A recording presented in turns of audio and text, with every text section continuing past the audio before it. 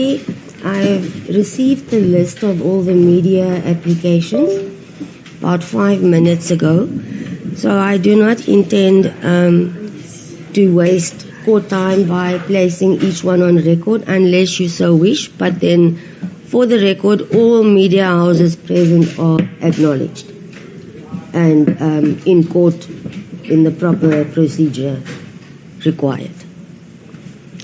That satisfied, or do you want each media house be read out with its representative? Thank you. And the State Advocate Caesar? No objection. Thank you.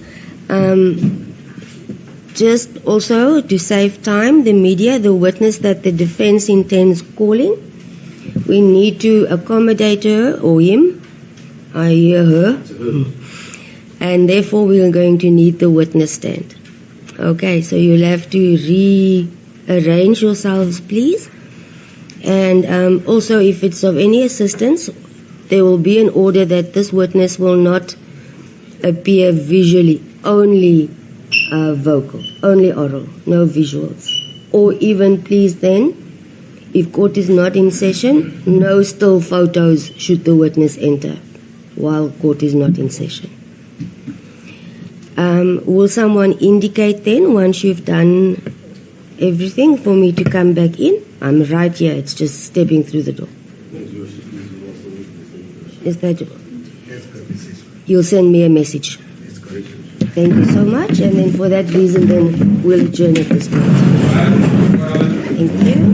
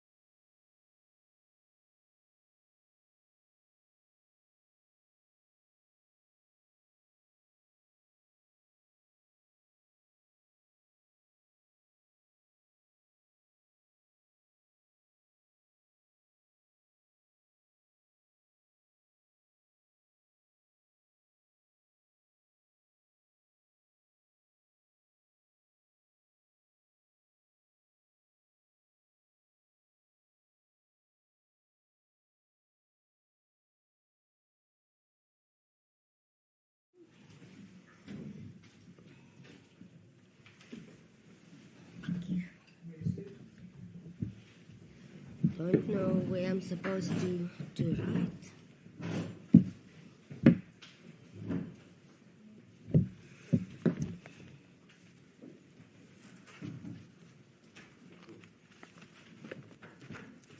With you, thank you. Thank you, Advocate Caesar. Thank you, Worship. The State versus Julius Malema, case number 44620B. The date is the 23rd of January 2026. The parties are as follows: presiding officer Mrs. Julius, public prosecutor Advocate Julius Caesar, for the defense Advocate L. Holders, SC, instructed by Ian Lovett, interpreter is Ms. Murray, and the clerk is Mr. Mdantsane. This matter is set down today for the sentencing proceeding of the accused. Thank you. I also just want to put on record that I have received a pre-sentence report this morning at 4:09 from counsel for accused number 1, and that I would, in all probabilities, need time to go through such, because it's quite a heavy document. I think it's about 30-something pages long. Let me just hear from everyone and place themselves on record before we get ahead of ourselves here. Please, accused Mr. Malema may take his seat there. Let me just endorse the record. Okay. Thank you, Your Worship. I confirm my appearance on behalf of the accused. Your Worship, on this occasion, I'm assisted by my colleagues. Mr. Mdantsane is also senior counsel. Mr. Mvumba is also from the Johannesburg Bar. And we were all instructed, Your Worship, by Ian Levitt's attorneys. We have both Mr. Levitt and Mr. Makhanazi from that firm present before you, Your Worship. Thank you, Your Worship. Thank you. Your Worship, as previously discussed in open court, Your Worship, it is our intention to lead the evidence of a social worker in litigation of sentence, Your Worship, to place the facts that should assist the Honourable Court in the passing of sentence in this matter. To this end, we have a witness here, Your Worship. The witness specifically requests that there be no video footage of her. She has compiled a written report. I confirm that I only handed it to my other friend this morning. And we have a signed original for Your Worship and the copy for the witness to testify from over and above that. Thank you. The witness is present in the court. Thank you.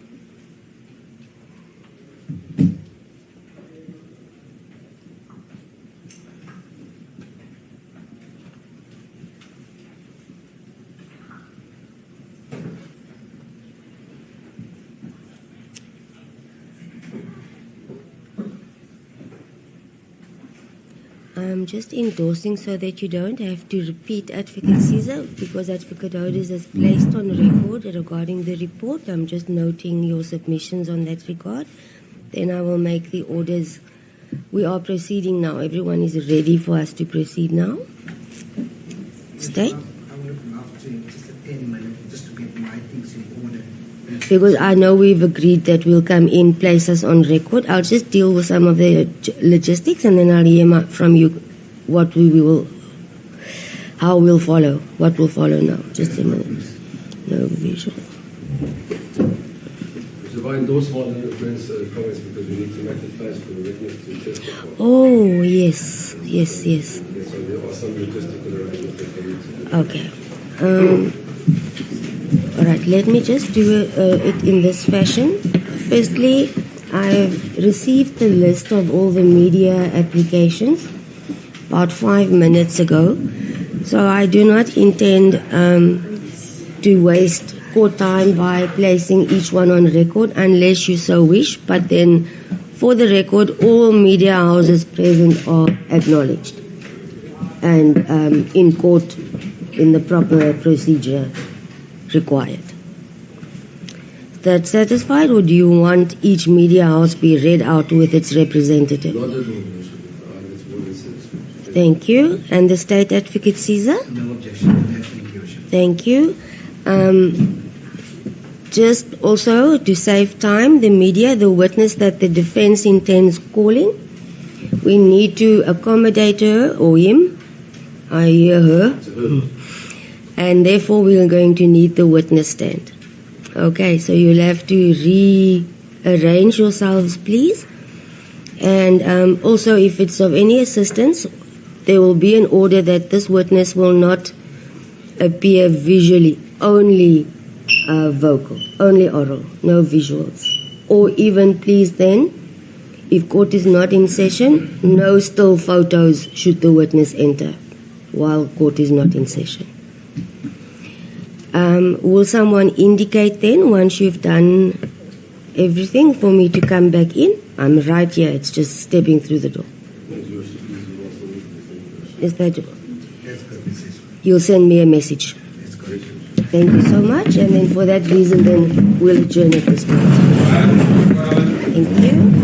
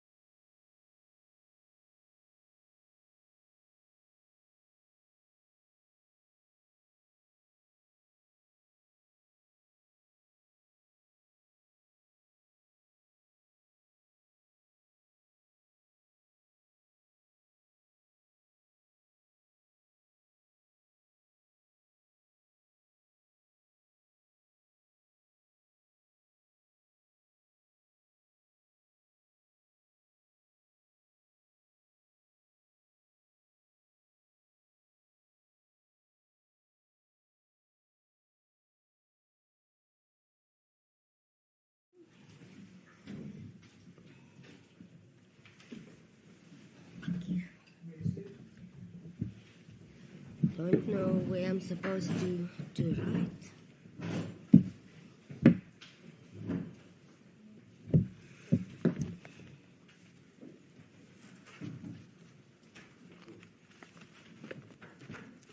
With you, thank you.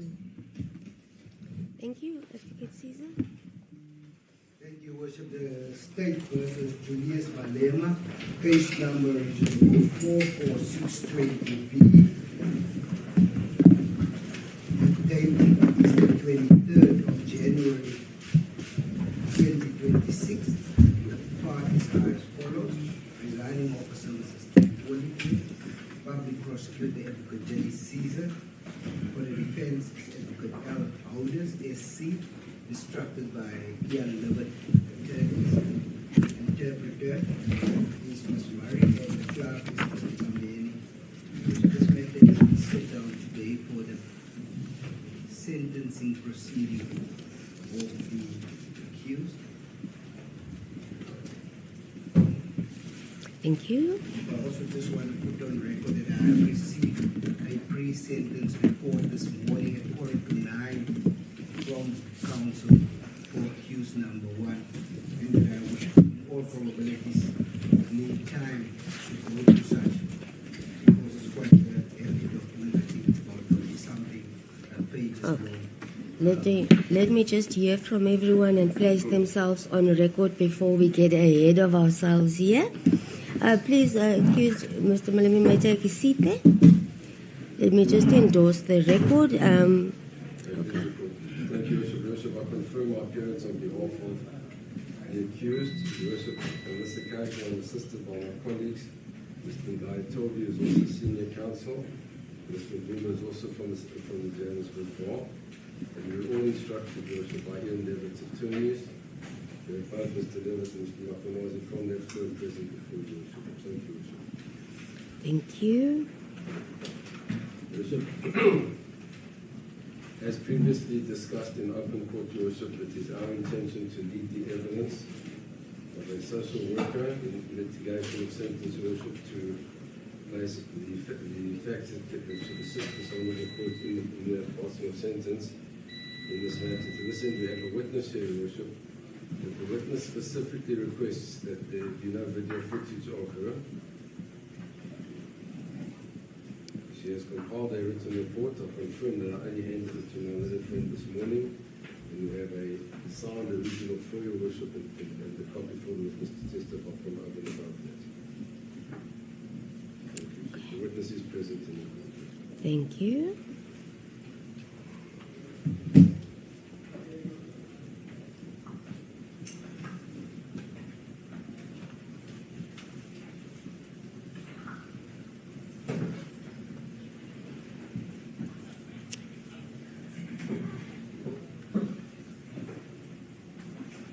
I'm just endorsing so that you don't have to repeat Advocate Caesar, because Advocate Hoders has placed on record regarding the report. I'm just noting your submissions on that regard. Then I will make the orders. We are proceeding now. Everyone is ready for us to proceed now. State? I would love to, just a 10-minute, just to get my things in order. Because I know we've agreed that we'll come in, place us on record. I'll just deal with some of the logistics, and then I'll hear from you what we will, how we'll follow, what will follow now. Just a minute. No visual. So I endorse one of your friends' comments because we need to make the place for the witness to testify. Oh, yes. Yes, yes. So there are some logistical arrangements that we need to do. Okay. All right, let me just do it in this fashion. Firstly, I've received the list of all the media applications about 5 minutes ago. So I do not intend to waste court time by placing each one on record unless you so wish. But then, for the record, all media houses present are acknowledged and in court in the proper procedure required. Is that satisfied, or do you want each media house be read out with its representative? Not at all, Worship. It's more than satisfactory. Thank you. And the State Advocate Caesar? No objection to that, thank you, Worship. Thank you. Just also to save time, the media, the witness that the defense intends calling, we need to accommodate her or him. I hear her. And therefore we are going to need the witness stand. Okay, so you'll have to rearrange yourselves, please. And also, if it's of any assistance, there will be an order that this witness will not appear visually, only vocal, only oral, no visuals. Or even, please then, if court is not in session, no still photos should the witness enter while court is not in session. Will someone indicate then, once you've done everything, for me to come back in? I'm right here, it's just stepping through the door. Is that... You'll send me a message. Thank you so much, and then for that reason, then we'll adjourn at this point. Thank you.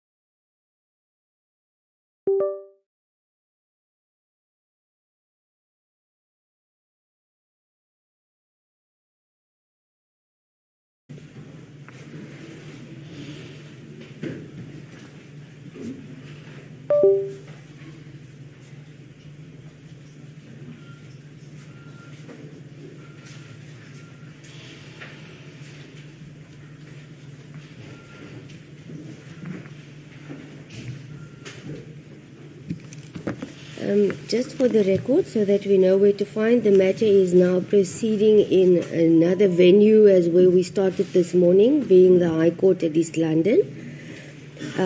Advocate Odes, I see you are rising. Is it in a to proceed, or may I just address an aspect before we proceed? Sorry? Please proceed. All right, I want to make it absolutely clear that since I've been moved from my court and my chambers to this court, I cannot carry all the documents that may be needed. I do not know what the defense intends leading or asking me to rule on, so I cannot entertain any complaints if I should adjourn to fetch any document or anything that I may need, because I am not in my own chambers. And I want to make that very clear. Understood, Advocate Caesar? I confirm. Okay. There's no other way. I cannot anticipate and bring everything, so I just want to make that clear. Advocate Odes, I'm sorry for that, but it's a distance and it's impossible. I do not know what you may need from me, and if anything, I will maybe then have to collect it in chambers. Thank you so much. Then if you are ready, by all means we may proceed.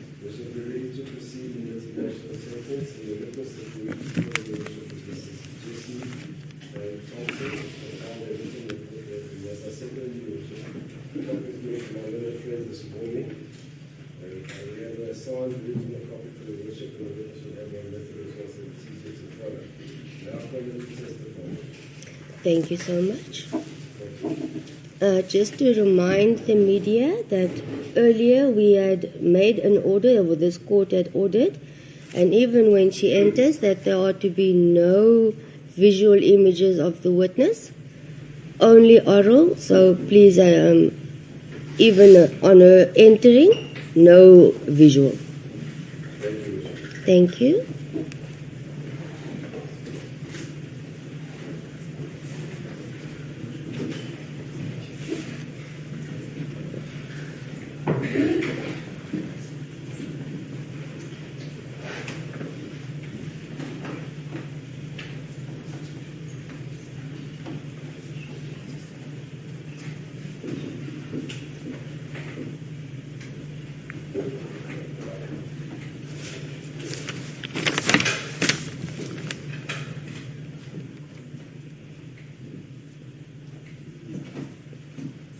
The witness, just for your own benefit, as you were not present when we discussed the issue, you may just be informed that it has been brought to the court's attention that there will be no media footage or visual footage. It will be a mere oral recording.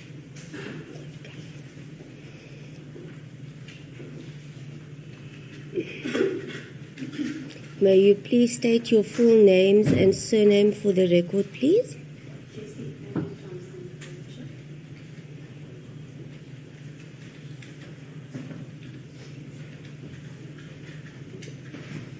Do you have any objection in taking the prescribed oath? Do you then swear that the evidence you are about to give will be the truth, the whole truth, and nothing but the truth, so help you God? Thank you. Are you comfortable there?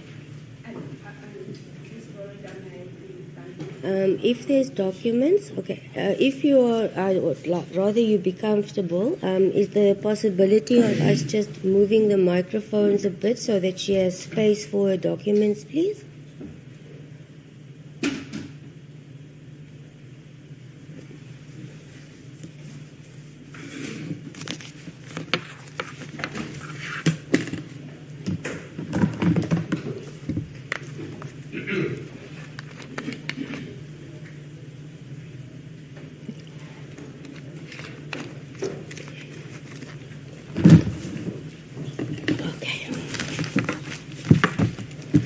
Thank you, Advocate Otis. They signed a copy, they signed the original for the worship and the Jewish Malema as a copy. Much appreciated. Thank you.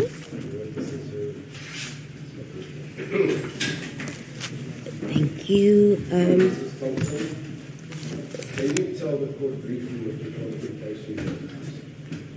I do have a degree in social work. You need to speak slowly, just state the words of your saying. So, a BA degree in social work. A master's degree in social work.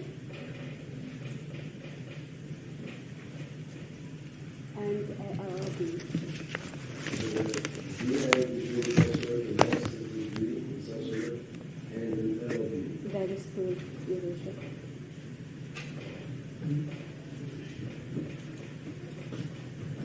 What is your current occupation? I'm a social worker and working part-time in private practice. I'm sorry, ma'am. There's a noise from this side, people speaking, so and the audio is not very good in this place. What's the background? Yes. You're a social worker and currently in private practice. That is correct, Your Worship. You can raise your voice, please. In that capacity, you have compiled a report for this activity, is that correct? That is correct, Your Worship. Can you please talk slowly and as loud as you possibly can take us through the report related to this activity on the issue of sentence? Just regarding one aspect, I'm sorry to interrupt. Is there going to be any need for interpretation of the report? Is there anyone that will request that? The state? No, Your Worship. Then thank you. Let's proceed. Yes, ma'am.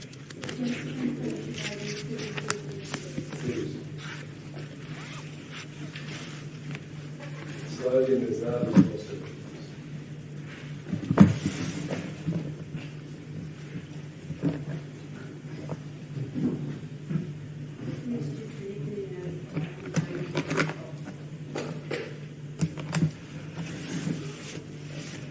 Identifying the citizens. Name is Julius Malema. ID number 810. That's fine. Just you don't have to read the identity number. And I've started the introduction. I'll leave that up to Advocate Otis. I was just thinking that there's no need to read out an identity. Unfortunately, all aspects of you that need clarification on the identification. You want the whole number read out? The marriage, the children, the available. So you have to Yeah. read out the identity number, we can just do the language, age, and other. No, as long as you're comfortable with that. I just didn't want it to go. What? Then sorry, you may proceed. I will proceed. The name is Julius Malema. Identity number is set Name out there. is declared in English. Age 44 years. Marital status married. Children, 3 children, age 19, 9 and 7 years. And the address is in Sandia and Sanford. Introduction. Mr. Julius Malema here often referred to as the accused faced the following charges. I don't think this is to do with the charges. The charges could be really one of charges. The third one is the paragraph 2 on page 4.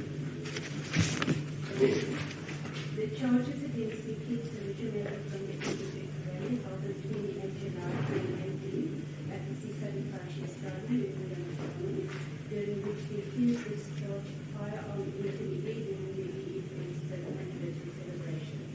Section 121 International of the Firearms Control Act 2000 outlines the statutory penalties for contraventions of the Act.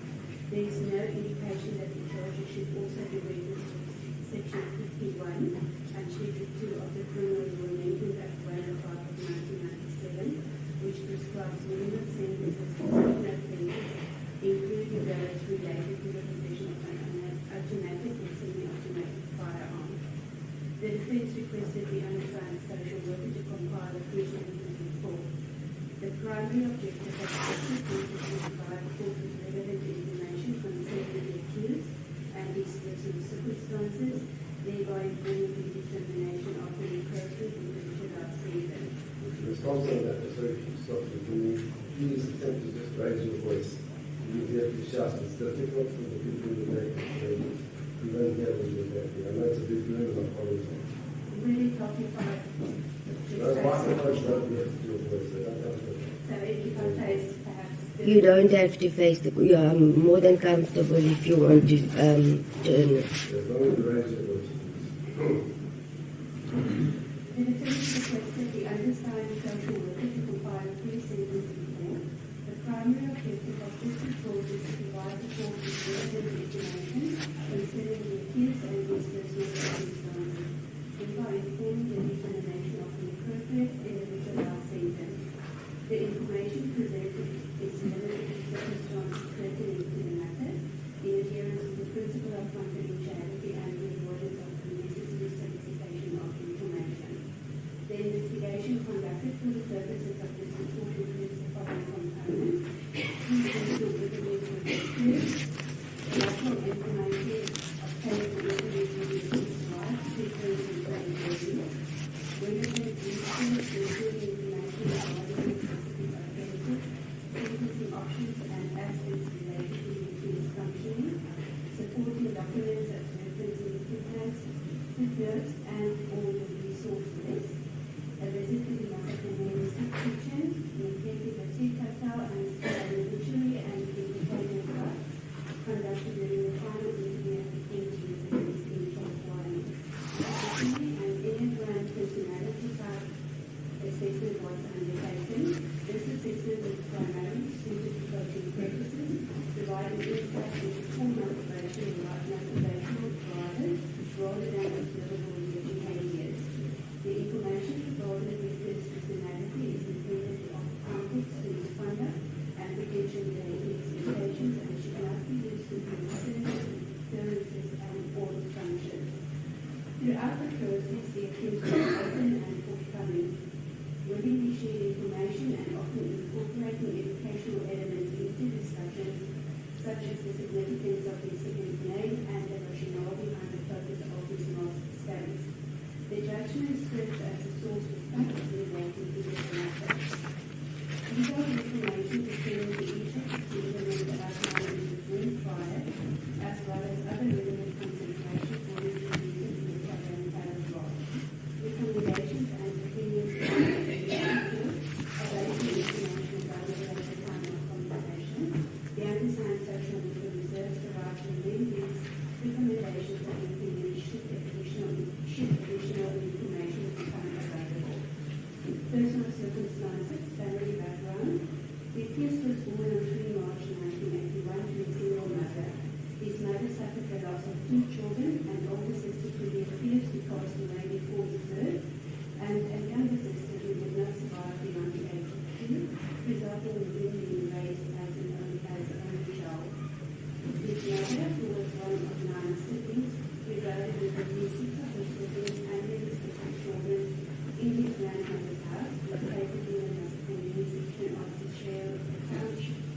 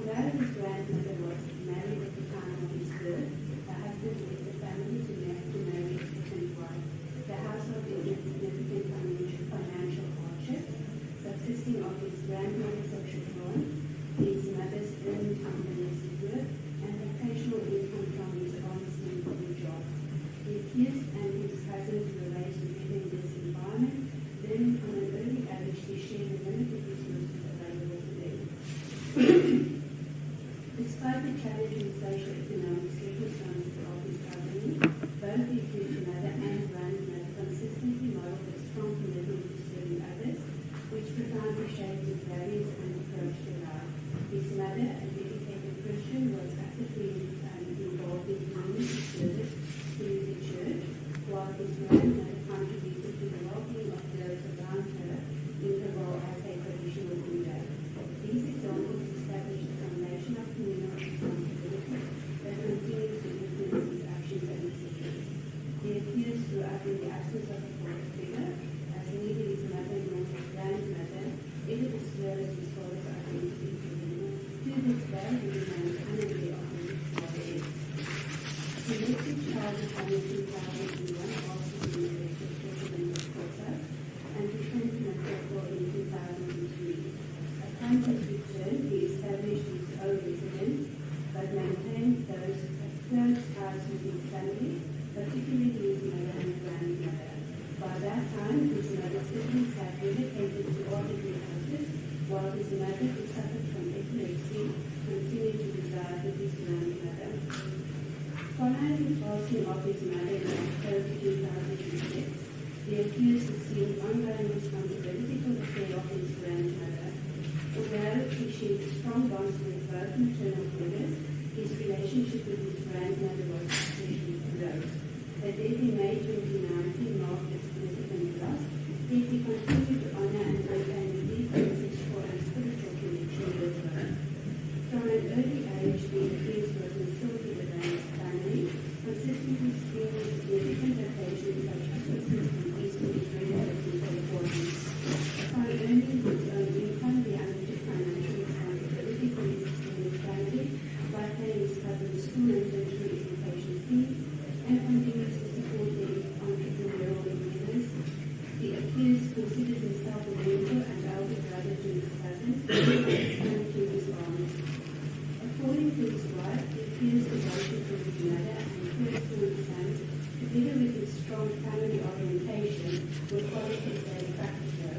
He provides for his family, approaches his responsibilities diligently, and has maintained commitment to his community even after attaining success. All collateral sources consistently highlighted his deep family bonds and his active community involvement. The accused's eldest son was born in 2006, and though not married to the child's mother, the accused remained involved in his son's life from birth and continued this involvement following their separation. His son would visit during school holidays, and since January 2018 has resided permanently with the accused and his family. He is presently enrolled at the University of Witwatersrand, pursuing a Bachelor of Arts degree in Philosophy, International Relations, and Politics with the intention to further his studies in law. The accused married his wife on 27 December 2014, and together they have two sons aged 9 and 7. Both children attend primary school but are enrolled at different schools.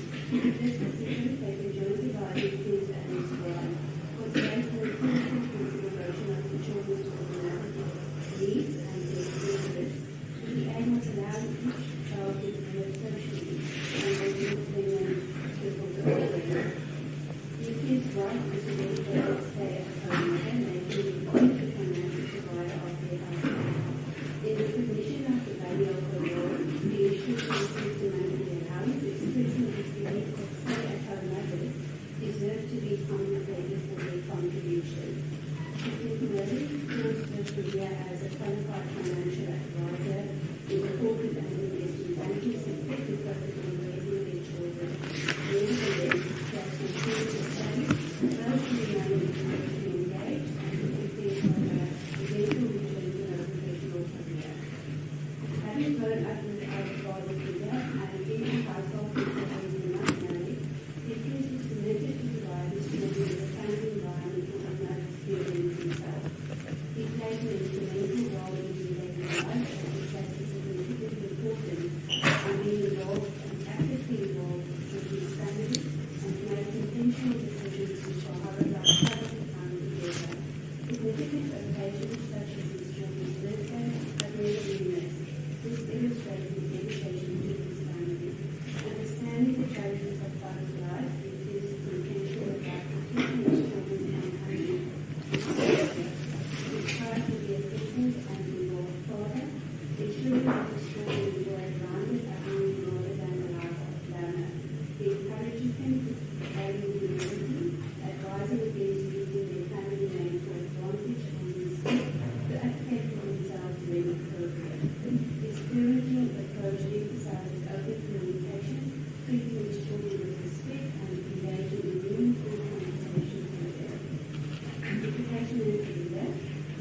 commenced his formal education at Mdantsane Lower Primary School in Seychelles, which is convertedly located in the grandmother's house. Conveniently located, sorry, apologies, where his grandmother residence. During school break, he came home briefly to eat before he went to his work. He later transferred to the Florida Higher Primary School, situated approximately 30 miles from his home, which made it impractical for him to return home every day. He completed his secondary education in elementary at Mdantsane Secondary School in Seychelles, which was again within walking distance from his grandmother's house. In 2020, he attended the diploma in music residence through the University of South Africa. The following year, he enrolled in a Bachelor of Arts degree in Communications and African Languages, graduating in March 2016. He further holds a BA Honours degree in Philosophy and commenced a short Master's degree in Politics at the University of the Witwatersrand, with a particular focus on decolonization and the removal of colonial symbols. While he has completed a coursework, he is yet to finalize the required dissertation. The accused's political involvement began as early as 1990. At the age of 9, when he joined the Magistrate, also known as the Young Pioneers or the Trailblazers. Established in 1955 as the structure of the African National Congress, the Magistrate aimed to provide political training and development for young people aged 7 to 17. The program emphasized the development of moral skills, confidence, eradication, and virtually, incorporating elements of basic training, poetry, and public speaking. The core message is serving participants at the time was to promise a better life from the defeat of the apartheid government. After school hours, the accused would commute between East Township and other townships for Magistrate activities, often leaving home under the pretense of attending such practice. During his high school years, the accused became involved in the Congress of South African Students, COSAS, an ANC-affiliated organization which increased curriculum and advocated for improvements such as the abolition of corporal punishment, increased access to libraries, and the reduction of high school fees. By the age of 16, he was elected as the regional chair of COSAS in Mdantsane Corporal and was elected provincial chairperson in 1997. Upon being appointed national chairperson of COSAS in 2001, the accused relocated to Johannesburg.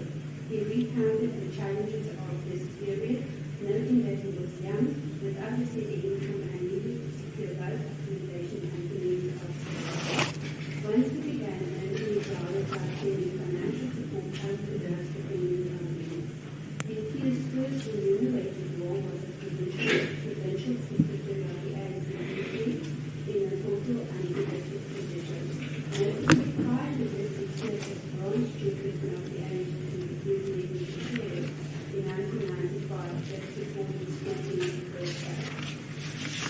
He was elected president of the ANC in April 2008 and served until his expulsion in April 2012. Subsequently, on 27 July 2013, he founded the Economic Freedom Fighters, EFF.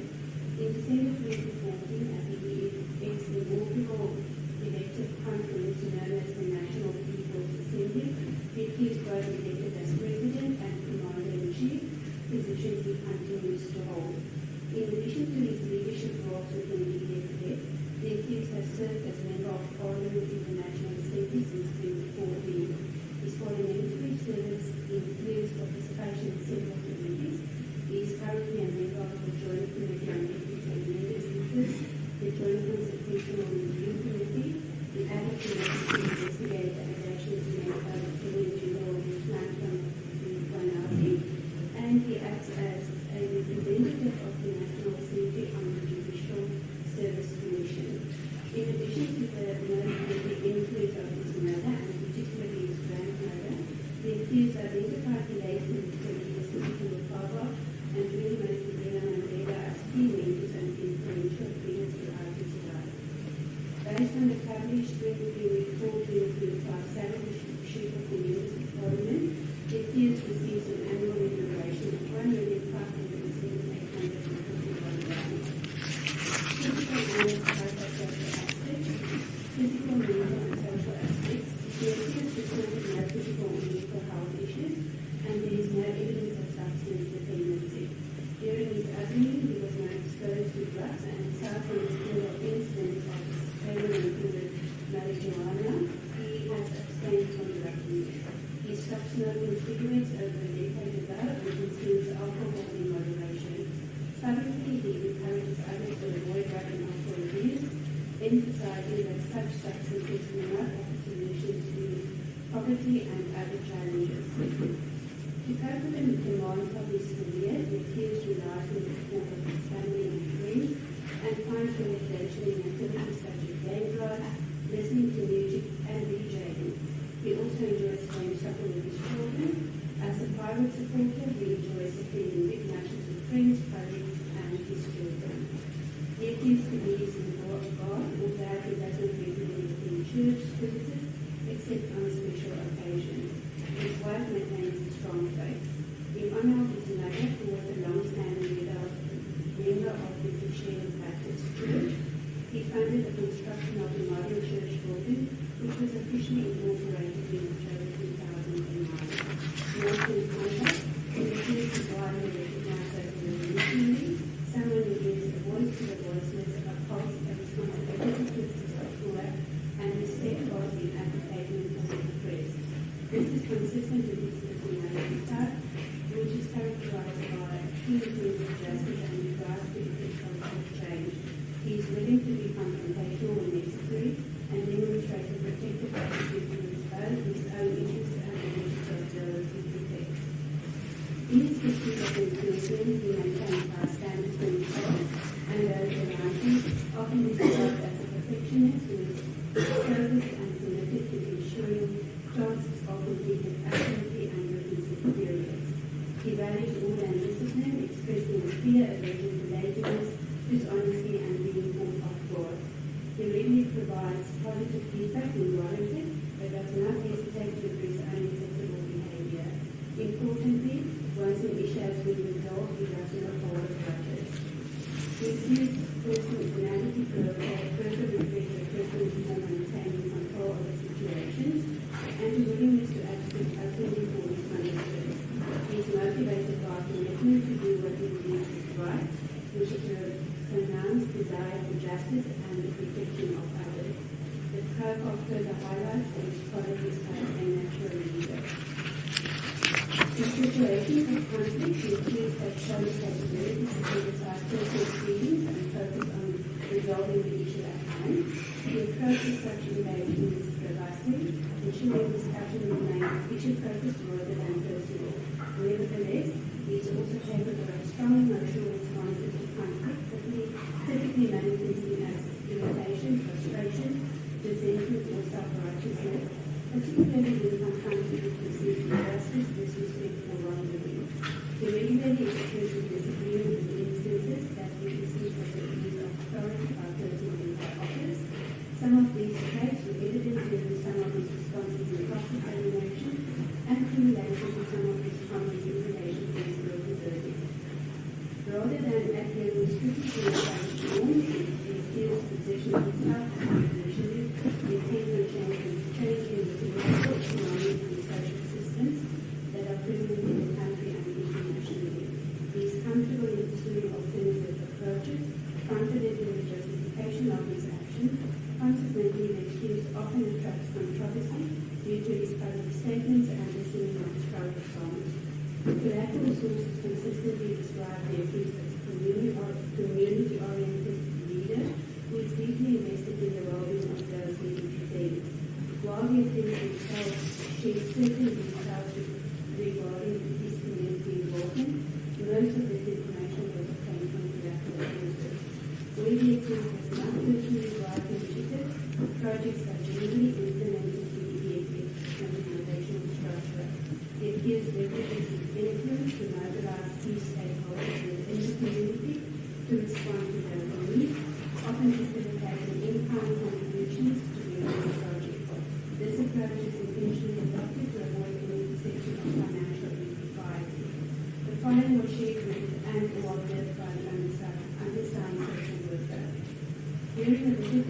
share the community, the national cleanliness and emphasis on maintaining the dignity of residents are attributed to the accused priorities around involvement.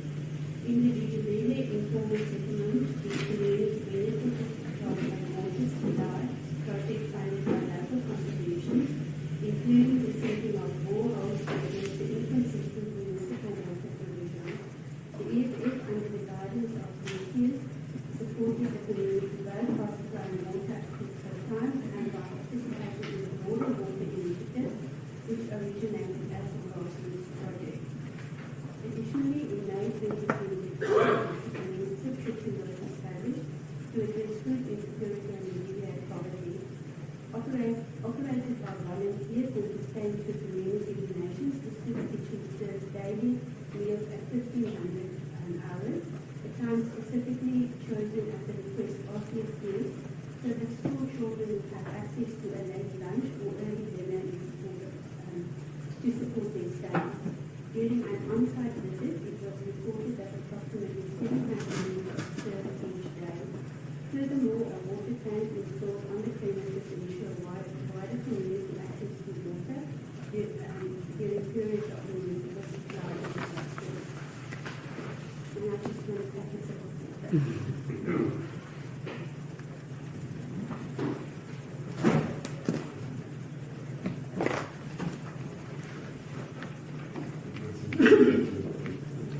All of us, yeah.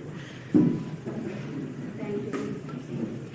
Each December is organized as an annual event for citizens of the former hospital, opening at the chosen venues such as the University of Hotel.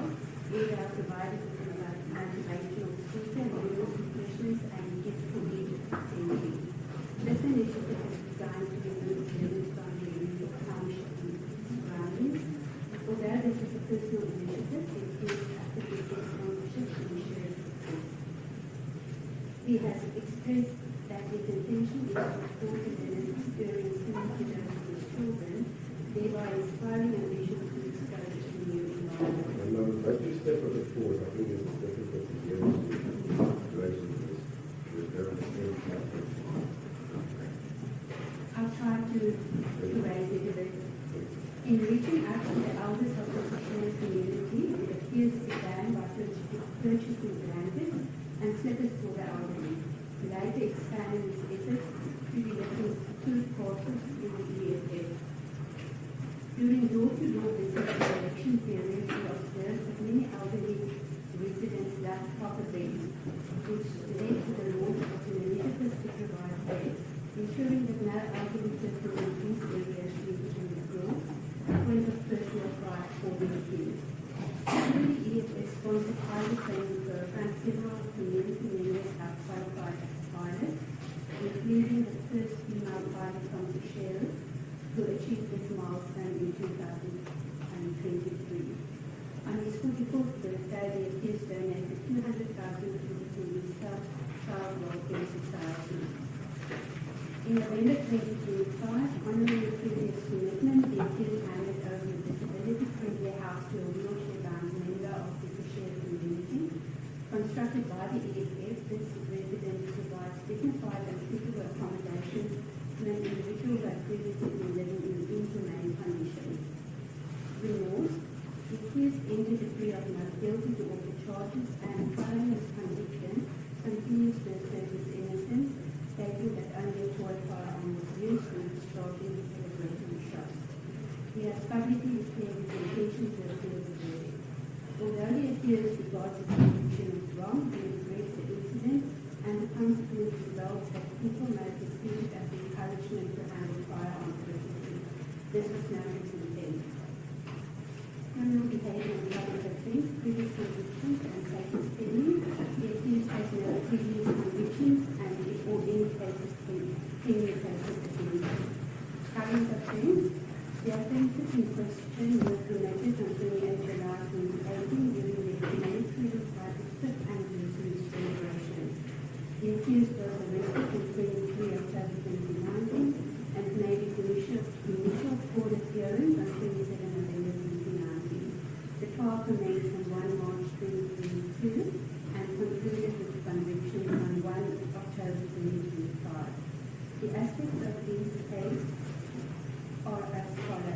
Investigations were initiated after a review of the evening gunshot fired during the celebration in the Bible. On 30 July 2018, a spent cartridge was discovered during post-event stadium cleaning.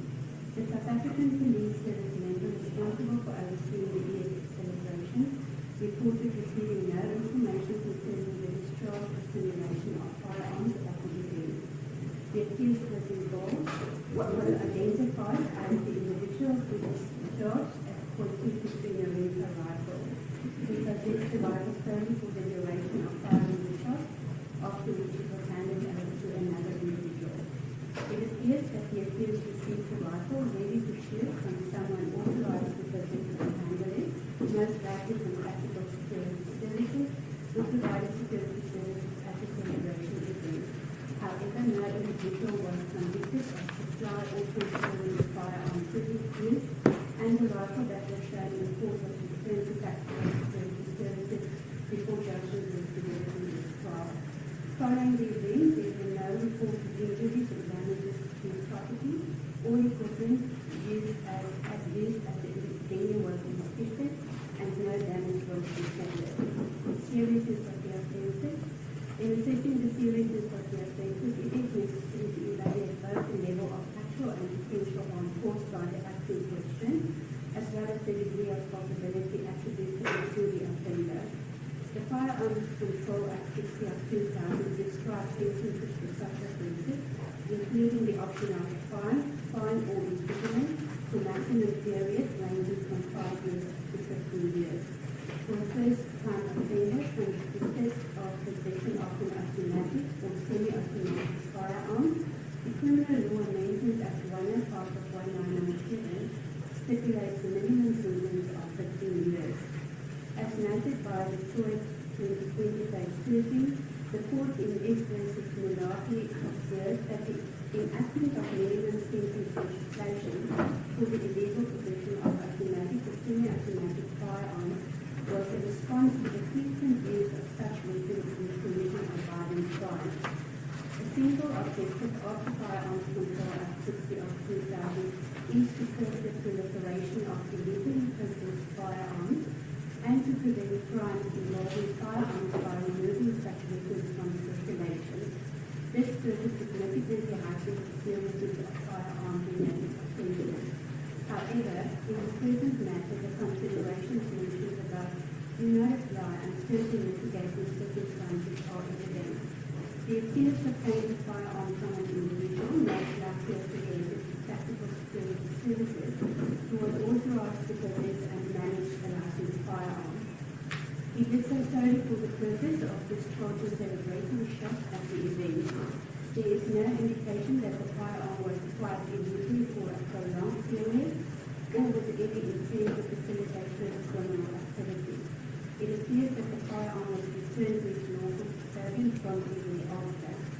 The accused's possession of the firearm and a single round of ammunition was limited exclusively to the period during which the celebration shots were fired, which, while not precisely timed, is estimated to have lasted less than 1 minute.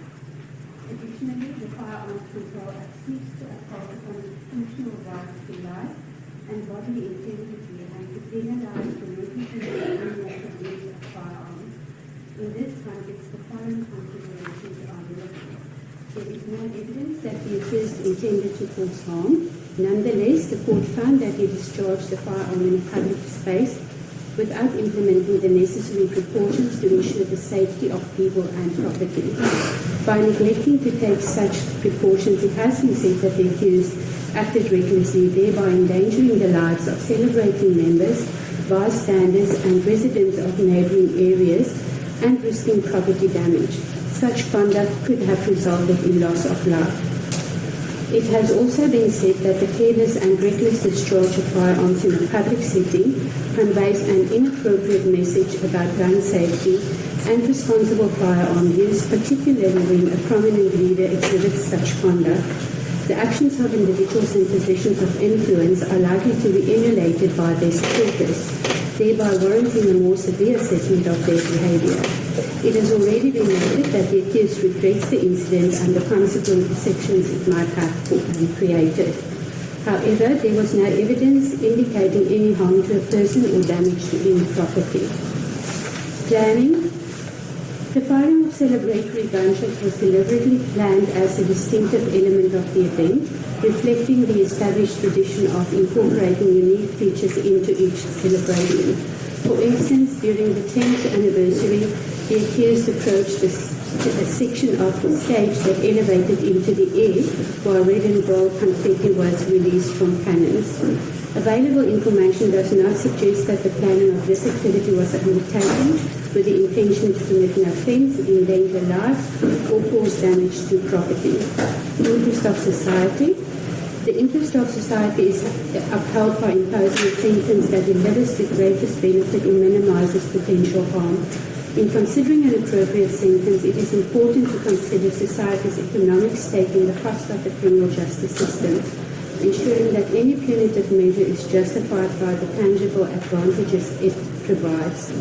The objectives of punishment are rooted in the protection and advancement of societal interest, encompassing prevention, deterrence, rehabilitation, and retribution.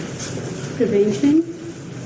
As noted by Blanche, the incapacitation of an offender becomes especially significant when the individual poses a danger to society and when imprisonment is the only means by which the public can be safeguarded. In this instance, prevention is not regarded as a primary objective. The accused is a first-time offender, did not act with the intent to cause harm, and no person was injured nor property damaged because of the offence. Furthermore, despite the lapse of many years, no subsequent offences have been committed. Deterrence. There are two recognised forms of deterrence. General deterrence, which aims to dissuade members of the public from engaging in criminal conduct, and individual deterrence, which seeks to prevent the accused from reoffending. The accused's personality profile suggests that his actions are driven by a desire to behave correctly and ethically.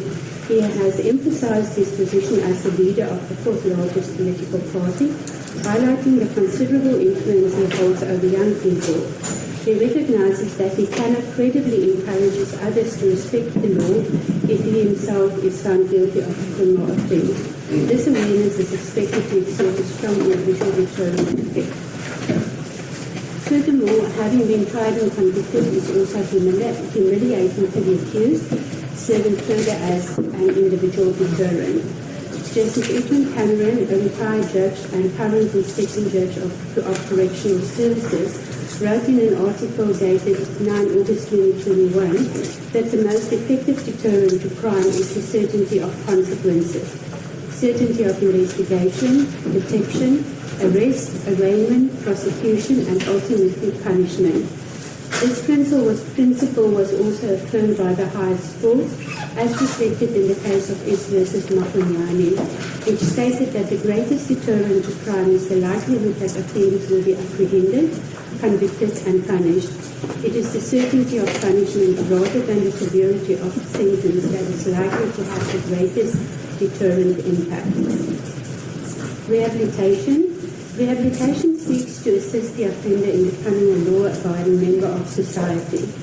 While the accused maintains his innocence, he acknowledges the inherent risks of discharging a firearm in a public setting and regrets that the perception could be created that it is acceptable to recklessly discharge a firearm. He is a first-time offender and has not committed any further offences over the past 7 years. These factors, together with the individual deterrents previously discussed, suggest that rehabilitation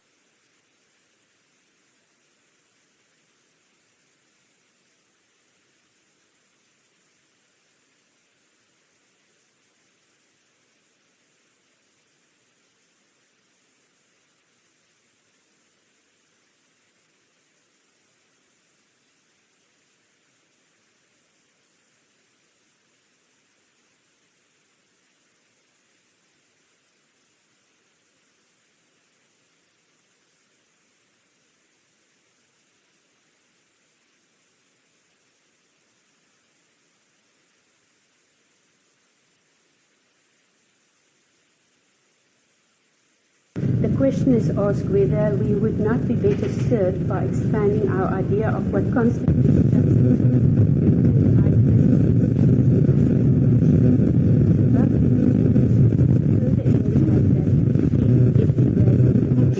offence, for instance, is warranted, there is a danger of in line with these sentiments, qualitative research conducted by legal practitioners have revealed that the justice system currently places excessive emphasis on retribution and relies heavily on imprisonment, often to the detriment of restorative justice alternatives. Sentence options, which is the determination of potential sentencing options, is shaped by statutory requirements governing sentence severity, as previously discussed in relation to the seriousness of the offence, and which indicates the option of the fine and imprisonment. In this context, sentencing objectives remain a primary consideration alongside accused personal circumstances, especially when evaluating the appropriateness of applicable sentence. While recognizing that each offender and defendant need to be sentences commonly imposed in comparable cases, valuable guidance in identifying suitable sentencing options. Sentencing 3. In its analysis of sentencing practices pertaining to the unlawful possession of semi-automatic firearms, the jury examined sentencing offences in the context of the Criminal Law Enforcement Act 105 of 1997 and the Firearms Control Act of 2000. The findings highlighted several key aspects: the implementation of minimum sentencing legislation for the illegal possession of automatic or semi-automatic firearms is linked to the prevalence of such firearms being used for the commission of violent crimes. When considering the application of minimum sentences, the specific purpose granted under which the sentence occurred, as well as the intended purposes of possession of a firearm, are critical in determining whether substantial and compelling circumstances exist to justify deviation from the minimum sentence. Courts are more inclined to impose the prescribed minimum sentence in instances where the accused is also found guilty of other serious offences such as murder and robbery. Considering the facts of this matter, it falls outside the above-mentioned considerations regarding a decision to impose a minimum sentence. Furthermore, in line with the Machonga matter, bearing in mind that no evidence was obtained which suggests that the accused was forewarned about the likelihood of the application of a minimum sentence, it is respectfully submitted that a minimum sentence is not applicable. Despite warnings in the press with regards to dangers of celebratory gunfire, no case law on conviction or sentencing for discharging a firearm for celebratory purposes could be found, indicating that charges are not generally instituted in this regard. The accused may be the first person charged with discharging a firearm for celebratory purposes. Annexure 2 of this report referenced judicial decisions concerning the discharge of a firearm in public or incidents of reckless endangerment to persons or property. As outlined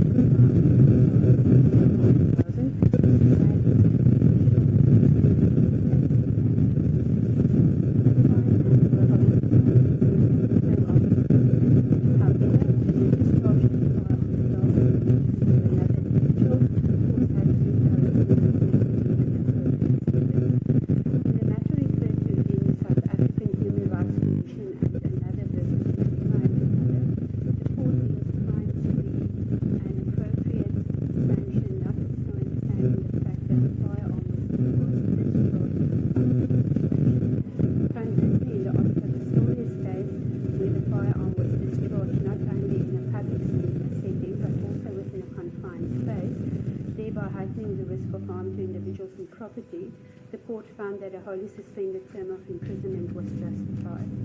Imprisonment, whilst the state's view on an appropriate sentence is uncertain, it is necessary to address relevant information relating to imprisonment. Imprisonment is widely recognized as the harshest form of punishment, generally justified by the objectives of retribution and deterrence. According to Cameron et al., except for in the most extreme cases, imprisonment remains a terrible thing. It has profound and far-reaching consequences for families, which extend across personal, social, financial, emotional, psychological, and physical domains. Since the family is often considered the foundation of society, any harm inflicted on it may worsen societal problems and contribute to elevated crime rates. In this light, Cameron et al. Advocate for comprehensive reforms within the criminal justice system, particularly the prison system, to enhance public safety and foster a healthier society for all. With regard to the accused's personal circumstances, several provided for his family, therefore a custodial sentence would directly threaten the family's financial security. He is the father of 3 children aged 99 and 7 and husband to his wife. As an actively involved parent with a strong family orientation, his absence would disrupt his children's and wife's emotional, social and psychological well-being. It is important to highlight that should the accused receive a custodial sentence exceeding 12 months without the option of a fine, he will be rendered ineligible to serve as a member of the National Assembly. This disqualification will persist for 5 years following the completion of the sentence, thereby restricting his ability to represent his constituency during this period. The accused enjoys notable support within South African society, with many subscribing to his philosophy and expressing confidence in his leadership within key institutions such as the National Assembly. His removal from office would inevitably create a void for the communities he represents, potentially diminishing their voices and the hopes he has consistently championed on their behalf. Finally, the accused's active involvement in community initiatives would be interrupted, placing the continuity and sustainability of ongoing projects at risk to the detriment of the community. Considering the facts of this case and the personal circumstances of the accused, it is necessary to carefully assess whether any form of imprisonment would constitute the most appropriate or just outcome. Evaluation. The purpose of the evaluation is to assess the risk of recidivism and to identify key factors that may inform and guide sentencing decisions. The following are considered protective factors which substantially reduce the risk of reoffending. Strong social support. The accused learned the importance of family from a young age, continued to maintain close family relations, and relies on the support of his family when necessary. Resilience, coping abilities and thinking skills evidenced through a progressive career trajectory despite challenging childhood circumstances. Low risk in terms of criminal history. The accused, the 44-year-old first-time offender, committed the offence at the age of 37 and fully cooperated with court for 5 years. He has not reoffended since. Pro-social behaviour as indicated by his active community involvement. Part of the sentence, any form of pain or discomfort an offender suffers as a result of committing a crime can be seen as punishment and moral retribution. The following is noted in this report. The lapse of more than 7 years between the commission of the offence and conviction is regarded as a mitigating factor. Beyond the financial burden, the court in S versus Michaud acknowledged the considerable mental anguish experienced by appellants who endured prolonged uncertainty regarding their future, recognizing this as a relevant consideration, and humiliation and public shame, having been morally declared of having done something wrong. Although the accused maintains his innocence, which is often viewed as a risk factor, his recognition that a criminal conviction would undermine his ability to credibly promote respect for the law notably diminishes the likelihood of reoffending. As a revolutionary, the accused frequently challenges established conventions, while his readiness to address perceived injustice may continue to invite controversy and potential legal scrutiny. These actions alone do not necessarily heighten the risk of him reoffending unless future legislation criminalizes specific behaviors such as hate speech. Conclusion. Given that all 5 charges stem from a single incident and video footage shows that the accused did not load the firearm, it is recommended that the charges be considered collectively for sentencing purposes. After a thorough assessment of the accused's personal circumstances, the seriousness of the offences, societal interests, and relevant legislation and case law, the following sentencing proposal is made.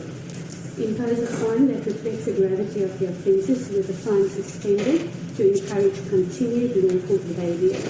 Restrict the accused from obtaining a firearm licence for a specific period as an ongoing deterrent. Require the accused to make a monetary donation as restitution to Gun Free South Africa, an NGO focused on reducing gun violence in South Africa. It is acknowledged and accepted that the duty to impose an appropriate sentence rests with the Honourable Court. Report. The annex to your report, you also detailed your resources that you utilize in the compilation of the report and whom you actually consulted. That's at page 36, is that correct? That is correct, Your Worship. And then further, the cases that you cited in the report, the legislation and documents that you have regard to. That is correct. You also, as I understand your report, have regard to Her Worship's judgment in the matter. That is correct. And you've also done, as an annexure one, a background of your background as an investigating social worker. That is correct. It's from pages 39. When you take us through those qualifications, because I only touched on them earlier, so there's no need to repeat them. This is in regard to your experience in professional membership and status. It's on page 39.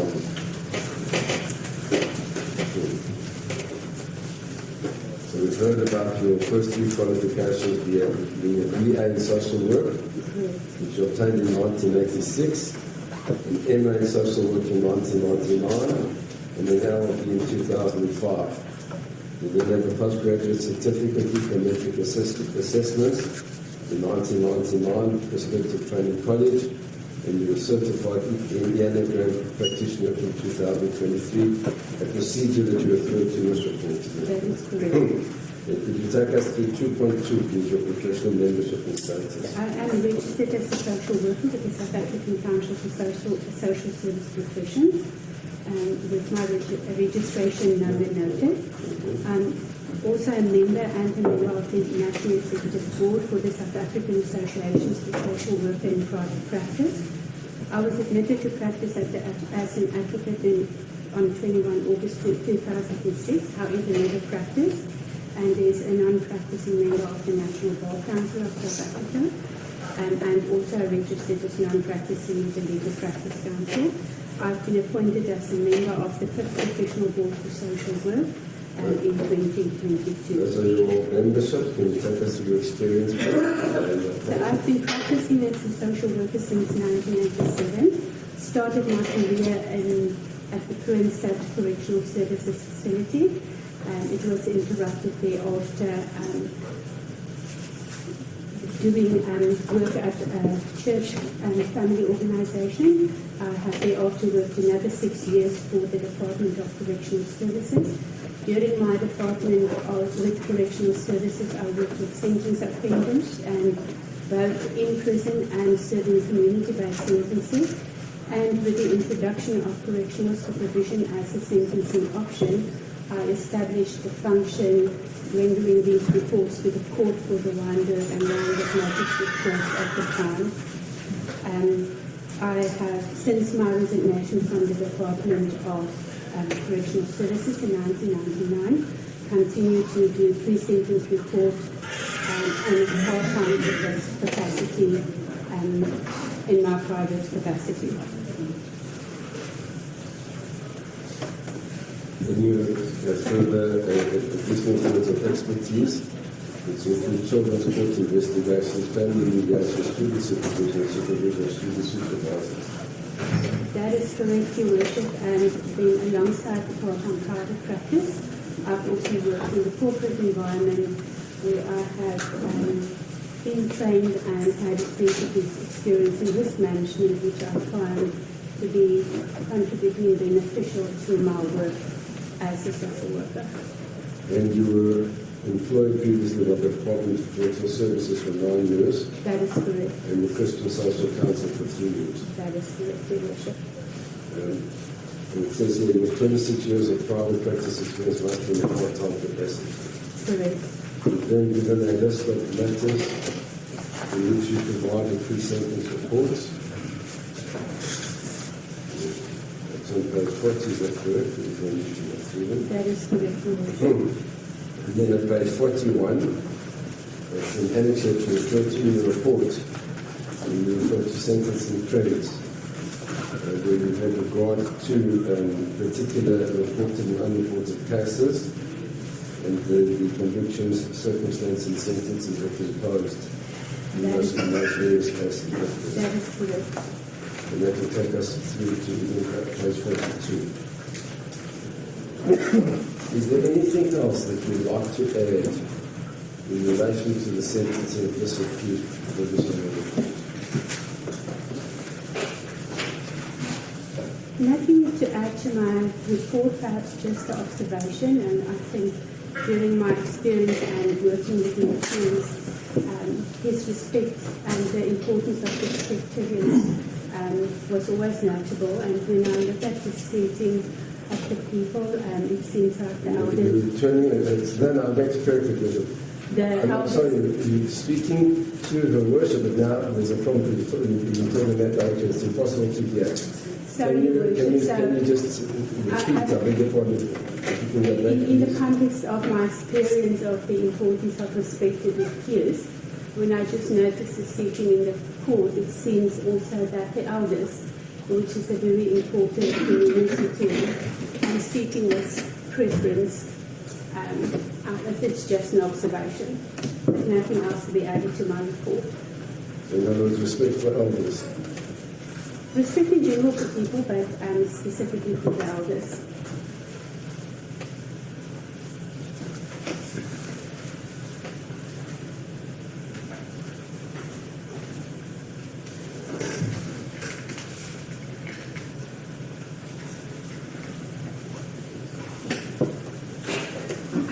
Finally, what would your view in relation to incarceration in these circumstances that provided this method?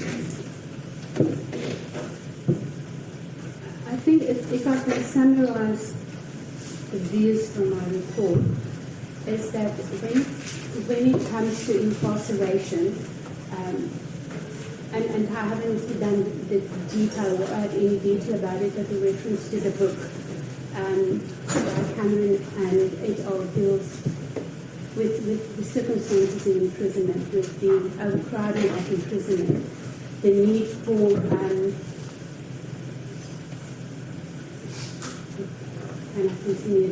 the need for reform to look at how we sentence differently, recognizing the place for imprisonment, but that there are certain matters where a custodial sentence would not be the only appropriate option, specifically where it wouldn't serve all the purposes of punishment.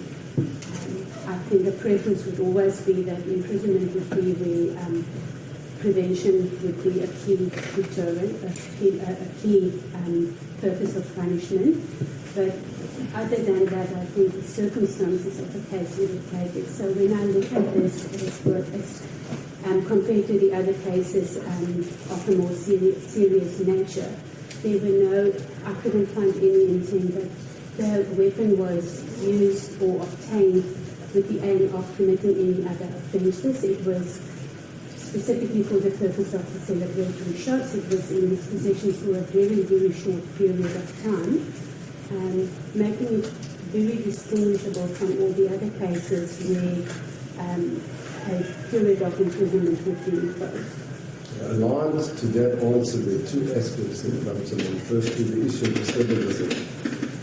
You've highlighted in your report the fact that since the date of the commission of this offence, there have been no other charges of any nature levelled against the accused. Are you aware of any other incidents in which he's been cited or referred to as having been in possession of a firearm illegally or firing shots in public in an illegal manner? For celebratory For purposes? any purpose. Are you aware of him ever being involved subsequent to this event in the firing of any firearms thereof? I'm not aware of any other cases being brought against the accused. And then, finally, you've said it in your report, but I think something that requires highlighting. Were you, in your research, able to find any cases that dealt with the discharge of firearms in public areas in a celebratory event, be it one of a funeral and or an engagement or anniversary of some sort or birthday, in any cases dealing with sentencing in those circumstances? I couldn't find any cases dealing with a person being accused or sentenced or any challenges of sentences or convictions in this regard. I have, however, seen warnings in the press where people are often warned about the risks and the seriousness about it, and asking people not at New Year's or celebrations to do that.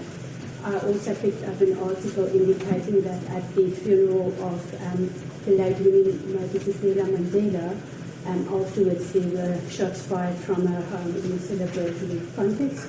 I'm not sure if anyone was arrested in that regard. I haven't found any information to that extent.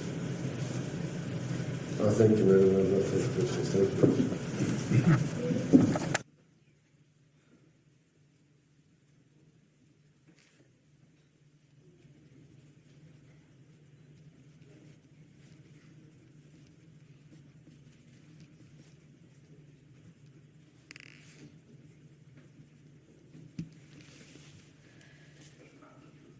Advocate Caesar.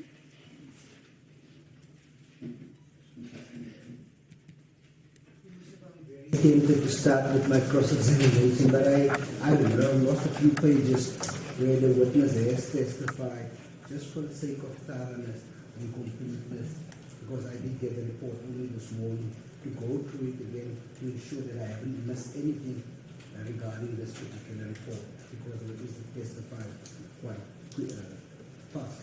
Understandably. I need to adjourn. If I can, I don't want to say 15 minutes for the pages. It is each document. We also didn't have tea break. If we can make it a little bit longer, maybe 20 minutes or so. Okay, maybe just discuss. Okay, you mean to start, and then will you also inform me? Will there be a lunch adjournment after we return, so that we can? You can't say no and spare advocacy. There's many that we have to consider. Okay, just keep that in mind. Will you just then please, since I'm not close, I don't know when you'll be ready, that a message be sent to me, please. Yes, I might be ready even quicker than that. I just need to be certain. Shall we then say, I'll enter court at 12:15. If you are not ready, or you wanted, they needed a tea adjournment. By 12:15, you should be found ready before that. I would have you was a call.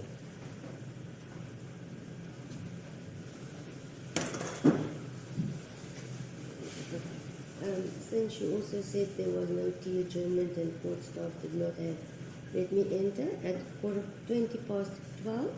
If it's sooner, just send me a message. Thank you. If you're not ready at 12:20, I'll enter and you may simply inform the court. In order, Advocate Otis. Thank you.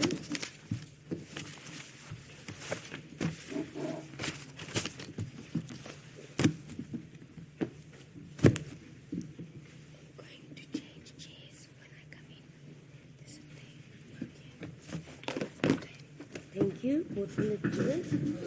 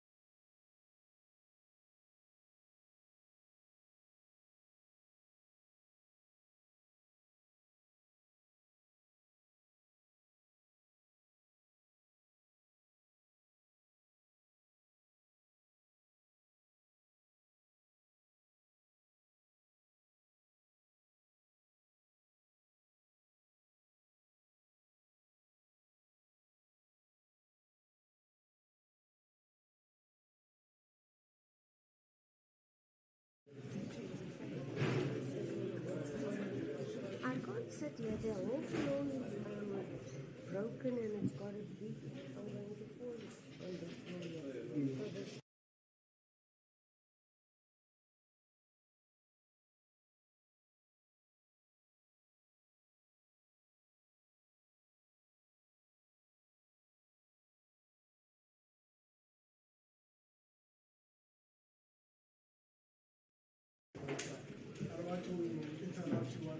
No, it's fine, you can move around, but for now, that light there, and the floor has got a huge pipe here in the middle of the chair, so it's difficult to sit and that light.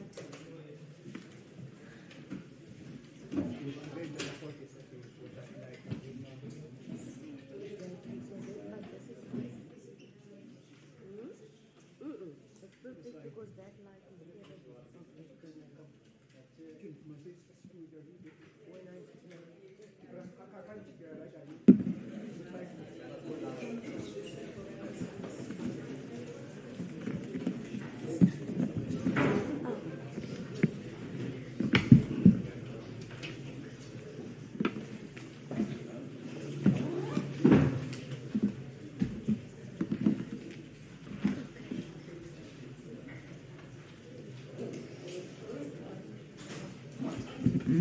Everyone ready for us to go back on record? I'm ready. Thank you. Our light is on. We'll just give the witness an opportunity to move to the witness stand.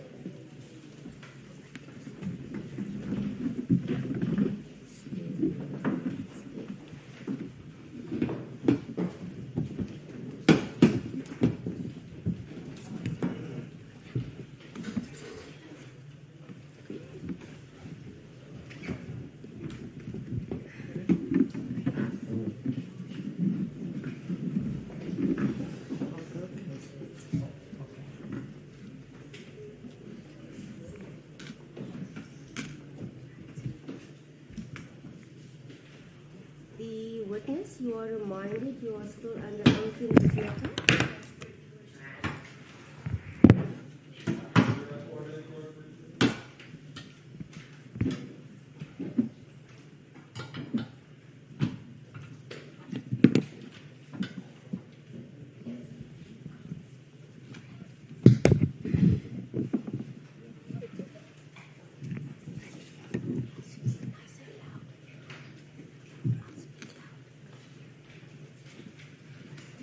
Advocate Caesar, before I continue to explain to the witness, I know she's experienced in this regard, but I still have a duty to do so. Are you ready indeed to commence with your cross-examination? I am, Your Worship. The witness, just as a courtesy, I always explain to any witness that cross-examination will now follow. Meaning the state will ask numerous questions from you. You are able to just answer as best as you are able to do. And also just please remember we are all writing down what is being asked and what is being answered, because it was easy to follow the typed report, but to write down what will follow is not as easy. And that's basically the extent of cross-examination. Thank you. If you're ready, you may proceed, Advocate Caesar.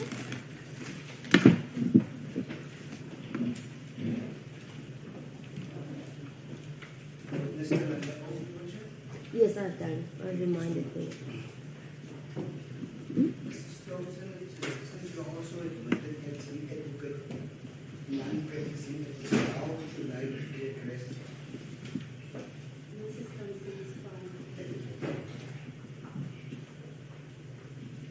I'm going to do your report. I'm going to start from the last portion to the front, because that's the part I remember most, the last evidence that you gave.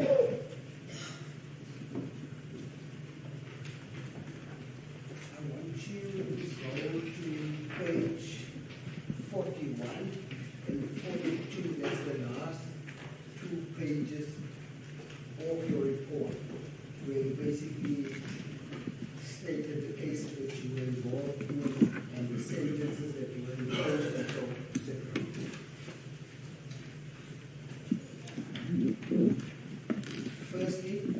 want to speak about the 1, 2, 3, 4, 5. The first case is on page 41.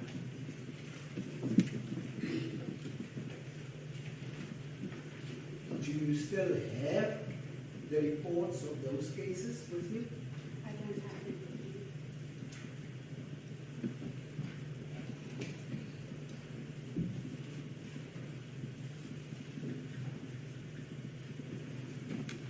It would be interesting to see how those reports were compiled in order for me to compare it with your current report. Because in most of these reports, in my experience, they are copy and paste jobs. So are you not referring to the case here, but the matters I have done?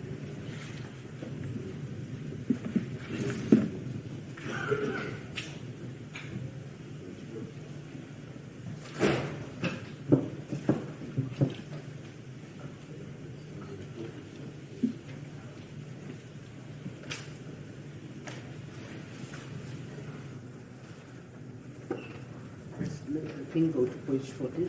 Page 40, okay. You're referring to Quirk. Yes, Quirk case. correct. Can you still remember the facts of that particular Quirk case that you dealt with? It was a person charged of murder. He hit someone while sleeping with the stick handle of an axe. And within the circumstances, the person that was murdered was a family-related matter. It was a family member who has been, used the word terrorizing his family, putting at risk the safety of his wife and children as well, and had connections in the sense that the person felt helpless and that there would be no help if he reached out to the police because of the deceased person's connections. And then there were, from the history, a number of mitigating factors that played a role and contributed to the incident where the murder was committed. What was your recommendations in that matter? The recommendation in that matter was to have a reduced sentence, either 2761I or 2761H, considering the circumstances of the individual, and considering some of the detail, the personal circumstances were considered to be substantial and compelling. So a deviation from the minimum sentence with correctional supervision, either H or 2761I. So in other words, you recommended one of the sentences in a murder case. Basically, you recommended that a non-custodial sentence be imposed, one of the sentence options in such a serious offense, such as murder. Considering the specific circumstances of that particular case, there were a number of other murder cases that are also done where imprisonment were recommended with a deviation from the minimum sentences.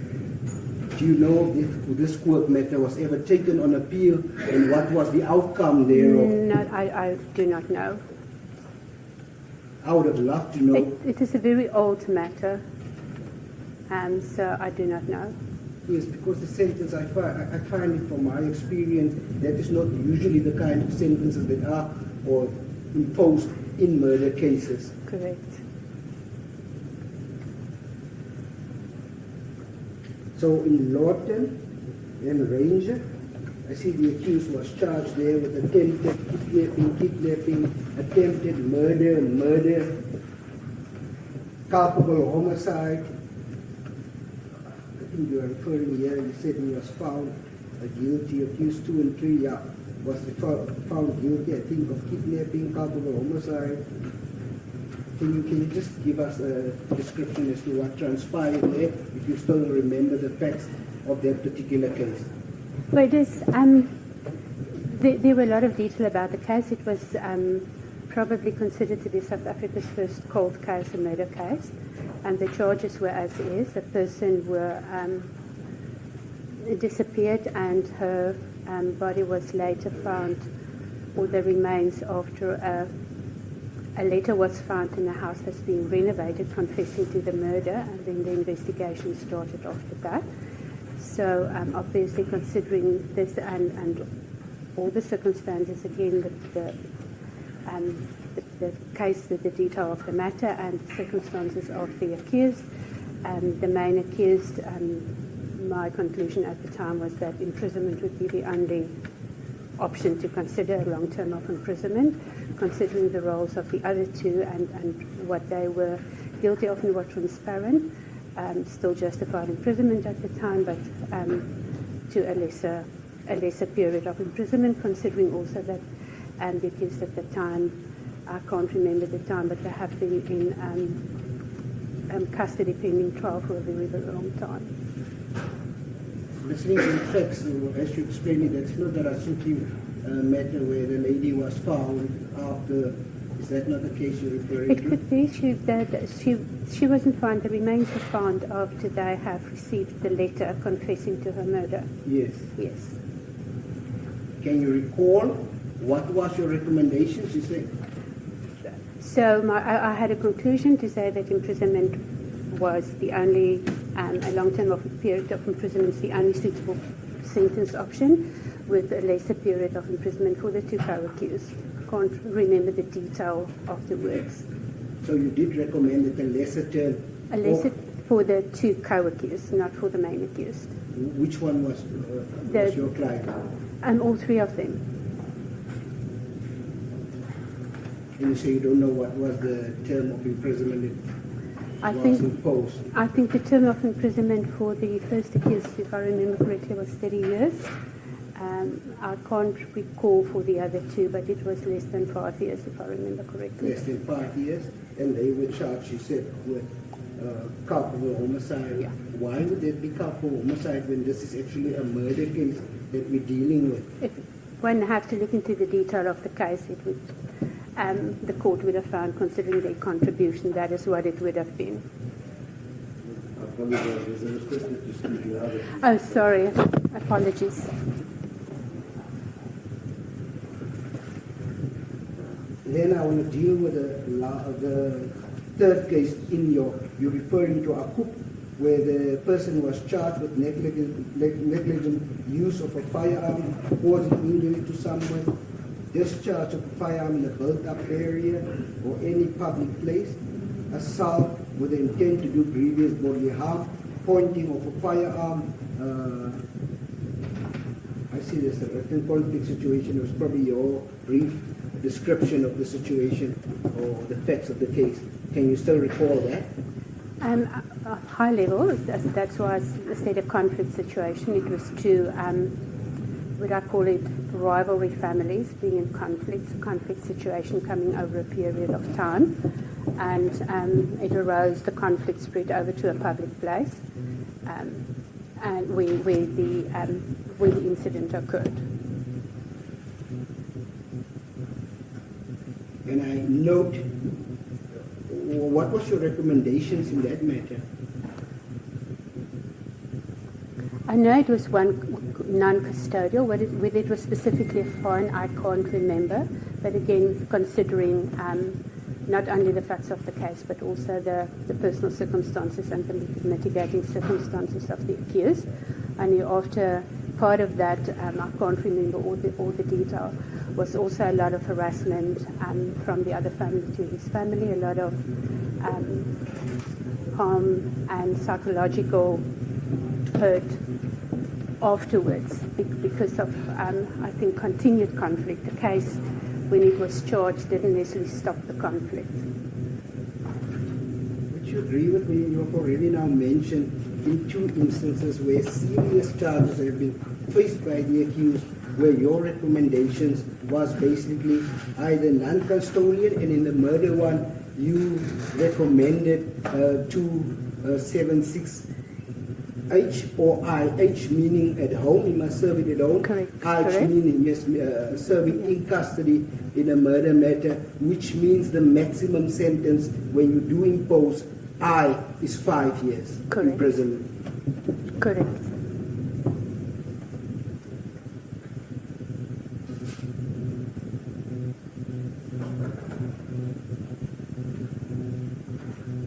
In this case, it's such a serious case, I see you note that the fine was 50,000 rand Correct.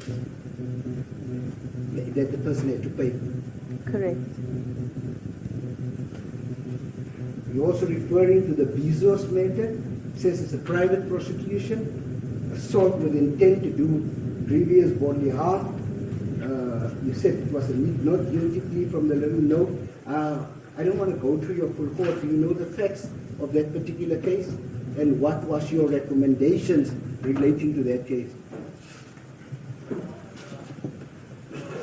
Shortly, facts were that it was domestic relationship related, domestic fight, and the wife was injured. The person wasn't prosecuted, approached AfriForum, and the private prosecution followed. And then considering, again, apart from the cases, so these cases here, there are a number of others that I've done where I was selected specifically because of although it's serious, the different circumstances to this case and the personal circumstances and mitigating circumstances which were different from cases in general that you have, or the cases in general. I have dealt with numerous murder cases where it is really the purpose of deciding what are the compelling and mitigating circumstances, if any, that you put in front of the court without making any recommendations at all.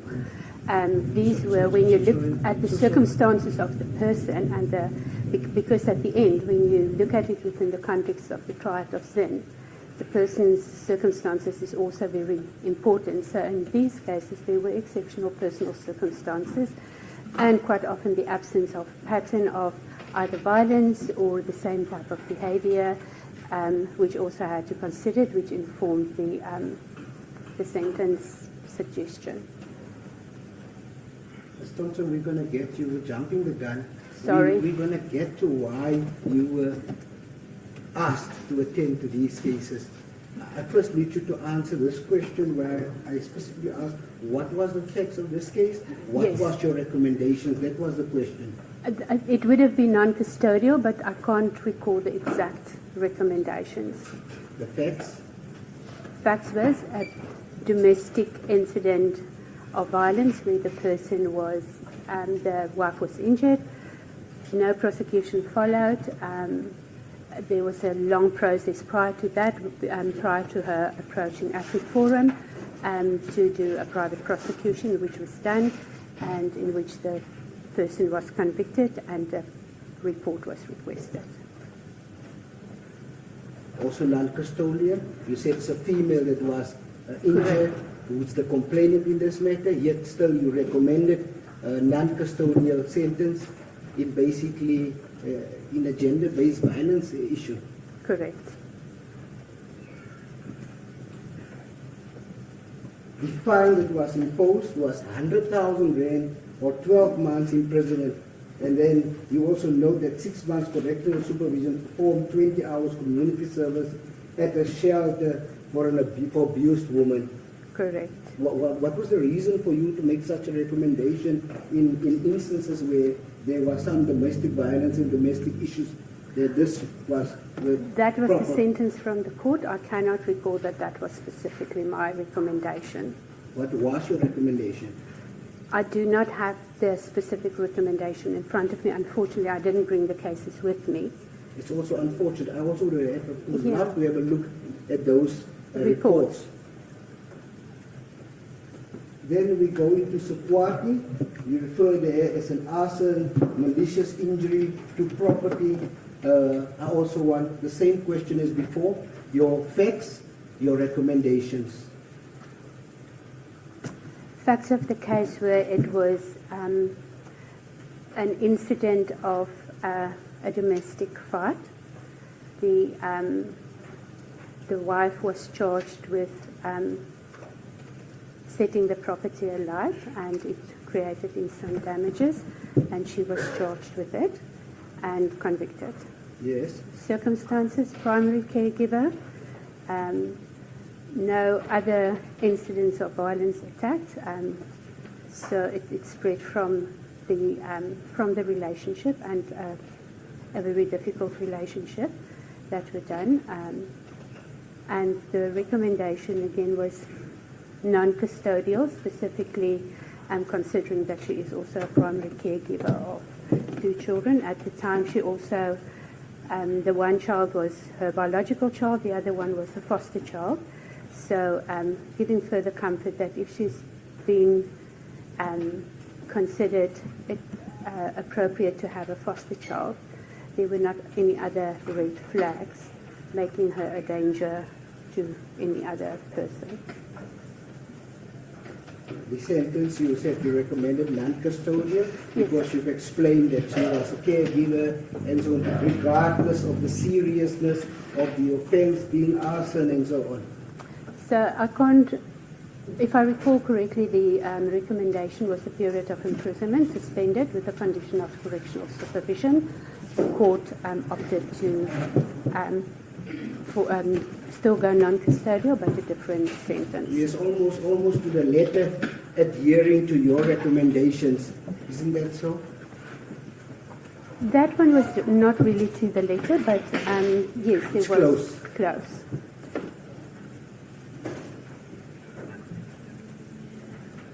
Do you know, I still remember a case, I don't know whether you know, during the feast must fall, one of the gentlemen took a petrol bomb and he threw it into one of the police vehicles, and he got 8 years direct imprisonment, if my memory serves me correctly, for almost the exact same offense that he committed.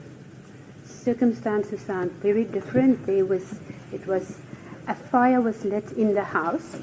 It was nothing throw at something. If we talk about the arson, there were no injuries, and there were no one in the house. My idea is that if you were the one assessing it, you would have had a much better outcome than the one that he had, where to serve actually direct imprisonment. I wouldn't be able to say whether it's so because I do not have the details of the matter and his personal circumstances.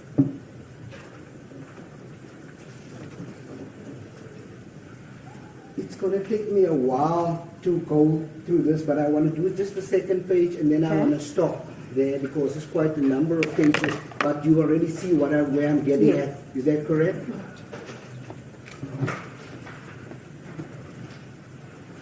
Referring to Nene versus the state, where the accused was sentenced or charged with murder and reckless danger to a person and property. The security guard, can you just go again? The facts of the case, your recommendation.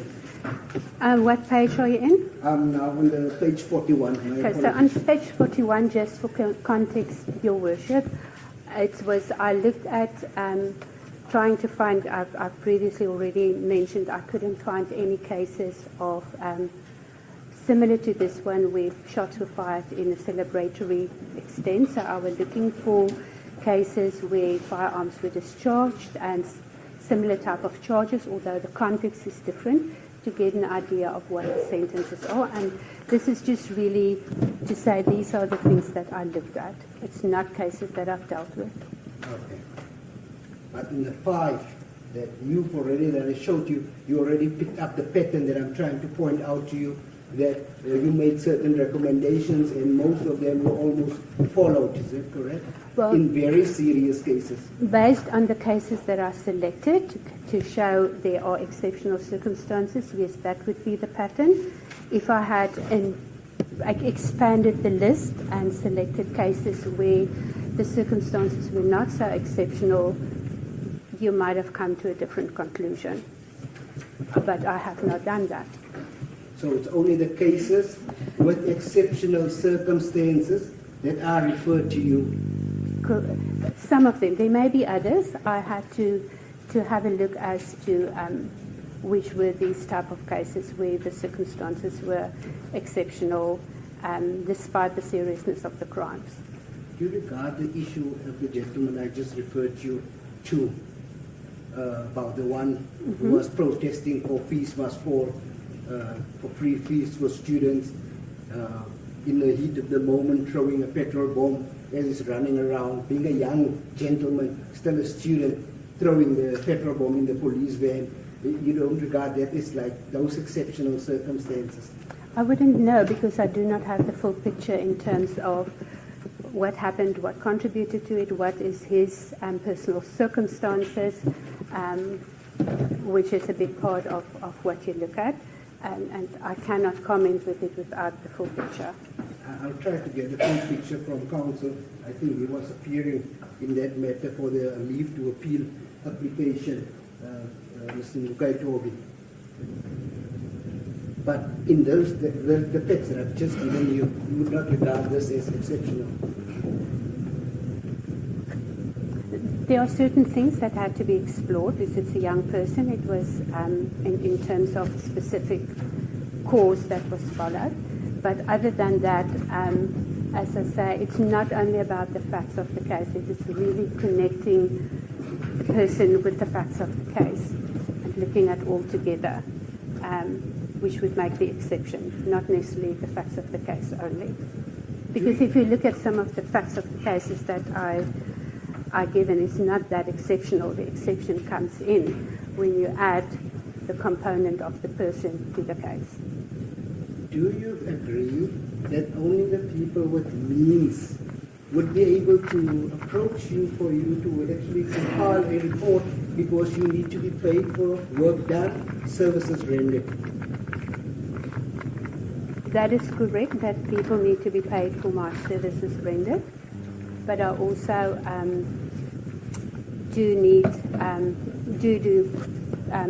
in exceptional cases again, I may do a report for a reduced rate to make it more accessible, and in general my approach is to make sure that my costs are capped at a specific amount and that it doesn't exceed that amount to make it more affordable for a wider audience, irrespective of who the person is. If it wasn't in court, I would have been so tempted to ask you what that rate is. You don't have to answer. But the point that I'm trying to make is only people with means are the ones that are able to approach you. Those who can't afford it will end up in prison because they don't have the benefit of your comprehensive report with your LLB and all your qualifications. People with limited means would also be. I have been approached previously for cases where I have accommodated that on request of the legal representative to do a report at a reduced price for people with limited means. And yes, even though you do not want me to state the specific amount that I generally ask, I can confirm that it is, for my appearance, the court, the investigation, everything, it is below 20,000 rand, way below. I want to go to your conclusions in this particular letter. We are going to page 30.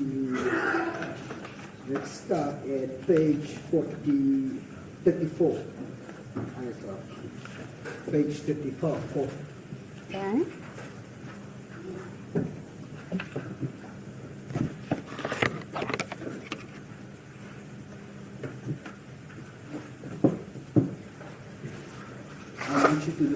I want you to go to the conclusion where you said that basically given that all 5 charges stem from a single incident and video footage, the accused did not load the firearm, it's recommended that charges be considered collectively for sentence. After a thorough assessment of the accused's personal circumstances, the seriousness of the offense, societal interest, the relevant legislation and case law, the following sentence proposal is made. Impose a fine that reflects the gravity of the offense, with a fine suspended to encourage continued lawful behavior. 91.2, you said restrict the accused from obtaining a firearm license for a specific period as an ongoing deterrent. And 91.3, you said require the accused to make a monetary donation as Restoration to Gun-Free South Africa, an NGO focused on reducing gun violence in South Africa. You are recommending that the accused pay his way out of jail in this conclusion. Is that not correct? What I am concluding is that jail may not be the necessary approach to go.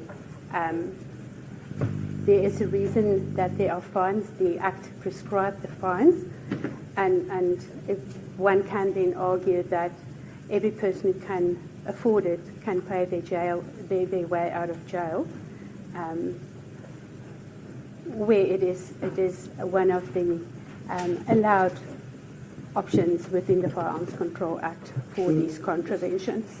So the more affluent ones must remain outside jail, the poor ones must go straight to jail because they can't afford it. I think that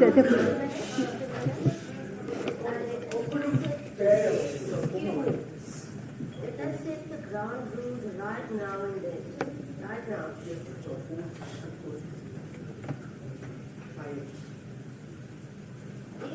you don't like an answer or the question, you're free to leave, but no one will disrupt the court proceedings in any manner. You want to sit down and go quiet, you remain. The rest, I will order to leave without exception. Understood? It's your choice. I won't ask again. That's the impression that was created. You have an answer to that. so. Your Worship, the fact that a person can afford a fine, if it's a severe fine, doesn't make it less of a punishment. And the converse of that is then where a fine would have been appropriate if you are an affluent person and can afford it. Should you not be afforded because of the perception that may be created and therefore go to jail, if there are other circumstances that would say maybe that is not necessarily the only option.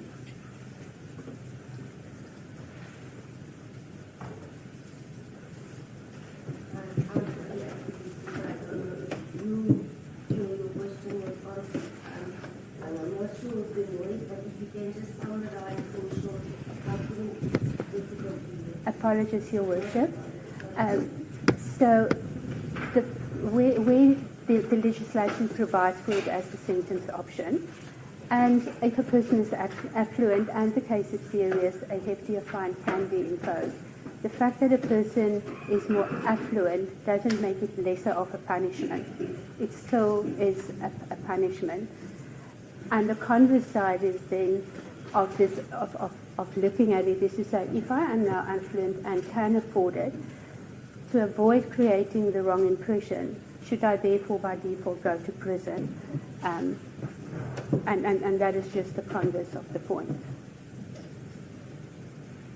I'm going to read from some of the cases. I've made a summary of it, whole summary of the cases because I was preparing basically for argument at the end. I'm going to put it before the court. I want to show you in certain circumstances where the facts are exactly almost very close to the accused case, where people have to go to jail and the periods that they have to go to jail. So I'm going to refer you to that. If I may just hand this up, Your Worship, at this stage, I did give Mr. Kaitobi a copy of my practice note. do you want to start on that point now, or are you going to have a shorter lunch agreement?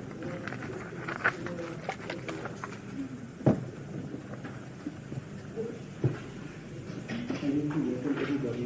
Yes, then there is court staff and media I need to observe I mean, the the court rights. says this is an opportune time. I have no objections to that being postponed Yeah. now.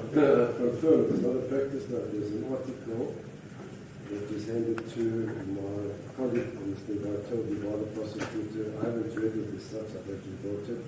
It's actually referred to in the witness's report as well, so there's no objection. There's a continue for the one I don't understand that the nature of the request is just a hand to worship to read, but it's subject to read. So would you like also to read the document before? I don't need to do the witness is ready to do it before. Look, I'm also also as eager as anyone just to continue, but I have to observe the rights of everyone in court, and we may need a refreshment or to eat or what. So do we decide on an hour or do we shorten the period? The state, you can inquire.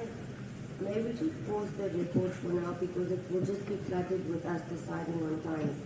The media is still on, it's just the report that's on.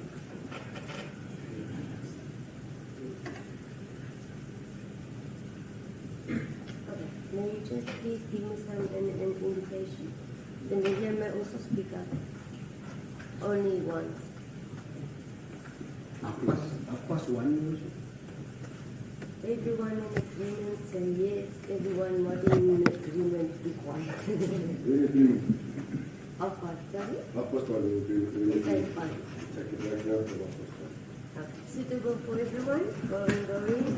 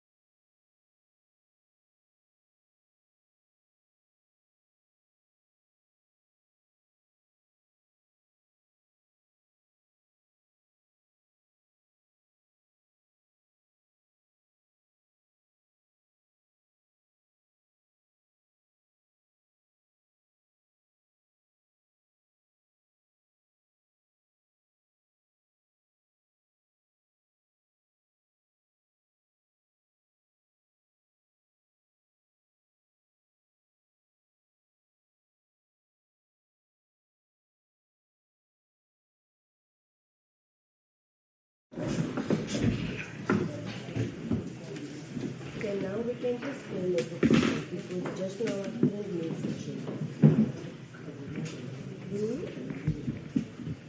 You can just turn it this way because then I have space to write. And report correctly, I will do the language because you don't report correctly. I go, ma'am, what did you do?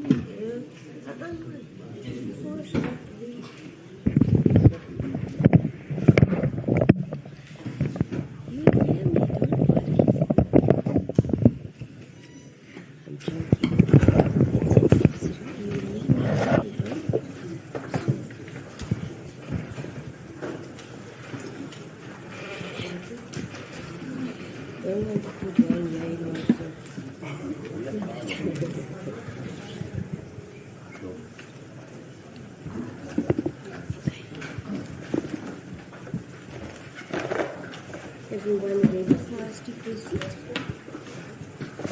No, but I'll have to.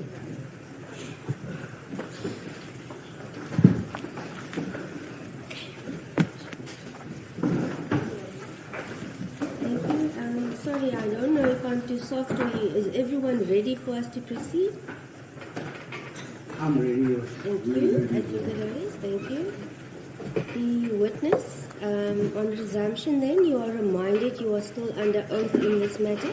Yes, Your Worship. And that the state will then continue now with cross-examination? Yes, Your Worship. Thank you. I think we are clear on where you stopped during your cross-examination, Advocate Caesar. Yes, Your Worship, thank you. Thank you.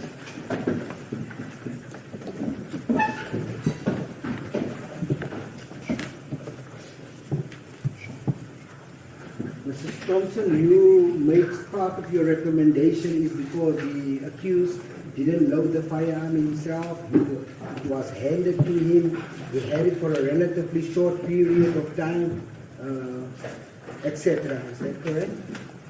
That would be part of the consideration, if that's correct, Your Worship.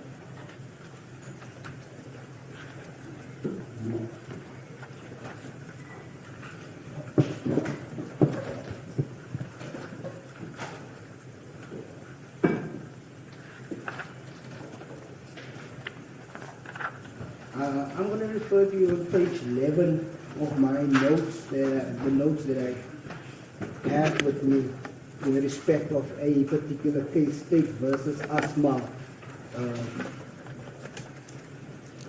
It's the second paragraph on page 11. It's referred to as State versus Asma.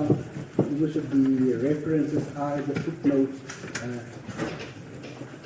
in case Your Worship wants the citation of the particular case. Page 11 of the document I handed up. Yes, up there, page 11 is on top. 11 is right.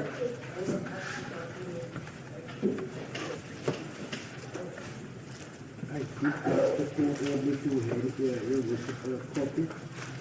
I was going to use this during arguments, say page 11, the second.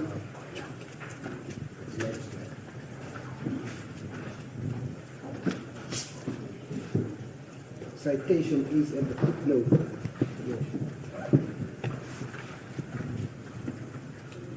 State versus Asma.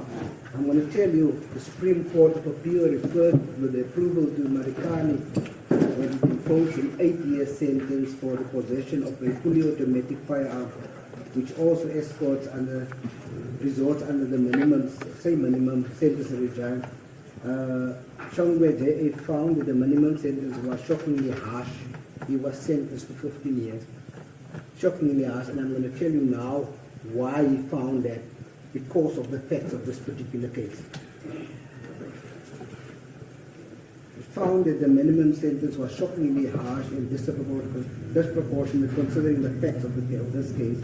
The unique facts of the case were that at the time when the rifle was found in the appellant's house, he had already been incarcerated. The rifle was not loaded. I want to pause there. The rifle was not loaded. It did not have any ammunition in it. And no ammunition was found.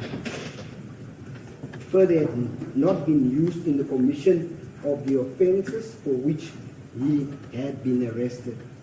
The appellant had failed to proffer a reasonable explanation for the possession, save for a bad in arm.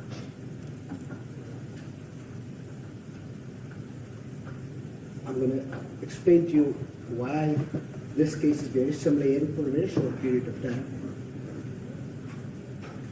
In this case, it was a fully automatic firearm because it was a rifle. This one was a semi-automatic rifle. But this one, in this case, had ammunition in it.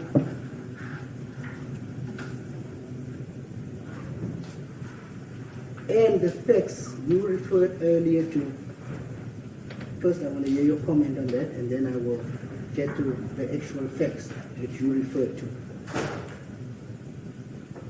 Do you have any comment? Is it similar to the situation?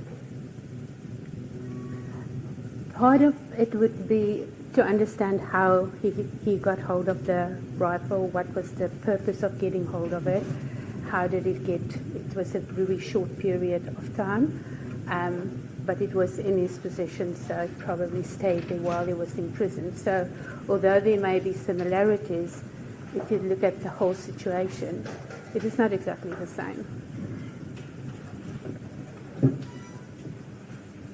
Emphasis upon having it for a short period of time. Is that correct? What was the period? Is the short period a month, a minute? I'm going to assist you now. I'm going to go to a next case where they actually indicate how long the person had the firearm in his possession, which similar sentences were imposed. Okay.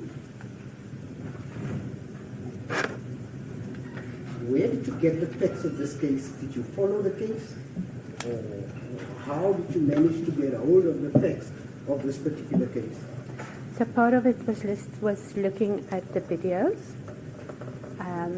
I've already done most of my report when I got the copy of the judgment, but I scanned through that as well. But prior to that, I looked at the YouTube videos.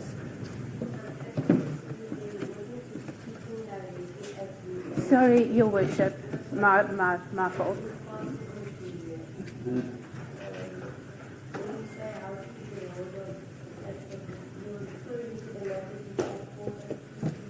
That is correct. I'm referring to this particular matter, this case that just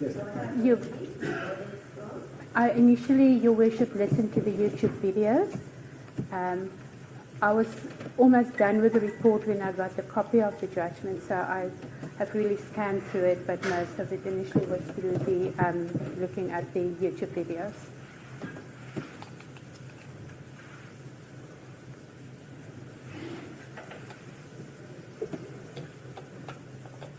You refer to one spent cartridge. Are you referring, when you say one spent cartridge, are you referring to that he only fired one shot, or are you referring to the fact that he was convicted of that one? That was what he was charged of and convicted of.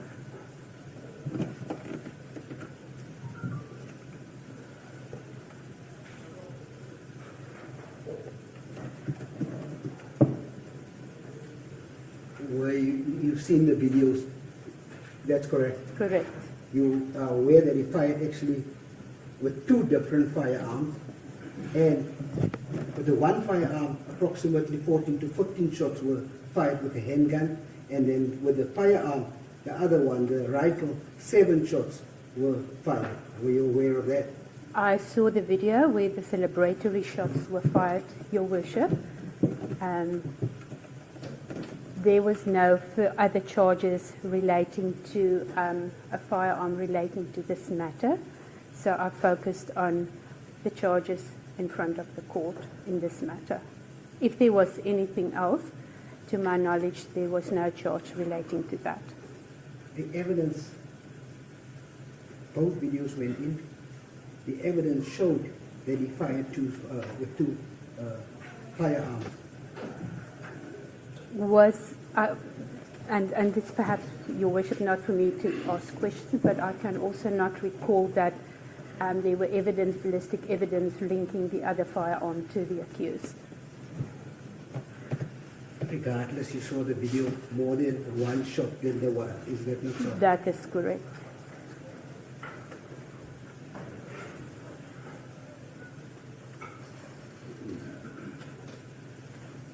Your report, did it only focus on the one shot that was fired, or did you look at the totality of the shots that were actually fired on the day in question? I considered that shots were fired for celebratory purposes and that it could have harmed people around the environment.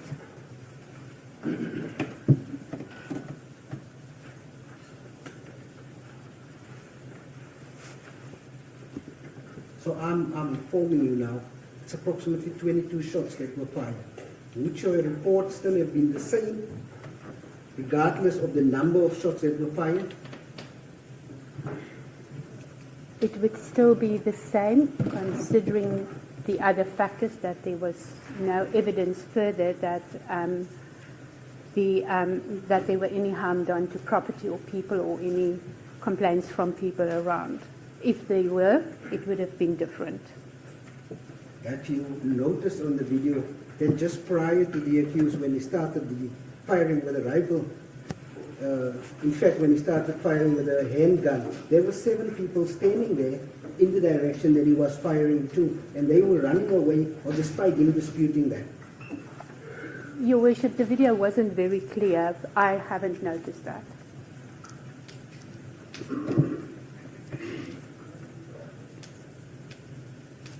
If you were aware of that, would you have considered it and put it in your report? That some people were scared. If there were evidence with that regard, I would have considered it, yes. Yes. But you did not notice that, in other words, you did not consider it. And there were not evidence in that regard that for what reason the people ran. I don't know what the reason might have been. It could be that they were scared. It could be for other purposes. I don't know. It was very obvious. You didn't see it. It was very Yeah. obvious why they were running. It would be a consideration, but part of that, again, would be coming back to the considerations in terms of that's the potential harm, that people could have been harmed, that people were scared. But the actual harm in the end, Your Worship, is that there were no injuries and facts which would have been a much more serious consideration and contribution if there were actual harm. According to the accused's own evidence, there were about 20,000 attendees. Some of them were just standing right there in front of him during this incident, prior to him firing those shots. You saw that in the video. It was a big event, to my knowledge, yes, Your Worship. Have you factored that in into your report, the fact that there were actual people right there and the 7 in the direction that he was firing shots at? Unless I've misunderstood, my understanding was that the shots were fired in the air and not at people directly.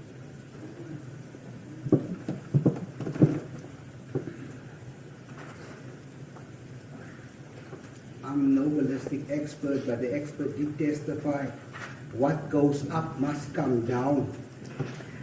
Correct, Your Worship, but there is a difference between firing in the air and it comes down. The potential is still there, the risk is still there that it can cause damage, it can cost life. But the risk is different when I fire and it is going in the direction of someone. I've just said to you, there were 7 people standing towards the direction, despite him firing in the air or not, towards the direction that he fired the shots in. Your Worship, my understanding of the direction is, do I fire it directed at the people, or is it even I'm directing at Your Worship, but it's still fired into the air? And if there were ballistic experts indicating the come down would have been on those people, it might have been different, but the fact of the matter remains, whether it is the people in the stadium or whether it's the people of the neighborhood, when it comes down, people could have been hurt and people could have been killed, and that remains serious. Are you aware that the Sisa Picasso Stadium where the incident occurred is in a very condensed, right in the middle of a community, very condensed community, right outside, it's houses right around that place? I am sure there were people around because the charge sheets were also very clear that it's not only the people in the stadium but also the people working there, the supporters, the people from Beer House and the people from the Mdantsane community that could potentially have been impacted by that. Did you appreciate the nature and the danger that was actually present at the time when these first shots were fired? The possible harm to others, the degree that harm could have caused if somebody did get injured. I did indicate in my report as well that as part of the seriousness, not only injured, it could have resulted in the loss of life. It is serious.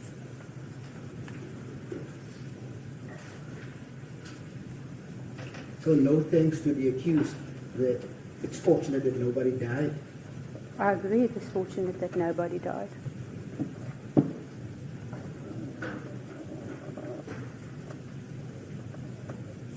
After now sketching the scenario, do you still maintain your report as to that we should either pay a fine to a gun NGO, gun-free NGO, and so on? Your Worship, when I look at the scenario and the charges collectively, the accused acted negligently and didn't consider the risks, as was stated. There were no harm done. If there were harm done, yes, I would have considered it differently, because the potential harm was there, but no harm at the end materialized. The act was still negligent in causing the potential harm. Negligent or reckless? Reckless as well, both the charges state that.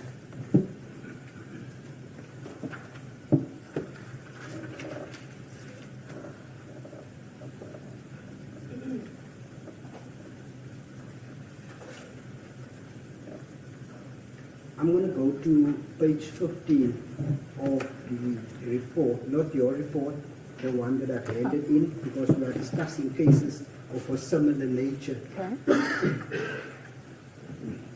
I'm going to start reading from paragraph 2 of the document, page 15, Your Worship. It's referred to as the Swartz case, the reference is there. At the footnote, the appellant was convicted on 2 counts of the unlawful possession of a semi-automatic firearm. The court confirmed the minimum sentence of 15 years on 1 of the counts. In view of the fact that the appellant had offered a denial of possession, which denial was found to be false, and furthermore, that no mitigating circumstances in relation to his possession could be inferred. The court held that there was nothing to place, the court held that there was nothing to place his unlawful possession of the firearm in a less heinous light than that which motivated the lawmaker to lay down the minimum 15-year sentence. However, on further count of the unlawful possession of the semi-automatic firearm, the appeal against the minimum sentence imposed was upheld and replaced with a sentence of 7 years imprisonment. In this regard, the court held that the state accepted the appellant's version to the effect that he cautiously came across the firearm in a rubbish dump and was apprehended the same day. The appellant's decision to take the firearm into his possession could be regarded as having been made on the spur of the moment. Spur of the moment. Furthermore, it found that the appellant did not have the firearm in his possession for a very long time before he was apprehended. The court held that the circumstances of the crime were such as to make a sentence of 15 years in prison disproportionate. In other words, he got 8 years. Also had a firearm in a very short period, semi-automatic firearm. He didn't use it in any offense and so on. And the other count? The other count was, one was upheld, one was set aside. So were there two firearms? I'm just trying to understand Yes. the context of There were the two whole of firearms. the... The one who was sentenced to 15 years, one of the firearms were reduced, the one that he actually found in the rubbish dump. So it was a spur-of-the-moment decision by him. It wasn't that he hadn't had it for a long period of time. Still, he got an 8 years direct imprisonment. This case, the accused also did not have the firearm for a long period of time. It's very brief. It doesn't change the fact that he was still sentenced to a direct imprisonment. What do you have to say about that? Your Worship, what I hear is, again, different circumstances, although it was also not for a long period of time. It was, I wouldn't know why the reason is why it was picked up in the spur of the moment time, but I also hear that it was not the only firearm that was possessed illegally, which makes it different, and the use. I'm not sure whether the other firearm was used, but in combination, it is always good to look at it in the circumstances in total. But I hear what was said. But for me, the circumstances, again, are different. I'm not sure whether it was an illegal firearm, whether it was seized to the state, what happened to it, which may also make it different.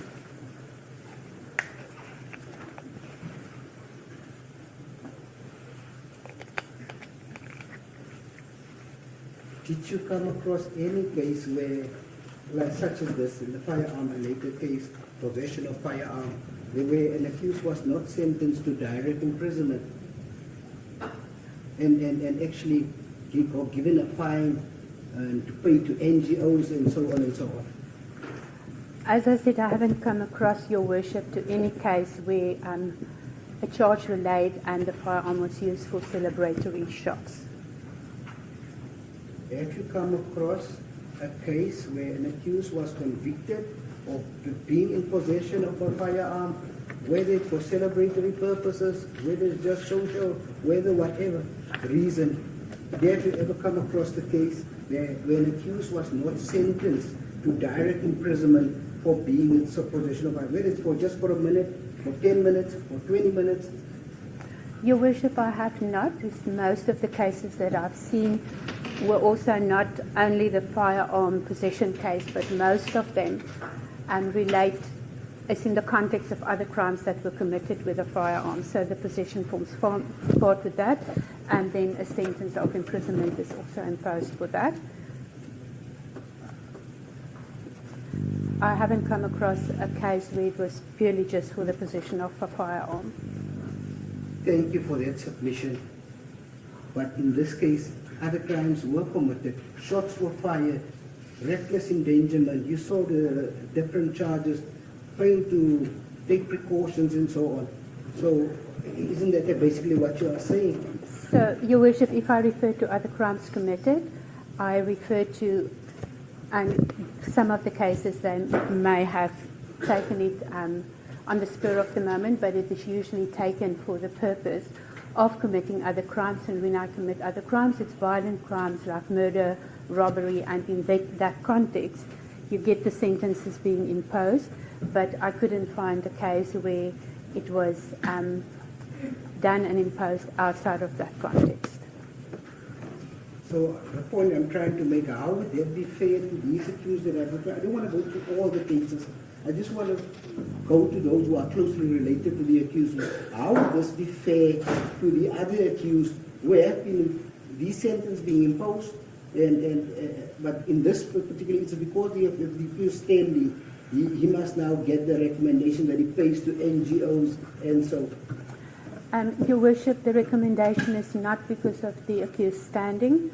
The recommendation is because of the very particular case that is different, where there were no other crimes committed in the sense of violent crimes. There is indications I've mentioned it in my report, where part of the motivation to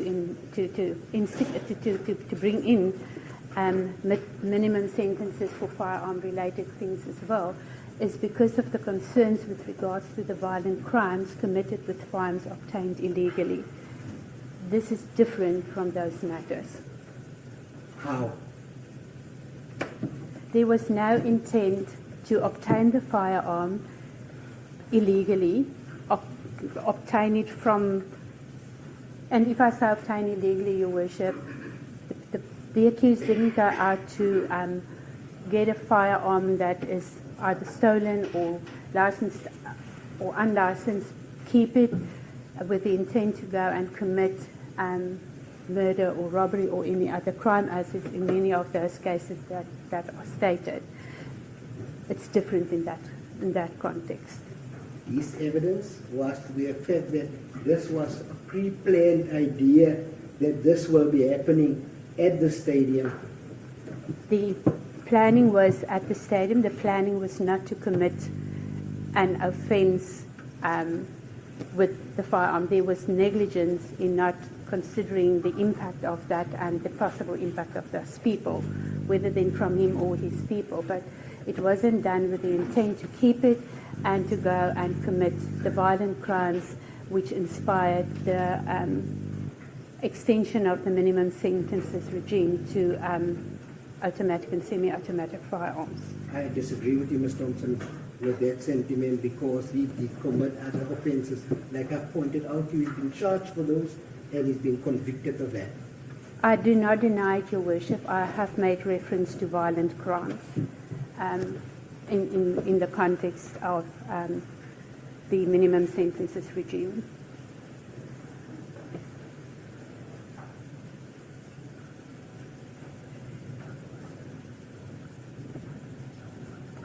I want to go to your report on page 33.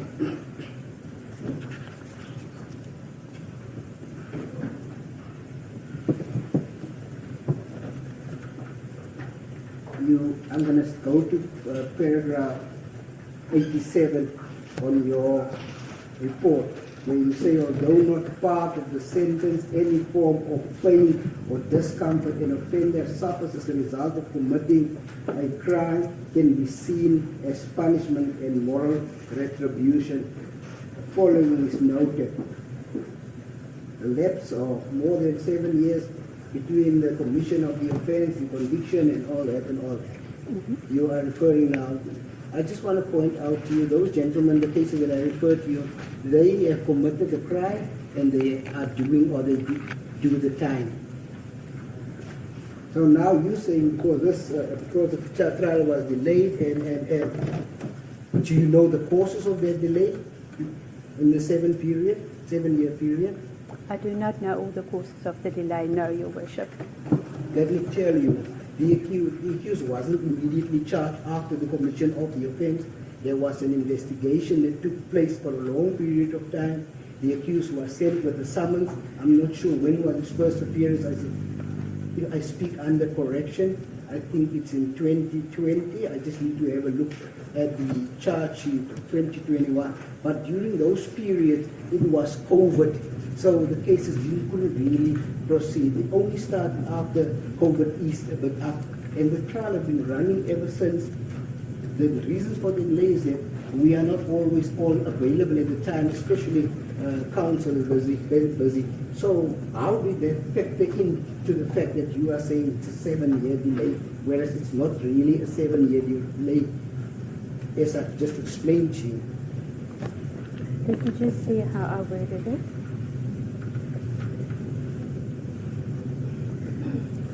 I indicated that it was a 7-year period from the commitment of the offence to the conviction, including all those things for the thing. But irrespective of the reasons, the reasons why it was a delay, it doesn't mean there's not an effect on a person, and that is what I was highlighting, that lengthy cases or cases that go over a period of time have an impact on a person, which is just that consideration. You also referred to the humiliation suffered in public and by the fact that he actually appeared before court and so on. He was convicted by the court, and the humiliation comes from that perspective. Apologies, Your Worship.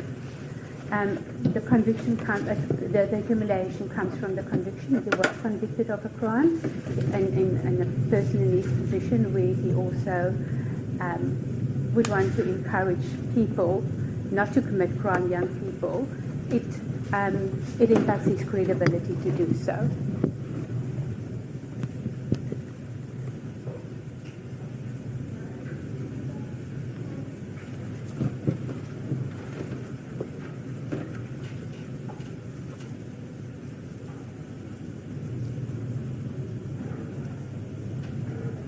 Did you take into consideration the fact that he was actually the author of his own misfortune the moment he decided to take that firearm and fire those shots? In fact, firearms and fire those shots.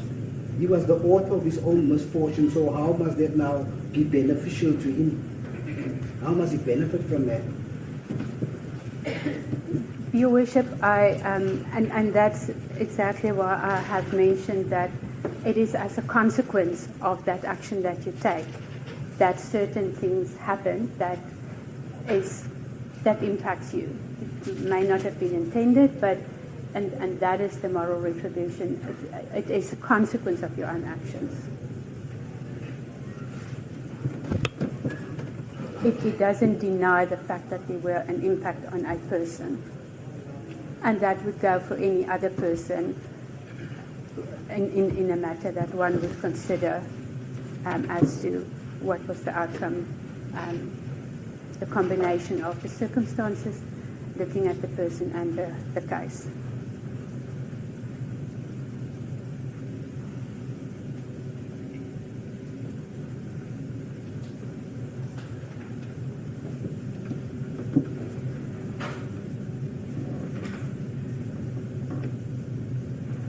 You also said that also one of the reasons that the accused wife and his children and family might suffer financially because the wife is a stay-away at-home wife. She basically received an allowance from him. That is also part of the considerations that you have taken into account. Is that correct? Your Worship, what I have indicated is that when imprisonment is a consideration, there are implications. When we remove someone from society, it has a ripple effect not only on the family and immediate people, but also on society. And it is part of the personal circumstances of the accused that is considered in the trial of sin. He does reside in Stanton, is that correct? That is correct. Have you ascertained his financial incomes, where it comes from, and how is he able to support, apart from his 1 point salary? I don't want to mention a specific amount. 1.5 million. Your Worship, I did not. If it was a case for fraud, there would have been a much stronger focus on assessing the finances and how these work. Irrespective of the financial status, he currently earns a regular income, and when that is removed, I didn't say they would be homeless or anything like that. The reality is that when an income earning person is removed from the family, it has an impact on the family. Do you know where he got the 200,000 as a donation to his school? Apologies? I think you said in your report he Yes. donated 200,000 to his former high school and so on. Did you establish where that money came from? How was he able to? Your Worship, it was not to his school. It was to a NGO, a society working with children, that he made the donation. And looking at, in the beginning of my report, I also indicated when I delve into certain things, it looks at how is it related to the case, the finances, how it would be related. So on a matter of confidentiality, if I explore everything that is out there, which is not really that relevant to the case. It goes on to soliciting information that is not really needed for what I want to do, which would be not a correct way to go. Should you not have, because there's now, in this instance, there's a real possibility that the accused might go to prison for a quite substantial number of years. So should you not have investigated that issue, since you have brought the family needs and so on into the occasion? Your Worship, that is the consequence of imprisonment for any person that gets sentenced to prison, that there is an impact on the family. For some it would be worse and for some it would be others. And the important fact is to highlight that there is an income loss and there is a possible impact on the family from that perspective. So it may be worse for some families than for others, but it certainly impacts the family and their way of living. The age of the accused wife, did you determine that? His wife? How old she is? And whether she is employable, should the accused not be around? Your Worship, that is in my report. I have indicated that she is currently a full-time person, but that she is, that her career, she paused her career to look after the children, and that she also prepared herself for re-entry into the career. And listening to the question, I never said that they would not be looked after. I just said that there would be a financial impact on the family. Why did you not say that they will not be looked after? What do you mean by that statement? I need you to clarify that. So, coming back to what I said previously, Your Worship, depending on the family and their circumstances, the impact financially on certain families may be more devastating than on other families. But there is no situation where there is no impact if a person who is the main financial provider at the time is removed from the family.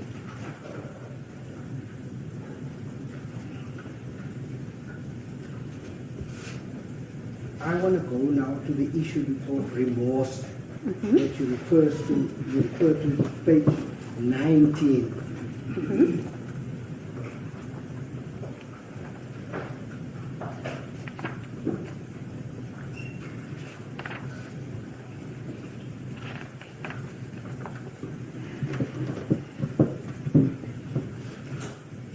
Is it correct that he is not remorseful for his actions?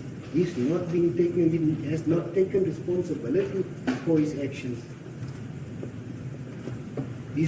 What I want to put you is remorseful that he got caught on camera. Your Worship, I did not say that the accused is remorseful. I indicated that he maintains his innocence, which is often seen as an absence of remorse. What he does regret though, is the consequence and the outcome of the situation that people see, may see that he encouraged reckless use of firearms. But I didn't indicate at all that he said he's remorseful for what he did. He regrets the consequences. Yes. And there's also a difference between regret and remorseful. Is remorse not one of the factors that should be taken into consideration? In fact, a very important factor when it comes to rehabilitation and deterrence and so on. So, Your Worship, when it comes to remorse, and it is usually not, when a person is remorseful, it is considered a mitigating factor. When a person pleads not guilty and because of that is not remorseful, that is not necessarily an aggravating factor.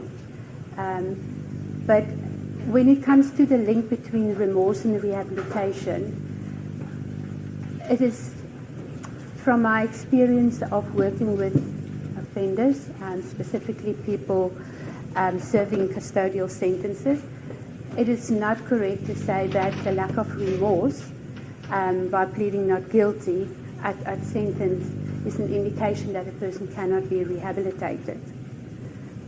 your journey that you will walk with that person is different, and it's really based on a very basic principle of social worker that when we talk rehabilitation, you always start where your person is. And if the person says not guilty, he doesn't, he's not remorseful and he's not guilty, that is where you start. And from there you look at your rehabilitation journey. But it's not an indication that a person cannot be rehabilitated, because when it comes to a plea of not guilty, for that purposes there could be various reasons for it, which is not always known at the time. And I think a very good reason, or a very good example recently also within the presses, was in terms of the murder of the late Mrs. Marika de Klerk, where the person convicted of the murder has been seen as very unremorseful. He pleaded not guilty. Later, as of recent, there were indications in the press where he came to the fore to say he actually did do it after denying what was the reason for not guilty. And that is part of a journey. So it doesn't mean a person cannot come to that insight. It doesn't mean a person cannot be rehabilitated. He said he was embarrassed because he and Mr. Kerr were so close. She really, really liked him, apart from the other security guards. That's why he felt so embarrassed. That's the reason why he said he didn't want to admit to that. Correct. But to my point, Your Worship, is that there are various reasons why it could be. And at the time, if one would have spoken to him, he would also not have mentioned that. He would have denied his guilt, and there are very different reasons. And when it comes to, the point is again, when it comes to rehabilitation, the fact that a person does not accept responsibility, does not admit guilt, does not mean a person cannot be rehabilitated. Although in the matter of this accused, I have indicated that rehabilitation wouldn't be a primary focus. In this case? In this case. In this case, the accused was caught. You looked at that video. You saw it. Yet, he's still denying it. Correct. Correct, Your Worship. So for what you've seen, those shots were indeed fired, correct? That is correct. I do not deny the court's verdict and that the accused is guilty. What I am saying, looking at all the circumstances, when I look at rehabilitation, that would not be a main consideration in terms of sentencing.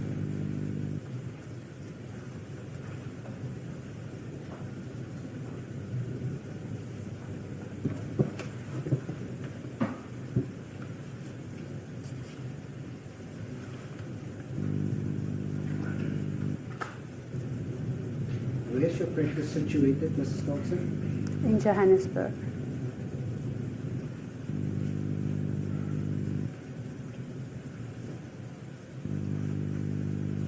How many consultations did you have with the accused prior to you compiling this report?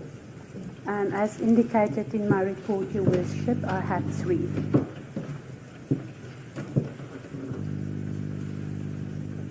Where did these consultations took place? The first consultation was at my office. I arranged a consultation at my office. The second consultation was at the offices of the EFF, and the third consultation was at his home in Polokwane. The first consultation, how long did that take? It was probably about an hour and a half.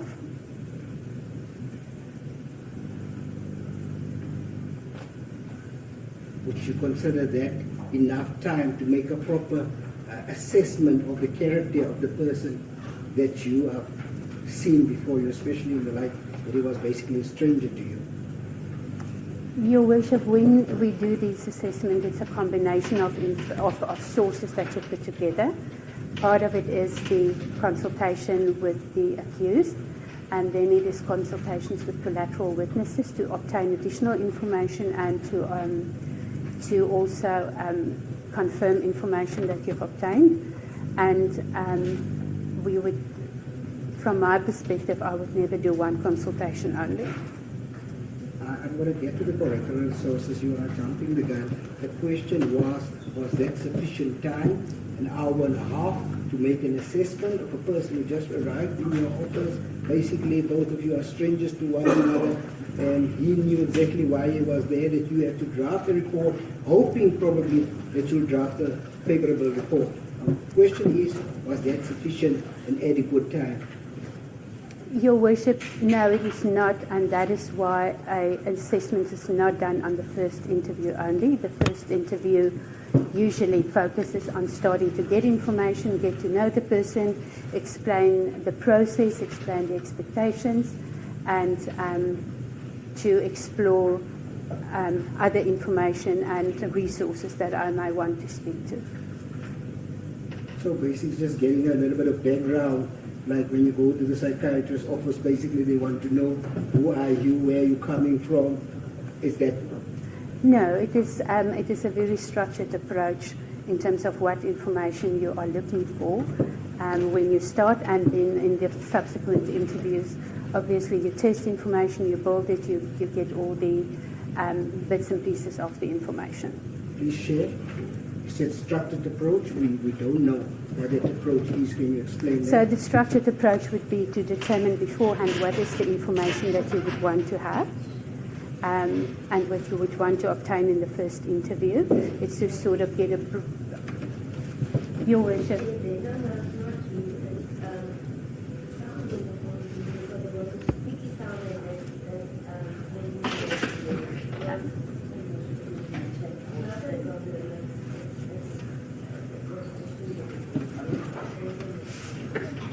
Sorry, Worship, and I forget to turn to Your Worship every time after a question. The structured approach is really to have a layout as to what is the information that I would require at the end to do my report, and what should happen in the first instance, because it is important that the person know what is expected, how the approach will work, and what information I will have, and whether there are other people I would want to speak to.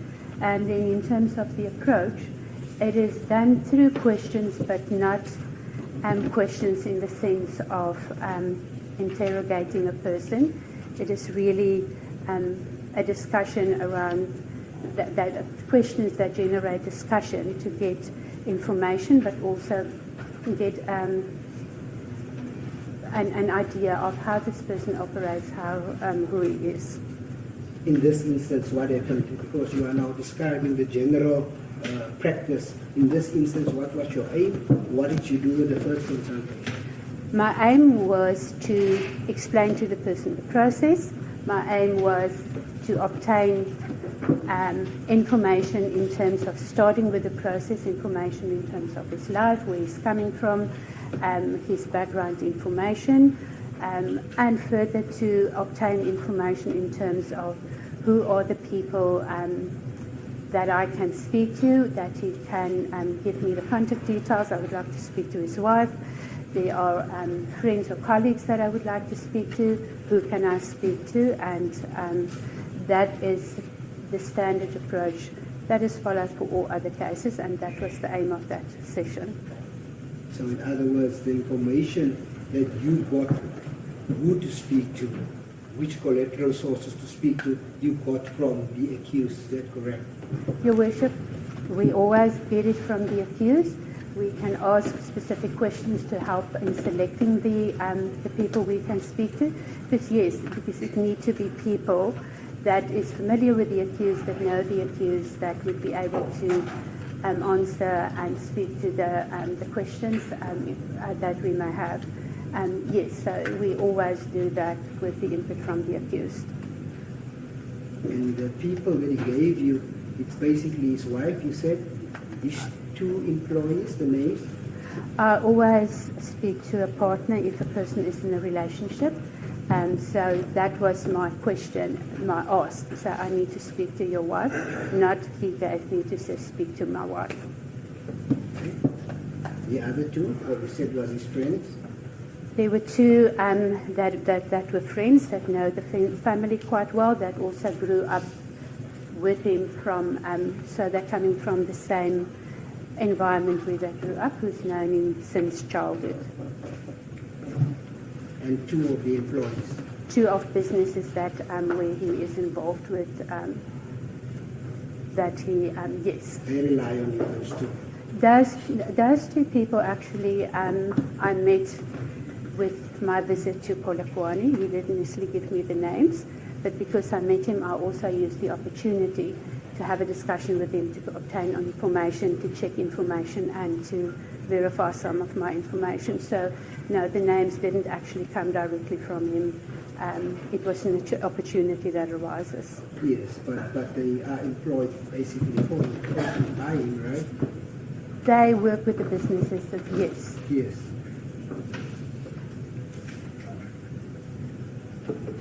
I'm sure they must have glorified him because they are dependent on the accused, those 2 that you spoke to. Is that correct? Well, my experience was that they answered my questions truthfully in terms of how they experienced the accused, but also in terms of general, the community. As I mentioned, I also speak to people to verify information. So some of the information I have asked of them is about the community and the community where these things are, these businesses are. If I observe something, I would ask, but what is this about and how does it work? Those things also in the bigger picture gives you an idea of who the person is. They would be affected if the accused is not around, is that correct? One can say they would be affected, but the feedback is also that they run with these businesses, so the accused is not that much involved. So in the long run, it may impact sustainability of businesses, but they can also, because of their positions, continue to run with it. So I've never received the information to say if he is not around, the businesses will go down, but rather than there may be an impact because there may be guidance required, but that they can independently run with it for a period. The wife would definitely be affected should he not be around, correct? Well, he is in a relationship with the wife. It's part of the support. It's not only financially. And if you remove someone's partner from for whatever reason, it always has an impact. The second interview took place at the EFS office, is that correct? Correct. You only spoke to the accused when you were there? I spoke only to the accused. I had an informal discussion with the person, I think, supporting him and who was arranging my access to the building. But that was an informal discussion. My purpose going there was to have an interview with the accused for purposes of my report. How long did you spend there? I'm not sure, but it was at least 2 hours.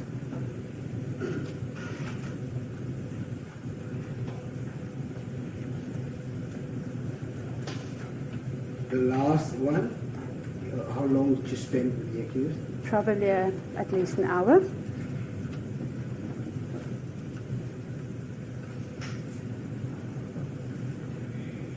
You said 2.5 on my maths. In total, you spent 5 hours with the accused, if my maths is correct. More or less, yes. Yes.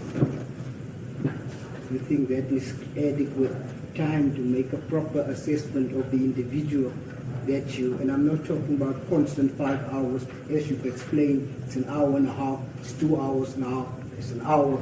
You think that is proper or adequate time to actually say that this person is a good person, this is a bad person, when you've spent basically an hour or 2 per session with a particular person?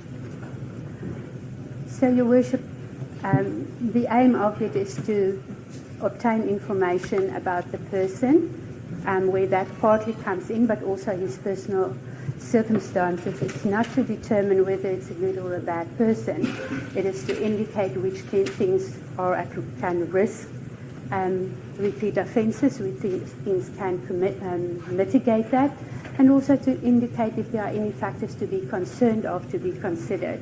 It is not to make a judgment call on the character of a person as to good or bad, but looking at all these things, and that's why it is not only, we do not only rely on the interviews with the accused. So, and that is why it is also not a fixed session of 5 hours, but obtain information, see what you further want to know, see if there are certain things that may not make sense, and speak to other people to get information, but also to validate and certain things to clarify if I have certain questions.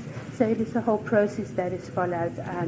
It is not just I am meeting a person for 5 hours and I make a decision, and you based it on the information that you have to do your assessment. I want to put it to you that 5 hours is inadequate for you to compile a report like such as this, as if you are saying that this particular person is the, because you spoke to a few friends here and the wife on the other side, and employees, which I do not think is the proper sources that you should have consulted other than the wife. Your Worship, from a social work perspective, the starting point is always with the person, because that is who it is all about.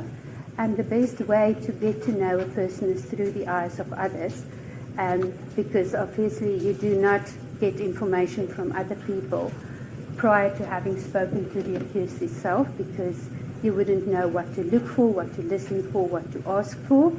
And similarly, I wouldn't necessarily know what is the process that a prosecutor would go through to prepare for a case. I think similarly other professions wouldn't necessarily know the detail of the processes that we approach in terms of getting that information. And for me, I will sometimes, depending on the case and the person, because people are also different, 2 hours or 3 hours may be sufficient to get a very good idea. For other people, a longer time may be required. I will obtain and solicit information until I'm at a point that I feel what answer I'm comfortable with and I can comfortably speak about it. Until that point, I will continue to research, speak to the person or collateral sources until I am comfortable that I have a very good idea as to what I can, of the information that I bring to the court. What did you expect these people to say, the wife and the 2 employees? You wanted them to bite the hand that feeds them, basically.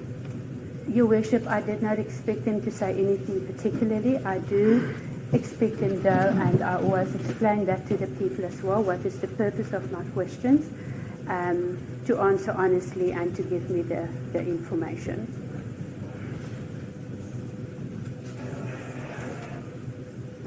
I'm about to finish. You also referenced the issue about the cross-examination. I'm not sure what was your specific wording regarding his cross-examination, how he conducted himself. I didn't get to understand what you meant by that. So, Your Worship, what I have indicated that when it comes to the accused's motivation, the things that drive his behavior is a need to be right, to make a difference, and to protect people. So when he sees wrong behavior, he will address it, and he wouldn't hesitate to do that. And I think there are ample of examples. When he addresses an issue, when he has a discussion or a debate, he are generally able to contain himself, to focus on the matter at hand, to take personal matters aside, and to get the answers what he's looking for in that matter. How would you describe it? However, and that is my description. However, when it comes to certain matters that links to what he sees as right or wrong, if he perceives it to be wrong, if it's a matter that he is very passionate about, like respect the dignity of people and those type of things, and people touches on that or he perceives are wrong, his behavior may be different, and people will see that as, and that is what I was explaining to say. He will address it at the issue. He can be seen as aggressive. Is that the word you're looking for? No, it's for people may see it as aggressive. It's not necessarily aggressive. It is you will see frustration. I just need to get the exact wording. But he will receive a reaction and he will act out.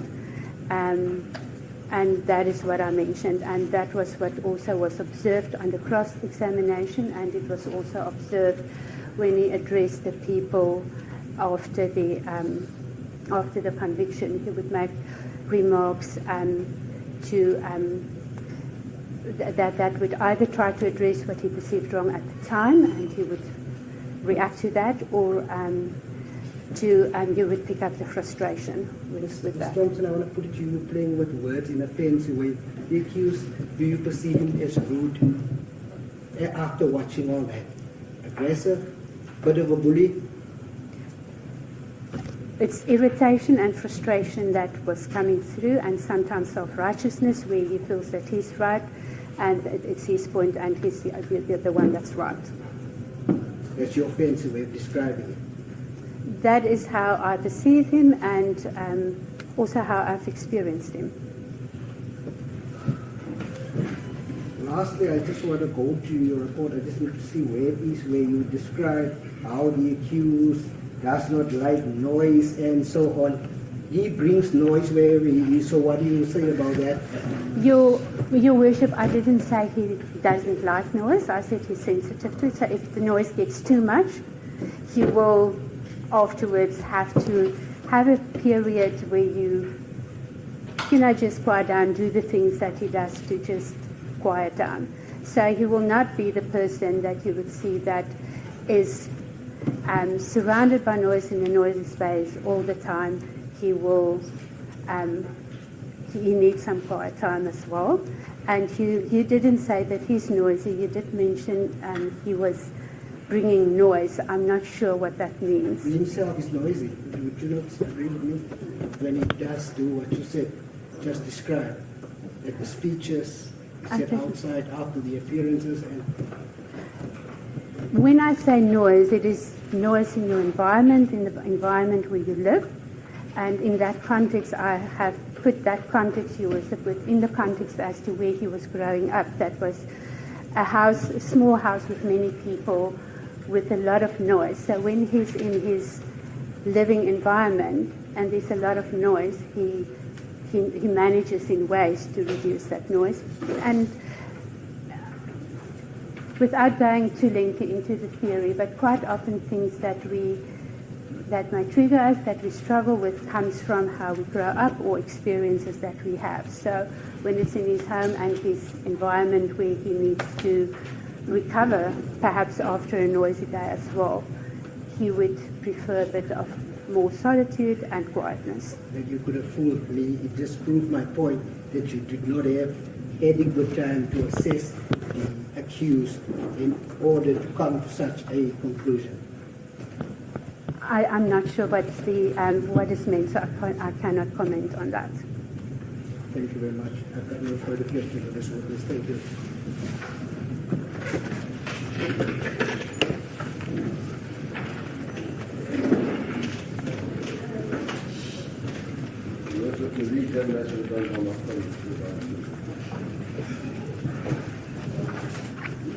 The re-examination by just a minute. Thank you, my lady, and thank you for the opportunity. You had as a child took over 7 years. Say number one to me, and only 4 hours. So I still have a lot of catching up to do. The accused instructed me to look at the members of parliament from different political parties, the traditional leaders, the religious leaders. Yes, it's helpful to always bring a junior along into a case.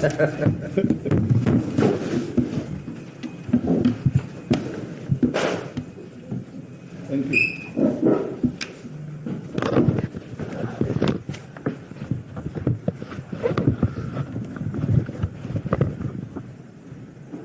The students and the general members of the EFF and members of the public who are present in court. Perhaps that is where we should start in the re-examination, because your report references the impact of the accused, the positive impact to the general South African public, and the consequences of removing him from playing that positive role. You reference that in various parts of your report. Can you just expand on that? Because sometimes it gets missed in these accusations of Mr. Malema being noisy. Yes, your worship, part of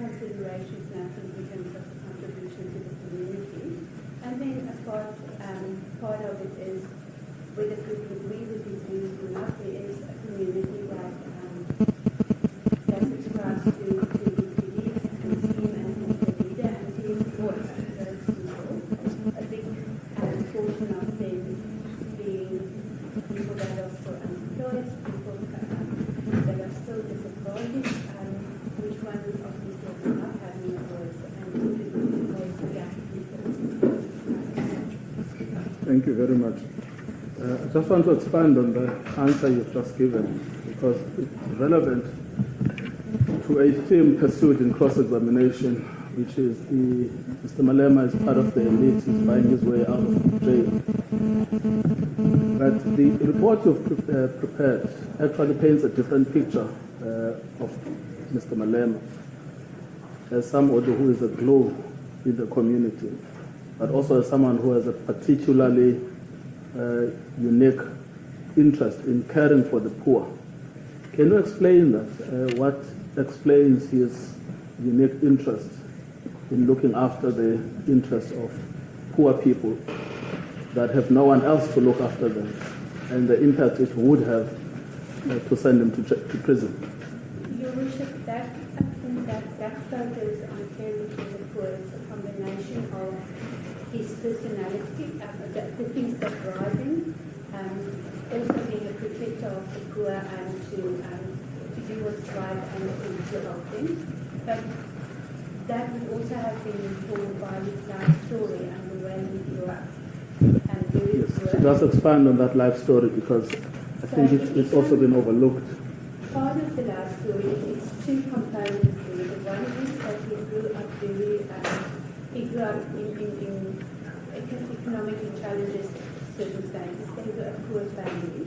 He became involved in politics very early, and part of his drive for the politics was really, when they started off very early and trained, what they were working for is a better South Africa if the apartheid regime had come to a fall.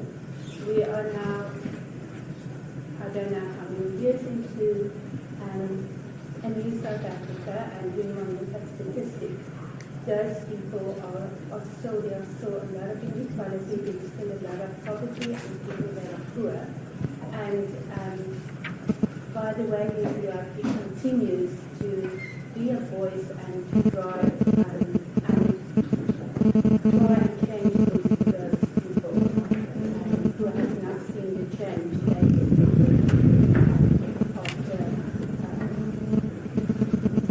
We'll come to the second part, but just to deal with the first component where you said he grew up in economically challenged circumstances. Even that is sometimes difficult to understand what it means. But let me ask you just basic questions. Who raised him? So in terms of the, he was raised by his mother, also supported by the grandmother. He was a single parent. The family did not have means, so and there were many people living in the house with limited means, so they had to share from a very early age the limited resources that were there. And where was his father? He doesn't know who his father is. His father has always been absent.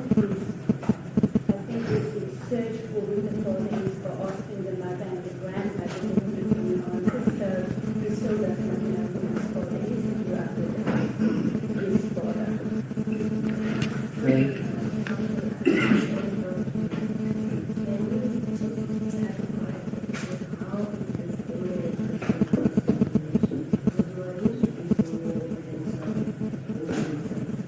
It is in the report. Yes.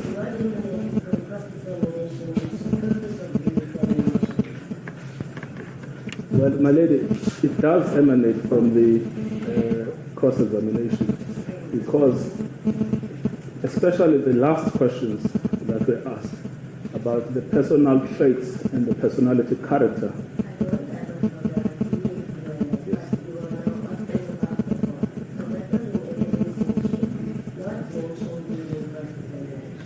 My lady, the only reason this is very crucial is because if you recall when the witness responded, he said, what are the trigger elements to Mr. Malema?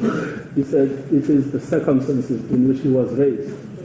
Yes. Now, I'm asking, what are those circumstances in which he was raised? That's true. Yes.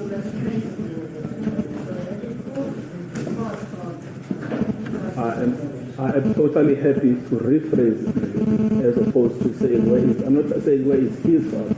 I'm saying when he grew up, what were the circumstances of growing up? I am very happy, my lady, to rephrase it that way. Can we then go back to this point?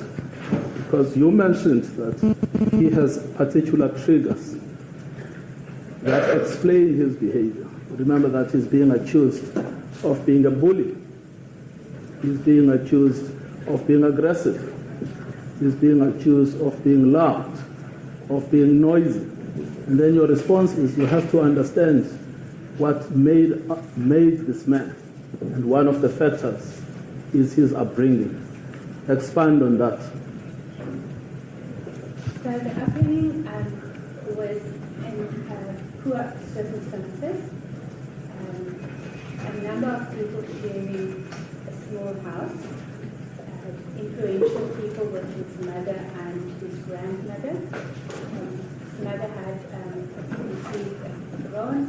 His mother was a domestic worker, so the income was low, and some of the aunts had from time to time positions.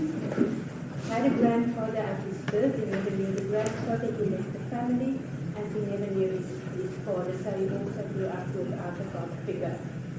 And very poor circumstances, and then at a very young age he became involved with the preaching with the young pioneers of the ANC, with a better future, different circumstances were envisioned should the apartheid regime come to an end. So sharing with people, fighting for the poor, things that and growing up as well in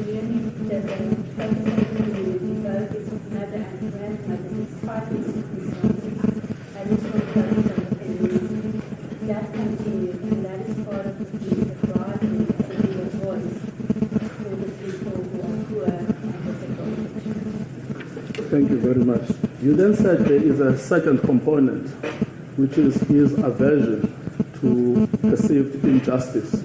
Can you just explain that, which also drives his behavior that people may perceive as aggressive? Part of that again comes partly to his personality, part of the upbringing. It is, and in terms of his profile, what drives him is looking at the world as a place where things are not always right and having to work to make the wrong right. And that drives a lot of things. And that is really just to give an understanding. I've also said in my report this is used for coaching purposes to help people develop understand where the behavior is coming from. So it's really that need to make you wrong. And looking at his whole history, there's changes he expected, the experience he's had. When it comes to injustice, he will see it as a wrong. That will drive him to try and fulfill. Thank you. And the allegation that he is a bully, how did you perceive it as a person who's actually studied his personality? So when people are out there, we can put different layers of behavior in terms of whether it's bullying, whether it's aggressive. It also depends on how you perceive the information. So what people see and how they see the frustration, they see the irritation, they sometimes see the self-righteousness where they believe that he is right, although he might not be right. But that is what people see, and then they put labels on it to bring how they want to explain it. But what is your own opinion as a person who studied his personality? So, in terms of my experience of the person in my work with him, I have, as I've mentioned in my report as well, I have experience with him to be approachable and forthcoming with information. There were no restrictions on what I would ask and not ask. If there was I didn't agree, he would tell me about that, and we would discuss it, but I've never experienced it like that, which is different from the profile that people may see. But yes, the point is still that I've mentioned if there's specific justice and he is perceived to be wrong, he will react, and it will be an emotional type of reaction that can be seen as the source of it may be frustration, but it can be seen as rude or aggressive, how people perceive it when he reacts. Then these two aspects, which is his concern for the poor that is informed by his upbringing, and his aversion to injustice, how do you think they will play out in the sentencing, which is what these proceedings are about? Joseph, I'm not sure I understand the question. Yes, but why are they relevant for her ladyship to take into account in sentencing? So, if I put it all together as the two pieces that are considered, he's a voice for the people, yes, and he's serving the community. So, if we then look at custodial sentence, we don't only take out of the equation of family person, but we also take out the person who dedicated his family and dedicated to serving the community, which impacts society, and that is really the link about it, is to fight for hip work for justice and to make a difference in society, and to remove that the people supporting him, there's a void in terms of their voice, and the project where the community really all these efforts are to make things better for the people, maybe in not be sustainable. Yes, thank you very much. Now, I just also want to close this part by dealing with the criticism that 5 hours was too short. My understanding of your response is that when you are doing a personality assessment of this type, it's not just the accused, it's the accused and other people who know him. It's the research on publicly available sources. It's the compilation of the report, and then it's further engagements with the accused.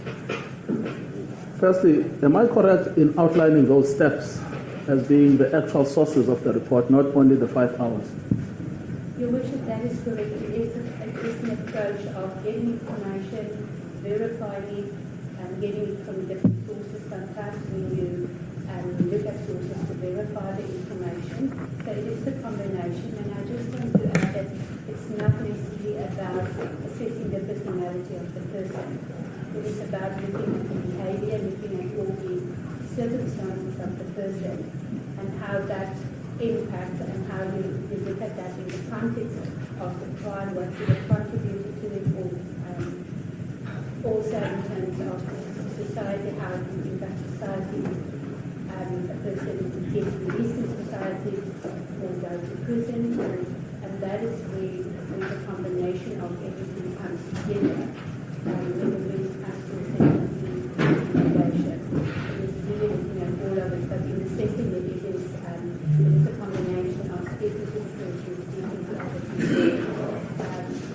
If I can give an example, when I received information about the soup kitchen, someone used to before had the opportunity to go there. I did a research to see what can I do, does these things really exist? Is there a pilot program? Would anyone ever qualify for it? And in that search, I came across to see, okay, we also donated to the Tembisa child welfare. No one disclosed that information. I came across to public sources while I was validating other information that I obtained. And so the correct way of assessing it then is to look at that period in totality. It is to look at the person in totality and the life up to now, and working also from the premises that really are now are influenced by what happened in our lives and the decisions we made as well. So it's really the quality, not the quantity. Yes. And also just to deal with the quantity problem, I mean, when you look at everything you've done to compile your report, can you give a sense of how many hours you've actually spent? Or weeks or months? So as Your Worship, I started off first, before I even started off with the witnesses in the case, I asked for a copy of the docket, so I was going to that to get an idea of the evidence, what was their statements and things like that. That took quite a period of time to give a bit of context. And then, because of the Julius profile, there is a lot of information out there to get an idea and to get someone writing. So I also spend a lot of time listening not only to the full proceedings but also to YouTube videos where the accused would, addressing supporters. I also give there some information in terms of his stance against and the warnings against drug and alcohol abuse. Work on those type of information, I think is some people told me, and which I have, I will look for information to verify.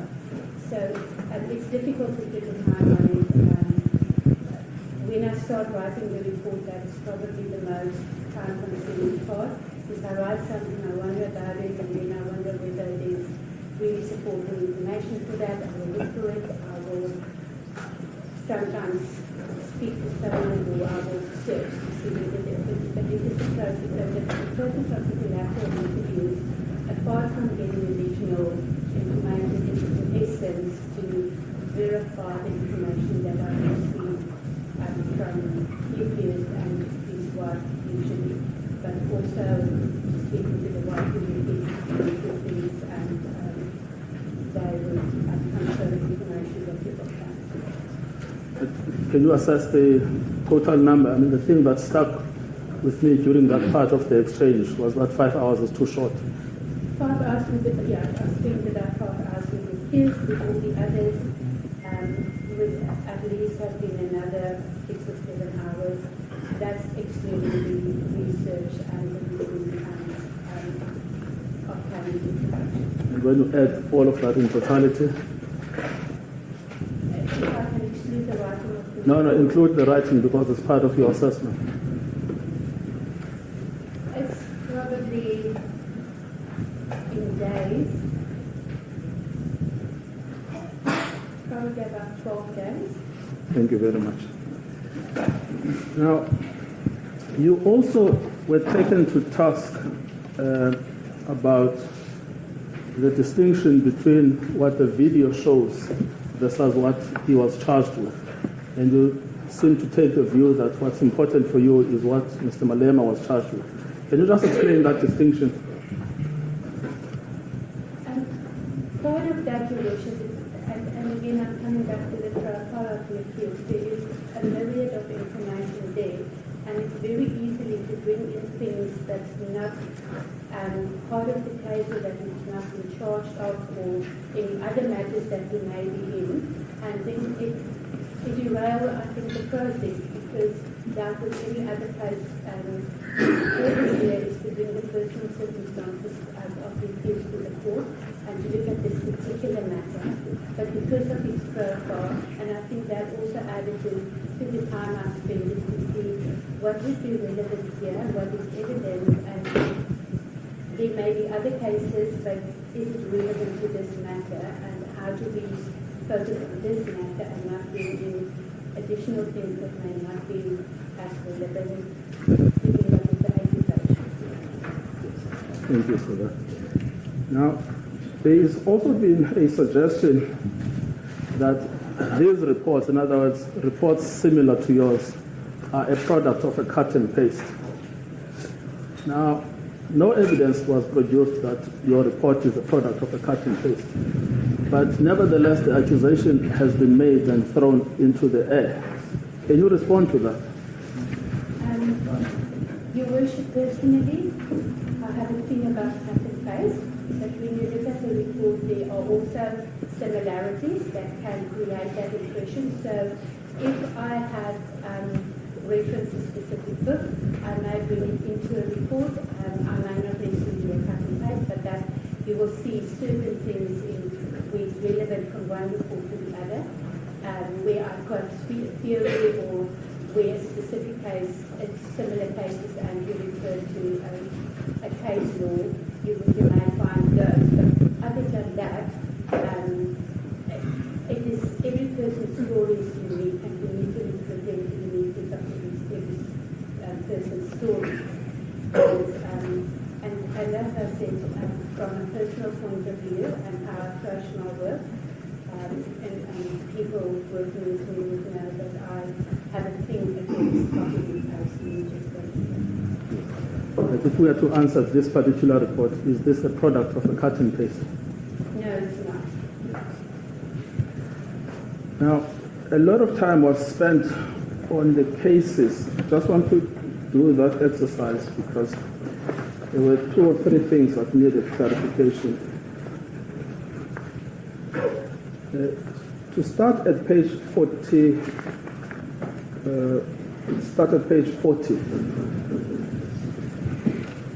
of your report.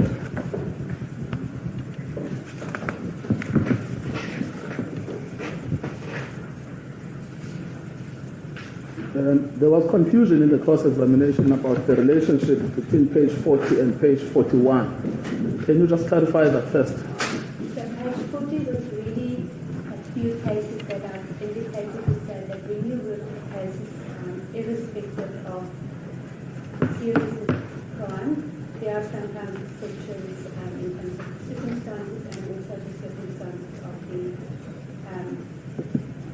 the people involved, the accused.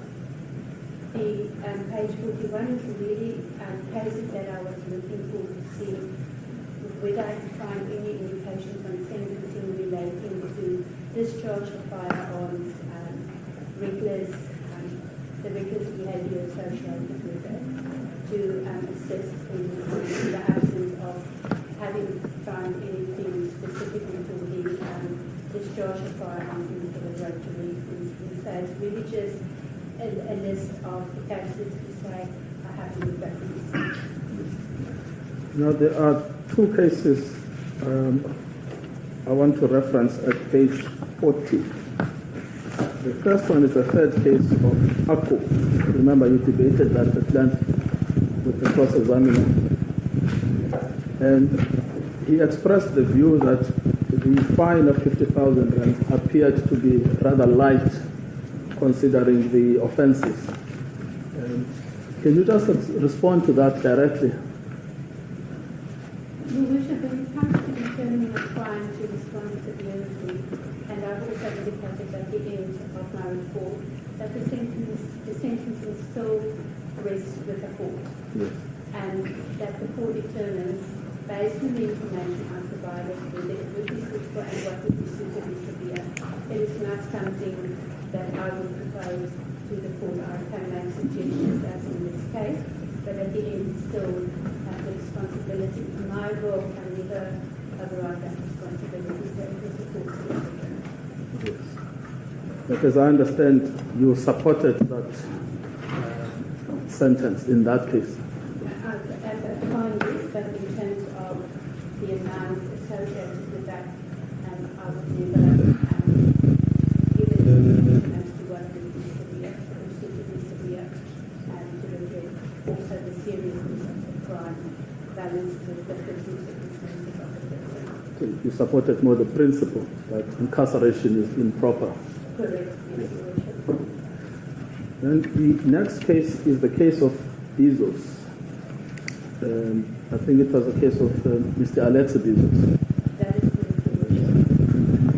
And you said it was a private prosecution by AfriForum. That is correct, Your Worship. And the sentence there is 100,000 rands fine or 12 months imprisonment, added to a 6-month correctional supervision and a direction to perform community service. Now, is it the case that you also supported that sentence there? A non-custodial sentence, yes. And part of the considerations there, I know there is a big concern with regards to gender-based violence, but also referring to the article of Justice Cameron, where there was very strong sentiments that certain of these things and violent crimes and the violence in prison, looking at the circumstances, sending everyone to prison, and you can often perpetuate the issue rather than make it better and resolving it. It was part of the considerations, and I have also left that to consider cases of gender-based violence and how it occurs. And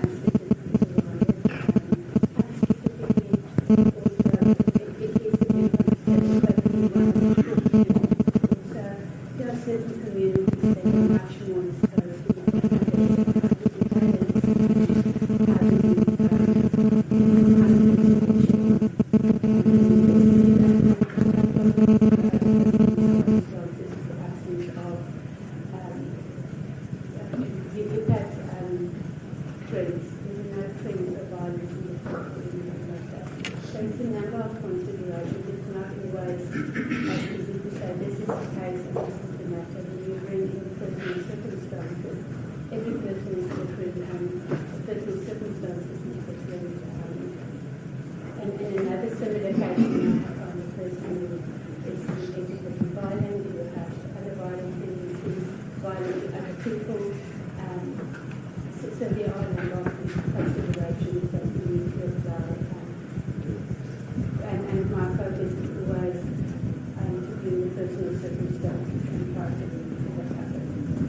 Yes, I mean, the Alcob case is unique in this context because similarly to what we are dealing with, it's also about a negligent use of a firearm.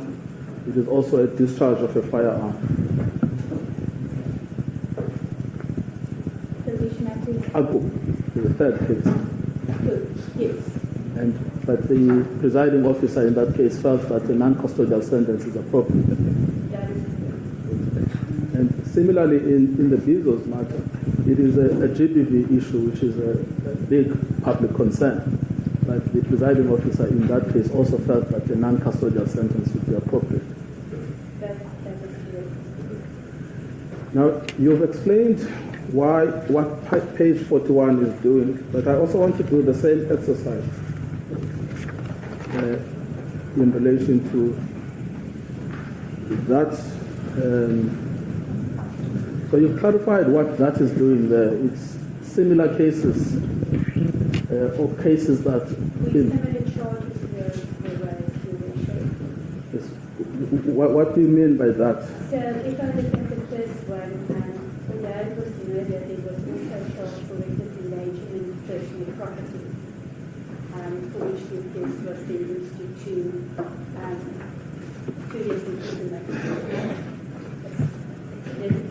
It's not similar to this case, but it is a similar charge to another incident. And in that instance, the person was sentenced to 2 years imprisonment. And then perhaps the second and the third case, which I thought were probably the more on point here. Yes, so I think similar in the way that it would be discharge of firearm in situations that could have injured people. The difference of it is that there's no indication that those firearms were possessed illegally. In relation to which case? The S versus Pistorius case? The Pistorius one, yes, and the one that was referenced in that other matter, in the other matter was referred to. And that's which one, the third one? Yeah, the third one. Maybe, Your Worship, this case will be given to you in due course. The case of South African Human Rights Commission and another versus Malema and another. If there's a copy, yeah.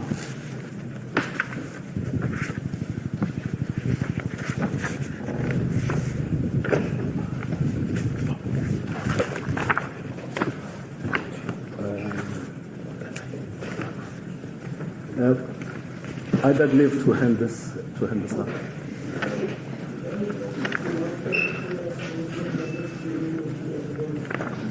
Yes. Perhaps the witness also doesn't have one. I should give. I will use the. Oh yes, one that. I think everyone has it.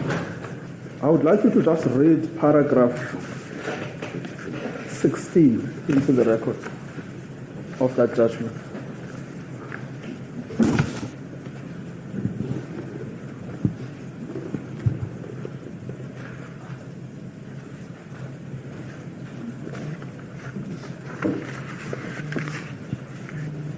Pursuant to this incident, the second complaint was arraigned in the trial between Magistrate Court on a charge of assault of Mr. Mdantsane, and Mr.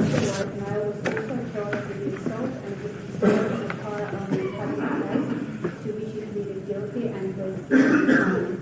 After standing trial, the second complainant was found not guilty on 10 November 2020. Is that what you are referring to in your third column? That is correct.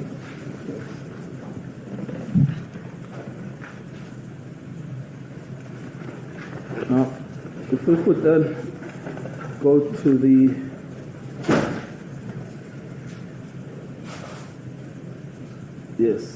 I'll go to the other cases that are in this article. And before we do that, I just wanted to address this allegation that this whole point about a fine is tantamount to paying your way out of prison. That is the phrase that was used. I mean, the first difficulty, which perhaps you can address, is that a fine is part of the sentencing architecture of this country. It's in the legislation. That is correct, Your Worship. I have also indicated when I looked at the Firearms Control Act, because these offences were all violations of certain sections of the Firearms Control Act, that the Act provides for either a fine or imprisonment or both. But there is a second issue that I would like you to comment to respond to this phrase, paying your way out of prison, which is what impact does that actually have on particular biases against people that are perceived to occupy a certain level of status in society. Is it the case now that merely because you charge a politician, a fine is inapplicable to them because they can afford to pay it? Your Worship, in responding to that in cross-question, I think that is what I was bringing across. Yes. That irrespective of the status, it is still a sentence. And yes, that is the name of the considered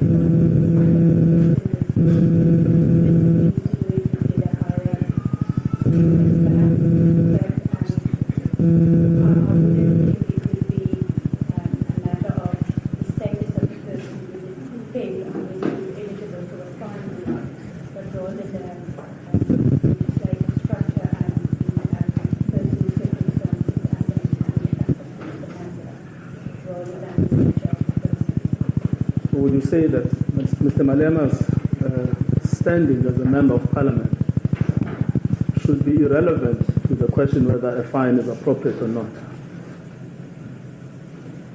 I do believe it should be relevant. The consideration is still the impact that a custodial sentence would have depending on the nature of it. But it shouldn't be a consideration. It should be based on the impact that it would have on the community, the society, and the residents. There is also another aspect related to this, which is people like Mr. Malema can afford to buy your services. You remember that. Now, could you just deal with that? Because it's left hanging, because there is a sense in which you are told people are buying your services, but when you want to disclose how much are they paying, you are told not to disclose it. And so the impression is created that you are a social worker for hire. But just deal with that, because it may leave a really bad impression.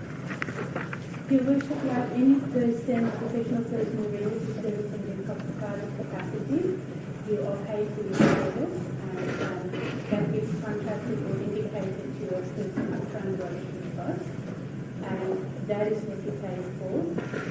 When I have the initial discussions and the request to receive from the court, I also set the boundaries and the rules for the way I render the services, and that is that at the end when my report is done, I'm happy to give factual information to read those type of things, but when it comes to my opinion, it is not negotiable, because I need to stand here in front of the court and speak from the conviction that this is my true belief, and I have taken the oath to say I will speak the truth and the whole truth, but nothing but the truth. And in that respect that other people might differ from me, but it is not a service from hire or for hire. And if I understand correctly, when you can come to me to say, we have this case and we want this type of sentence, can you please do the report? It doesn't work like that. Yes. You see, the other reason I found that line strange is because the fact that your services were requested was in fact raised by her ladyship herself after the conviction, where an offer was made to Mr. Malema that the court could arrange a professional of your services to provide exactly the same service. And now it's turned around and you are being criticized and Mr. Malema is being criticized. So I asked my learned leader to show me where this part was dealt with. It's on the 1st of October 2025, after the conviction judgment has been read, at page 38 of the transcript of that day, where Her Worship says, Advocate Hodes, may I just inquire on this pre-sentence aspect? Will you be following the normal route that is followed, or will you be using your own? Then he responds, our own, Your Worship, in private practice. And then the judge says, okay, Then Mr. Hodes says, the signal is bad, Your Worship, but I've attempted to get hold of Mr. Ina Thompson, so they've known about this long ago, who does reports regularly and is qualified with an LLB and a degree in social work. She does a lot of these reports. Then the judge says, the reason why I'm asking is merely so that the clerk of the court may know whether she should prepare a request for the normal route, but now that has been ruled out and the defense will do so on its own. So this is not a special favor to Mr. Malema. This is a normal route. Yes, Your Worship, when I took the phone conference to check my availability, and I indicated that I'm available on that day, the only later told me that it was for the certificate. In your line of work, do you also do reports for victims of crime as opposed to perpetrators? I've never received a request, but where there is a victim, it's not society that will impact it, but there is a victim. I always reach out to the prosecutor in this case if there is not a victim impact report or a statement from the Department of Social Development.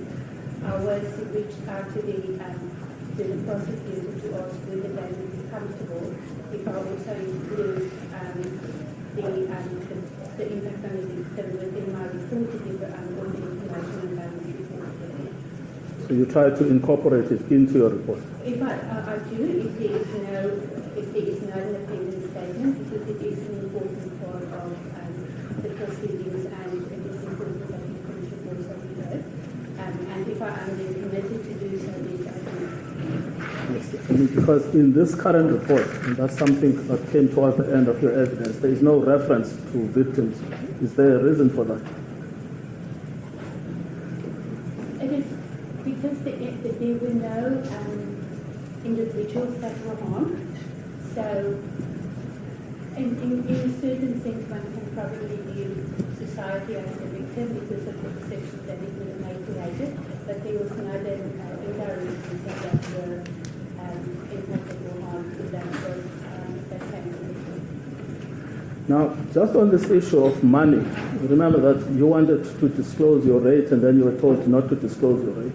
Do you actually want to disclose your rate or not? Feel free to do. Because the impression is that there's a lot of money being paid to you, etc. So in this case, I have not concluded the case yet because it is, the time-wise, it is much more than my average rate. But in average, or my normal cases, in the normal way of the run, where it takes sort of more or less the same time, I do cap it, and I also tell the accused I cap it at 15,000 rand.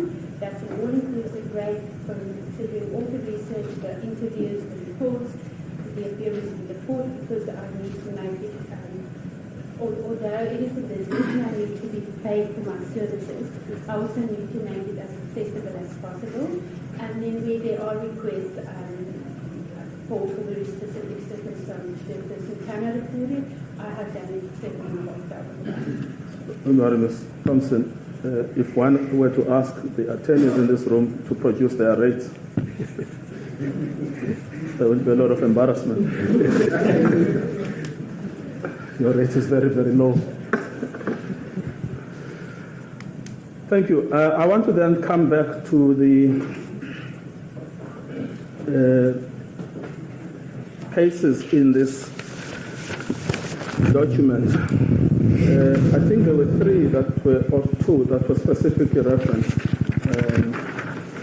You still have this article called A Note on Sentencing Practices for the Offense of Unlawful Possession of Semi-Automatic Firearms by P.G. du Toit. So go to page 11.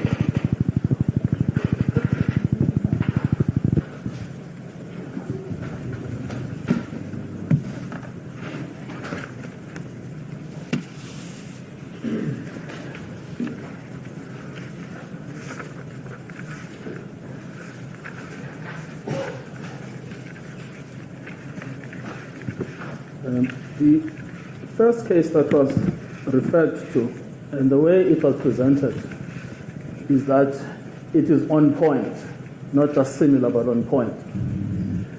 As versus Asman, it's a judgment of the Supreme Court of Appeal. And I remember you constantly asking, what are the facts? The facts are set out in the judgment itself at paragraph 1. And I just want to read this out for you. It's a judgment by Judge Shongwe. On 2 October 2008, the appellant, Mr. Yusuf Mohammed Asman, was convicted by the KwaZulu-Natal Division of the High Court on charges of kidnapping, murder, and the unlawful possession of a fully automatic rifle, to wit, an AK-47, read with Section 51 of the Criminal Law Amendment Act.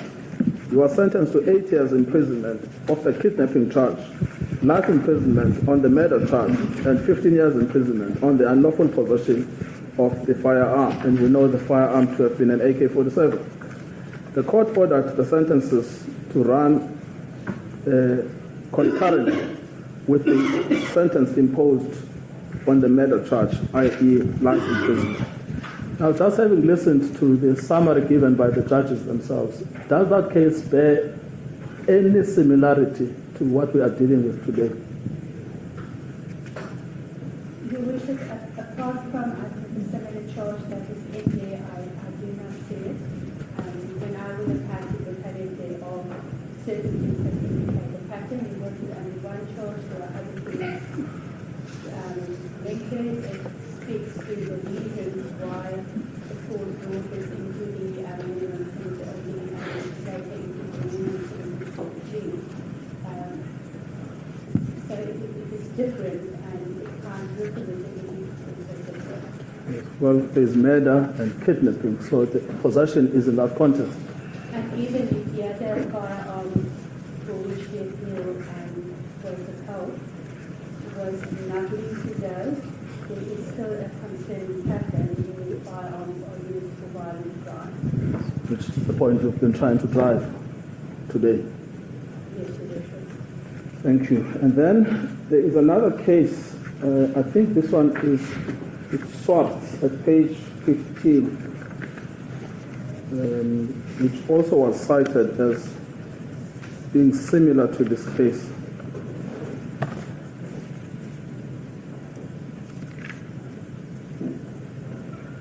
Now, when you look at the Swartz case, if you look at page 15, the second paragraph, are you there? Of the article.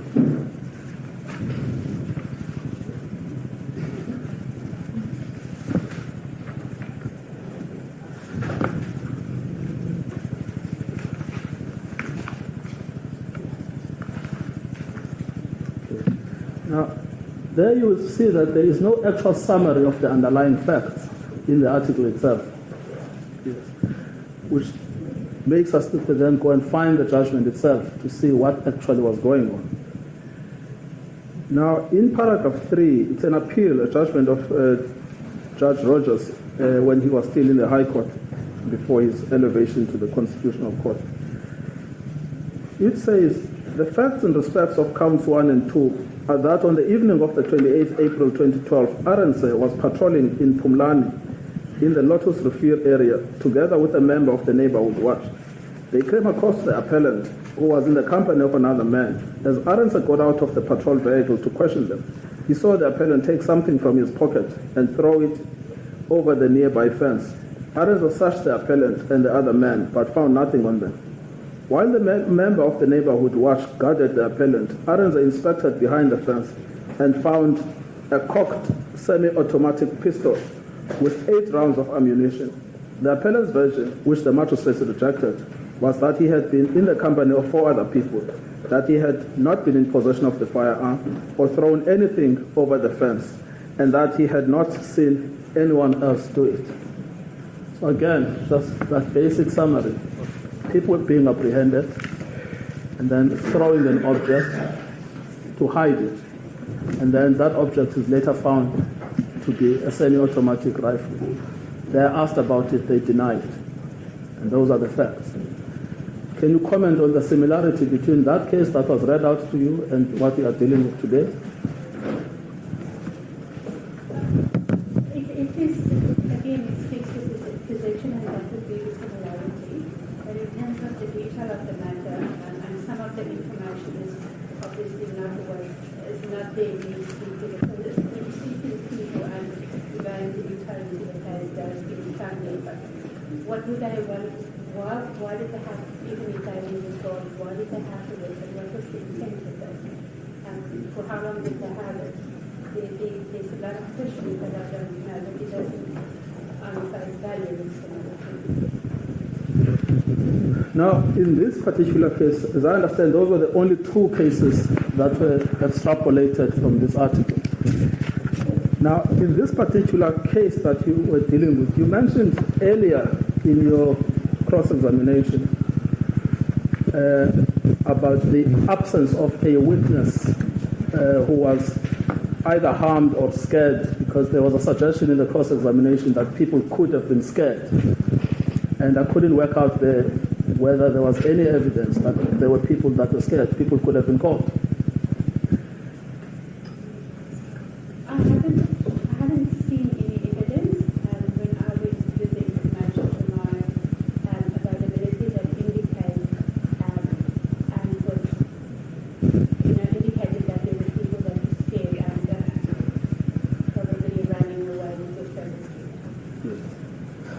And then there was also this question around the one case you cited where someone is not shooting at a particular target but is shooting in the sky. And the purpose of the shooting is to celebrate. Now, I mean, have you found, you've done thorough research on this, any case anywhere closely approximating what we are dealing with here?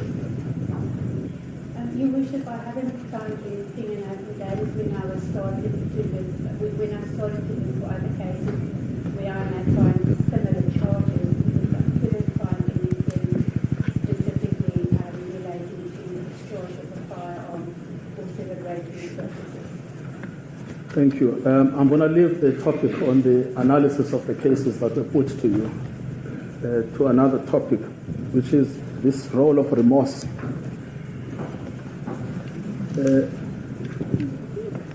I just want to understand what your evidence is. Your report says that the accused regrets the consequences and the attention that was paid to the incident, regrets the incident. And he also regrets the fact that people might think that the use of firearms is acceptable, and following his example. And then you said, well, remorse does not aggravate. How do you see the role of the position of the accused specifically?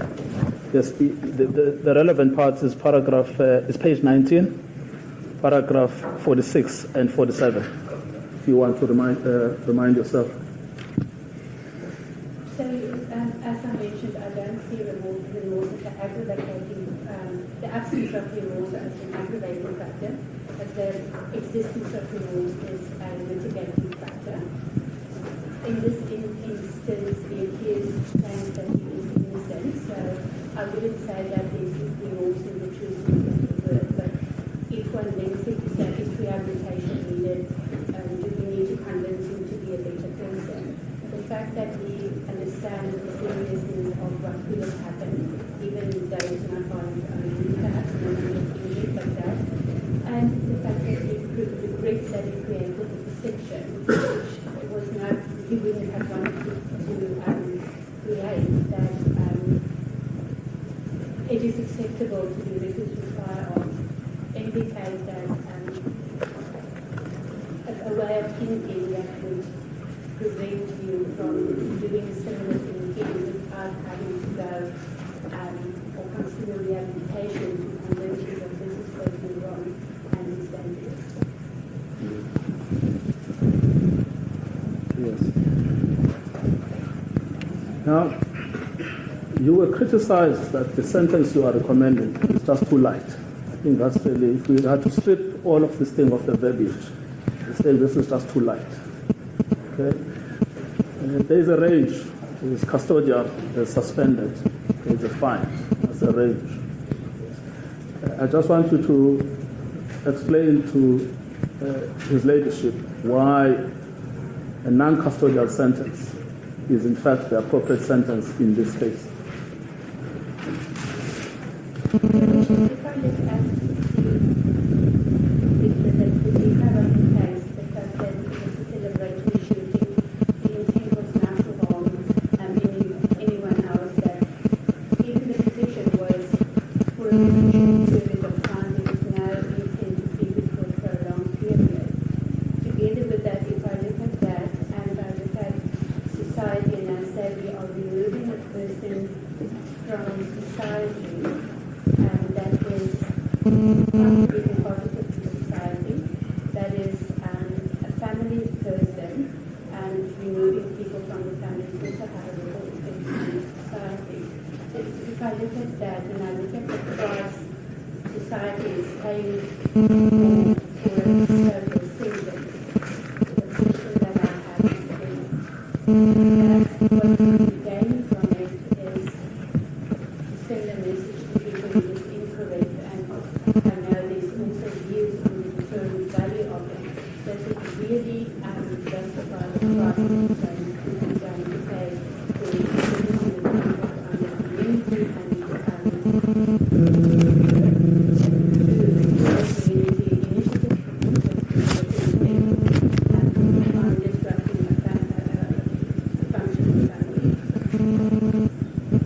Thank you. I have nothing further. I just want to see if my colleagues feel strongly about anything else. Thank you, madam.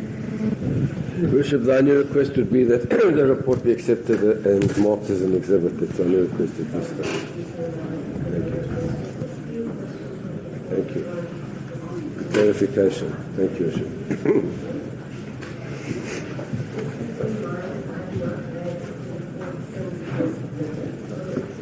To me, I'm not going to nitpick, but it's the only opportunity I have to ask you to avoid having to ask you to come back. So just bear with me, please.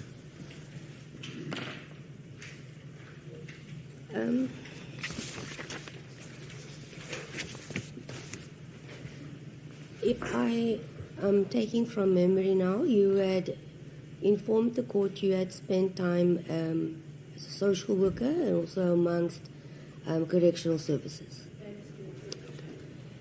Therefore, I may assume you are familiar with, as counsel read out, the procedure the court had offered and wanted to distinguish whether the defense will follow the social worker or the probation officer's report and or correctional services report. You are familiar with those reports.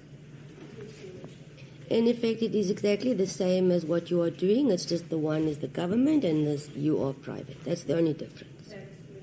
Okay. So I don't have an issue with that at all.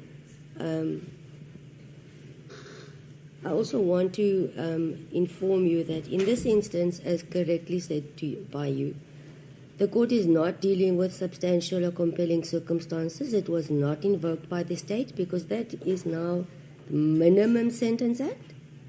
And here the state is going on the principle of 15 years imprisonment in respect of count one is the maximum term of imprisonment going down.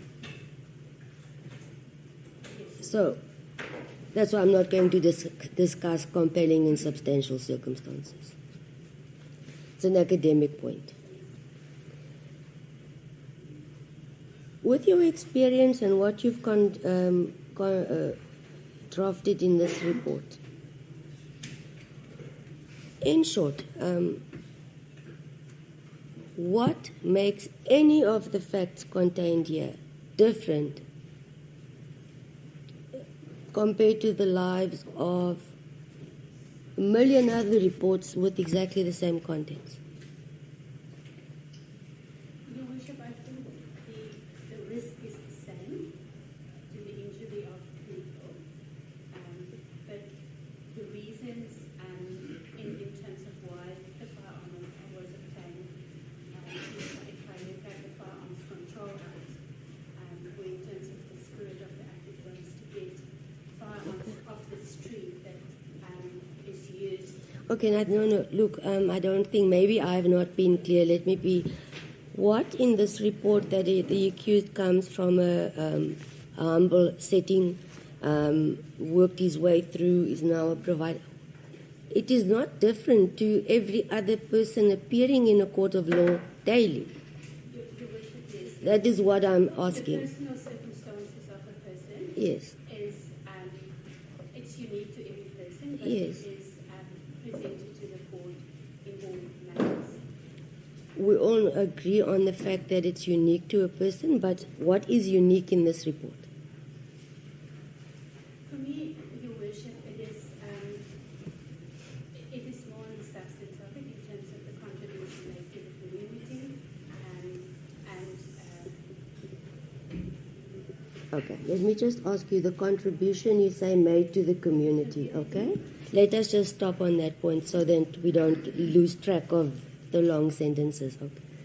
My question on that one would be, so are you saying to this court that if you contribute to the community, it's fine, you may commit an offence? No, Your Worship, not at all. I It's see. part of the consideration. Part of the consideration. And it speaks also to the aspect as to what are the risks of committing crime again. Okay, then while we're on this point, you've emphasized throughout your evidence at a direct question by counsel, why is it appropriate that a non-custodial sentence be imposed? And you replied by saying, because it was a celebratory shooting. That was your reply. Okay, so that was your reply. I'm saying to you that was your reply. Now the question is as follows. Because of the nature of the shooting, anyone who's having a birthday today may walk down Oxford Street, shoot a firearm, and it's their birthday and celebrate. Is that what you are saying? Not at all, Your Worship.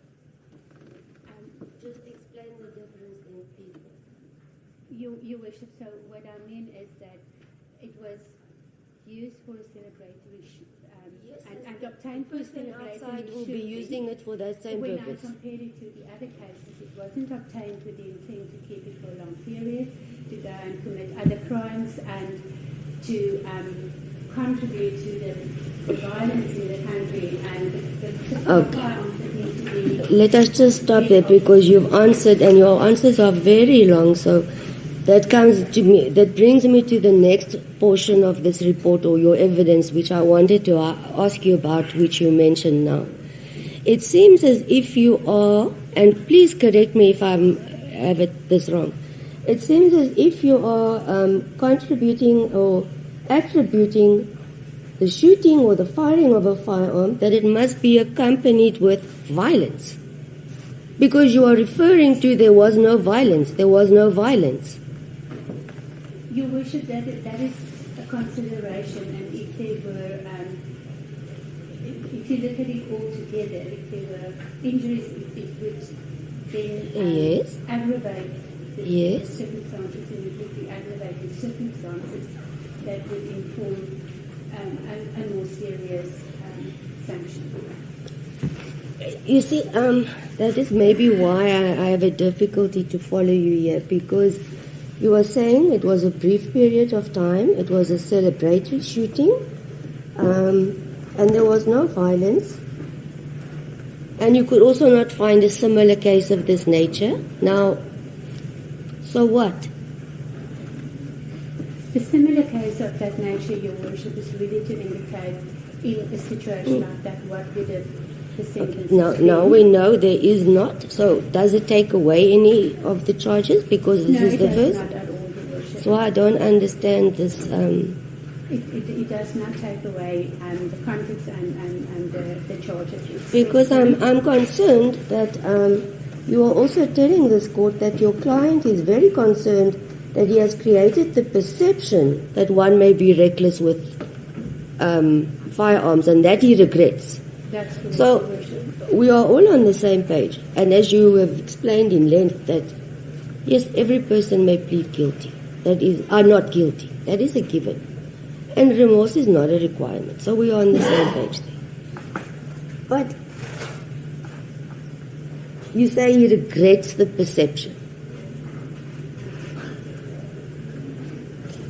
But in the same instance, it's fine because it was a celebratory shooting.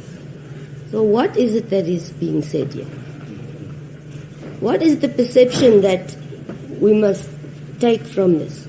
So, Your Worship, it was a celebratory incident, but the expected outcome is that it created the wrong impression, which is regrettable and was not the intent. The impression is that this was a planned shooting or firing at the birthday event. So what impression is it that was supposed to be perceived then? What is it being? What is the perception? So, Your Worship, linked to the other charges, it still remains that those things were not considered, and then it created the impression because the necessary portion was not applied, leading to the charges of the endangering and the recklessness. Okay, let me leave that. I have only two aspects left. A few in fact, because if I had it in before the time, it may have been a different story.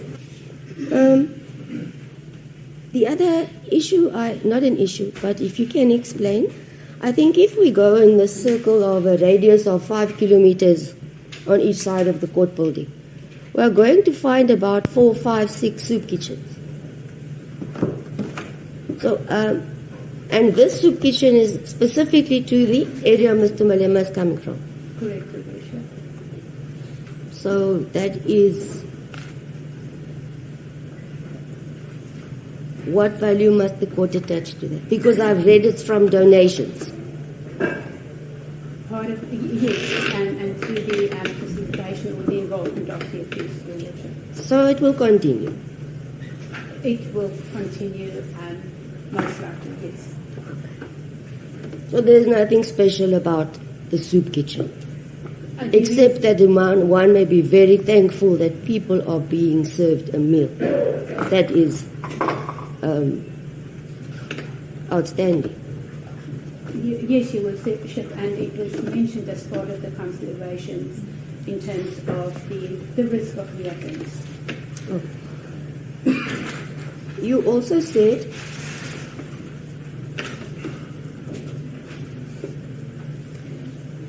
the accused has a desire to right a wrong that is driven, that he must right a wrong. Did I understand you correctly? Your Worship, it explains where behaviour is coming from. Is that if I perceive something to be wrong, naturally some people would be inclined to try and correct it, others would not. Please, if you can. On the personality profile of the person. Did I summarize what you said correctly? That the accused has a desire to set a wrong right. To set right wrong, yes. Yes. Wrong right, yes. Yes. So in this case now, who gets to decide what is right and what is wrong?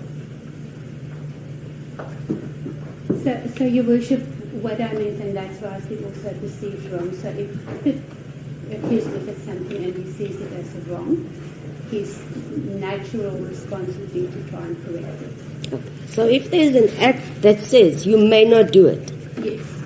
then it's okay. If he decides you may because it's celebratory, then it's fine. No, Your Worship. That is not what the intention of that is. No, not the act. I'm going on what your evidence is saying. In terms of explaining behaviour, so that is usually what we drive in when he takes action. Okay. Now the very last sentence you said, second last one. You were asked by counsel now specifically, the fact that Mr. Malema is leader of a political party is irrelevant, and you said it is irrelevant during sentence. Did I hear you correctly?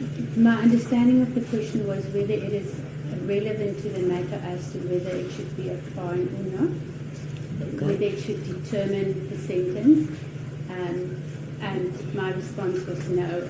So my understanding is when it comes to the status of the person, that shouldn't in its own determine the sentence. It should be based on the facts of the case and the personal circumstances that the court consider. And therefore you do not see that based on that, there is a responsibility and an accountability factor because of the very reason you are now saying it's relevant.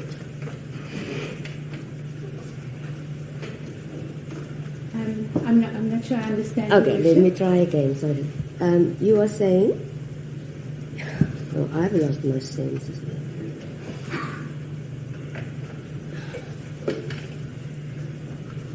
Where did we stop? So, Your Worship, so maybe just listening to what you were asking, if I'm understanding it correctly, when it comes to sentencing, the fact that it's a parliamentary member, the status should not you said it's irrelevant. Now, that's where we go. Thank you so much. The fact that he is a parliamentary member also means that, as I stated in the report, that people may emulate his behavior. He has a responsibility.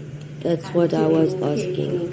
So I couldn't reconcile it being not relevant to it being relevant. The relevance was more linked to the status, that the status of the person shouldn't determine that. But the work relating to the parliamentary role, it comes with the responsibility. We really have to act more responsibly because people can. Last question then. You answered the question by counsel as follows. You said we need to ask ourselves, is it worth the price that we are going to pay as a community? Can you explain that statement to the court? So you should, when you look at custodial sentences particularly, it has an impact on the family and it has an impact on the community. And with the family being the cornerstone of the community, and one cannot always predict what that is. So if it impacts the community, it also impacts the structures that it could eventually perpetuate situations rather than to prevent it. In essence, can you explain to me that you mean, is it worth the price we are going to pay? Is it worth it? That is what I'm asking you to explain. So the price would be the impact on the community, having an impact on the family, having a ripple effect on the community, and also risky, and Your Worship to clarify that the sustainability of the community projects is investment in the community, and so do you mean then that is a pardon? It is not a pardon, it is just with the impact there, if one considered that, would that still justify a period of imprisonment or not? Thank you. Advocate Caesar, any questions based on the court's questions?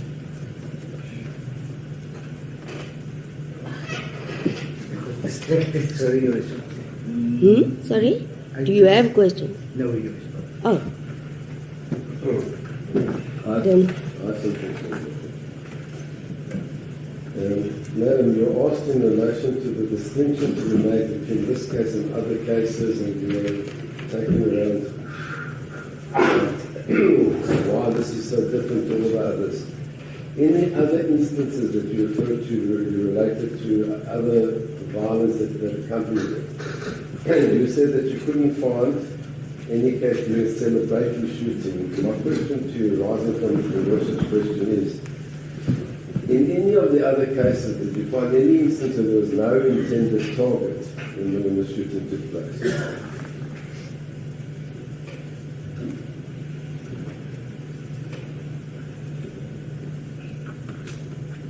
I'm not 100% sure, Your Worship. There might have been, but there were also cases where it was.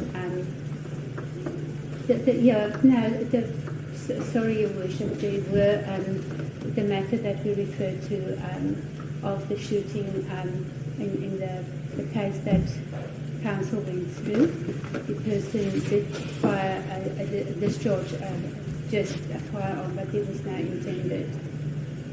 Which case is that, sir? The one in the South African Human Rights Commission in that paragraph. There was a conflict situation. It was a conflict situation. So there was a violent conflict situation. There were prospective or intended targets, and in this instance, was there any intended target? There was not an intended target, no, Your Worship. Now, you asked a question by the Worship relating to the suit kitchen, the Mdantsane suit kitchen. What role does this accused play in relation to that suit kitchen? It started off as his initiative. He, when they do struggle, he would engage to ensure that there are sponsors from the community, so he would facilitate the process and to ensure that it's run properly and that the people have the means to run the It started as his initiative, and once it was implemented, did it play any further role? When his help is needed with something, if there are issues with sponsors, so he can intervene, but he's not actively involved in it.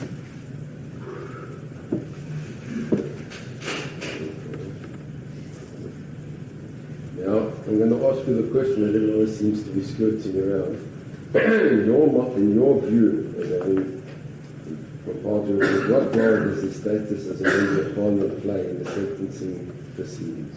Has everybody asked you whether it has an impact, has no impact? What role does it play?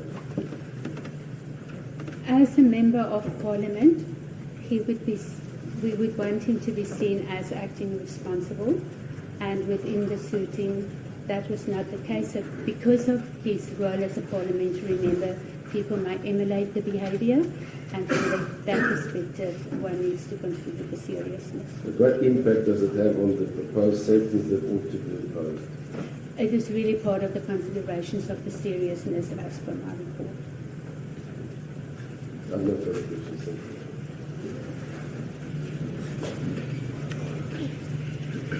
Thank you. Thank you, Ms. Thompson. We have finalized your evidence. You are excused and you may stand up.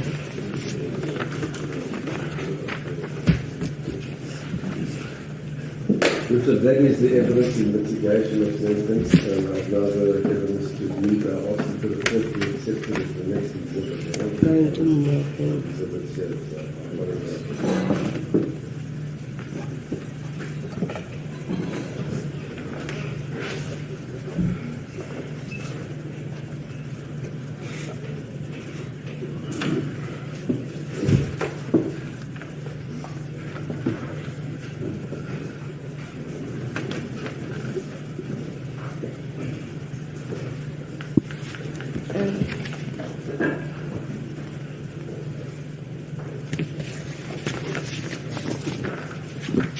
Sorry, before I mark them all, you're not formally submitting the article of Toy, not so, just the state now. It's only the report that I'm going to formally admit at this stage.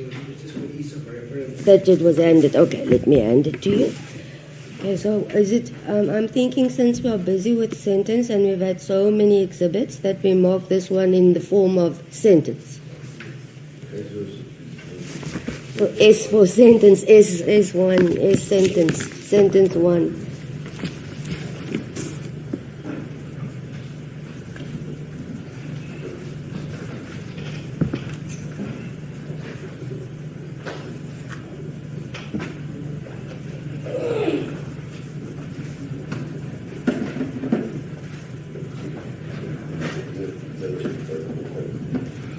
Okay.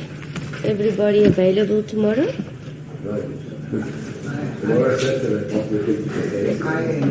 I am. We're not going to get to do all of this again. Night court? This is what I had in mind.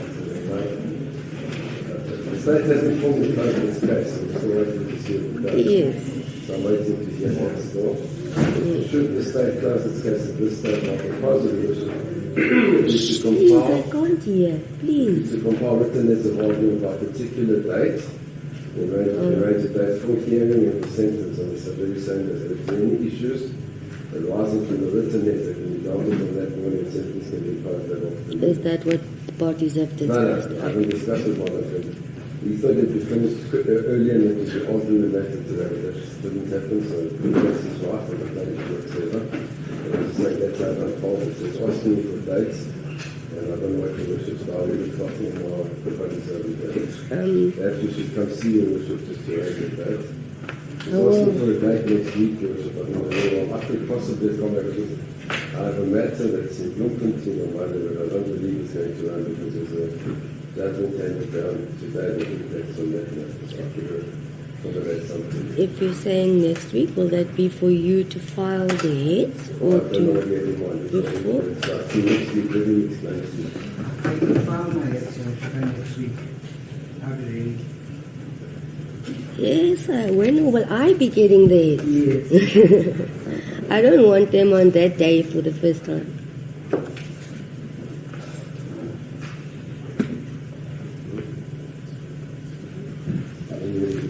Oh, I can try, but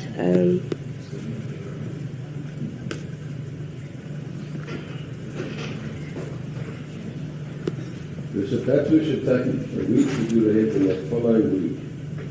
And I could possibly accommodate something between the 3rd and the 6th of February. I don't know if you should start on that. It's already been a surprise. I think it's just something we all need to compromise and play I along. cannot do the 2nd, but I could make an arrangement for the 3rd.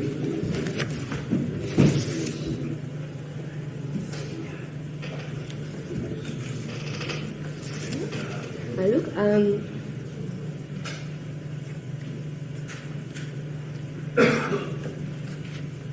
I will avail myself because it's something that we must. If you want to word with your client, yes, re-establish everyone's schedule. But from my side, unless it's I'm not present, I will try by all means to incorporate it into that day. The year's booked, but I can pre-arrange and deal with certain matters. I have a similar situation. Yes. Okay. Then I'll do that. All right.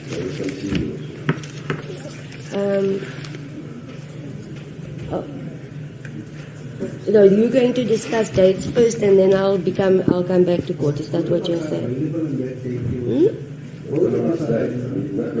No, he wants to take instructions from the others advocates, Caesar, or obtain or hear from their availability and schedule.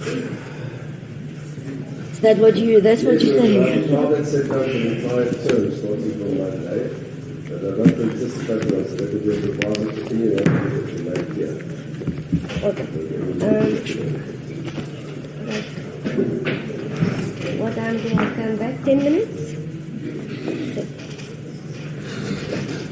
Stay 10 minutes sufficient?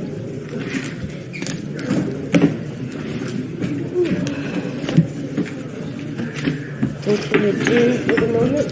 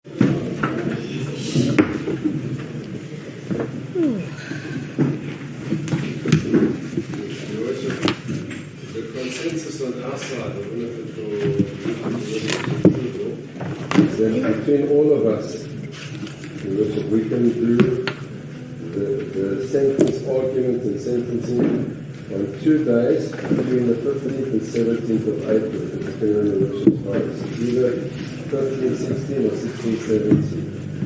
So in that regard, I can look on it and just ask the transcript to obtain of the evidence today to also assist us. And I also submit that we should file heads of argument both sides before.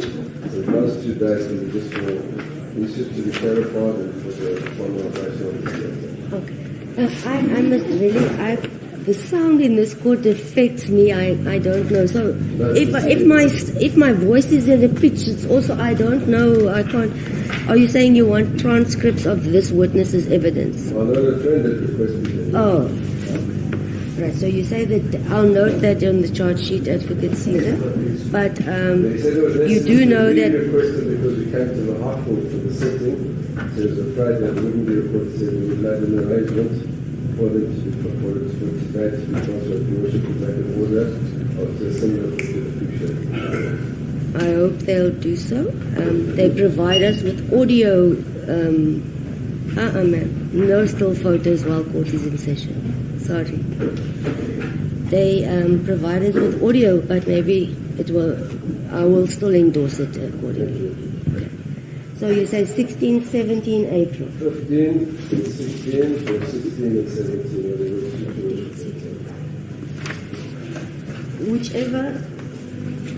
Whatever I've got, 15, 16 and 17 I can sort out what is here, so it's suitable. 15 and 16, and then your worship, when would your worship want the heads of argument given to them? Because your worship said not on the last day, so yes. I want to try and back from there to accommodate your worship to at least if it's sufficient time to in peace work through your head and that we have a conducive. Sorry? Yes, that's sufficient. Sufficient because then you say by the end of March. Perfect. Okay. So I just want confirmation from my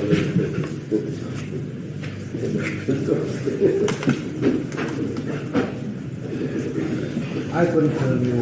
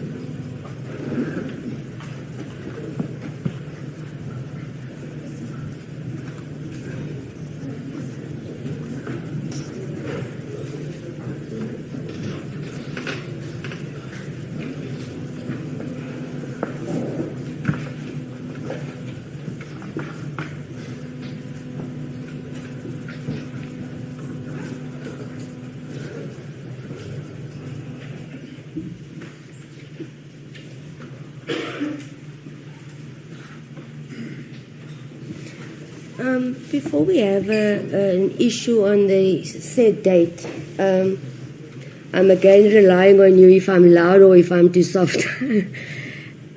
To avoid the situation of today of moving venues, etc. What are we deciding on? Because then I don't want to, we had a 1.5 hour delay this morning, so what? And if we decide on a different venue, I will really ask it not be this venue. Joseph, I don't know the rooms yet, but whatever would suit your worship, provided there's sufficient space. The other court, Joseph, was extremely hot. Didn't fit 1/3 of these people, which was a problem. So when will we know in advance what the situation will be regarding attendance, so that we can then make arrangements regarding court? Okay. Then we'll... Better to go on the side of caution than to not be prepared to waste time. Okay. That's fine. Bishop, I will speak to the deputy of Bishop because she's responsible for the High Court and the dates allocated to it. So I will request to hear. Oh, we don't know whether they are in session on those dates. Yes, so I will find out from her whether we can utilize the court on the 15th and the 16th for declarations accordingly. Okay, in any event, we'll do so before the time. So, for the record, I'm going to warn.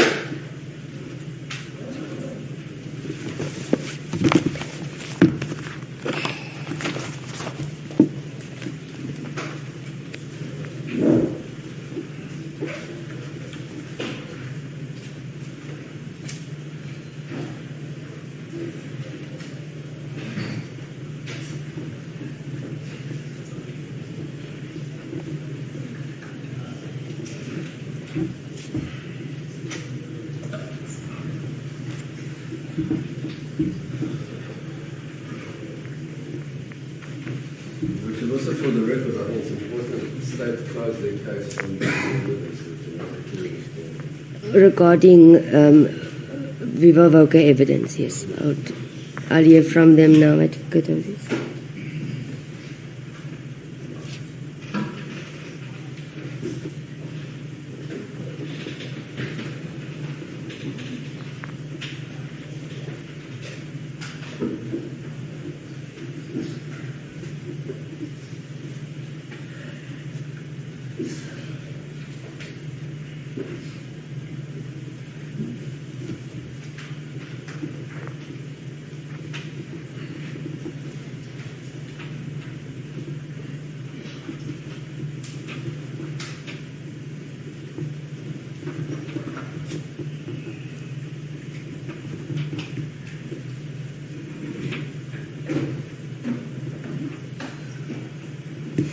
Advocate Caesar? I'm not stating recording anyway. This is your wish. It will be the exchange of the written aids and arguments on that day. That is good. Thank you.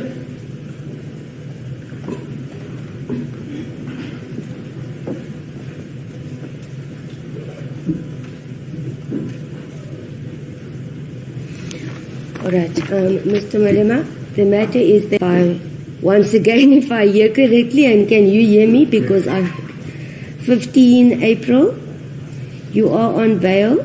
For logistic purposes, I'm saying you are warned for Regional Court 4, because I can't say warned for High Court. Sorry. I wonder why it's replaced.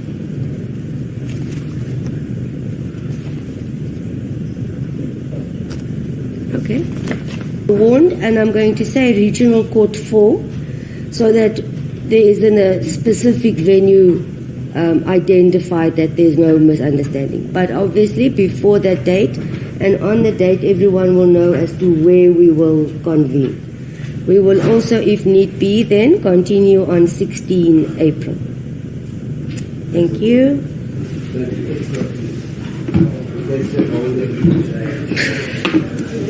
you.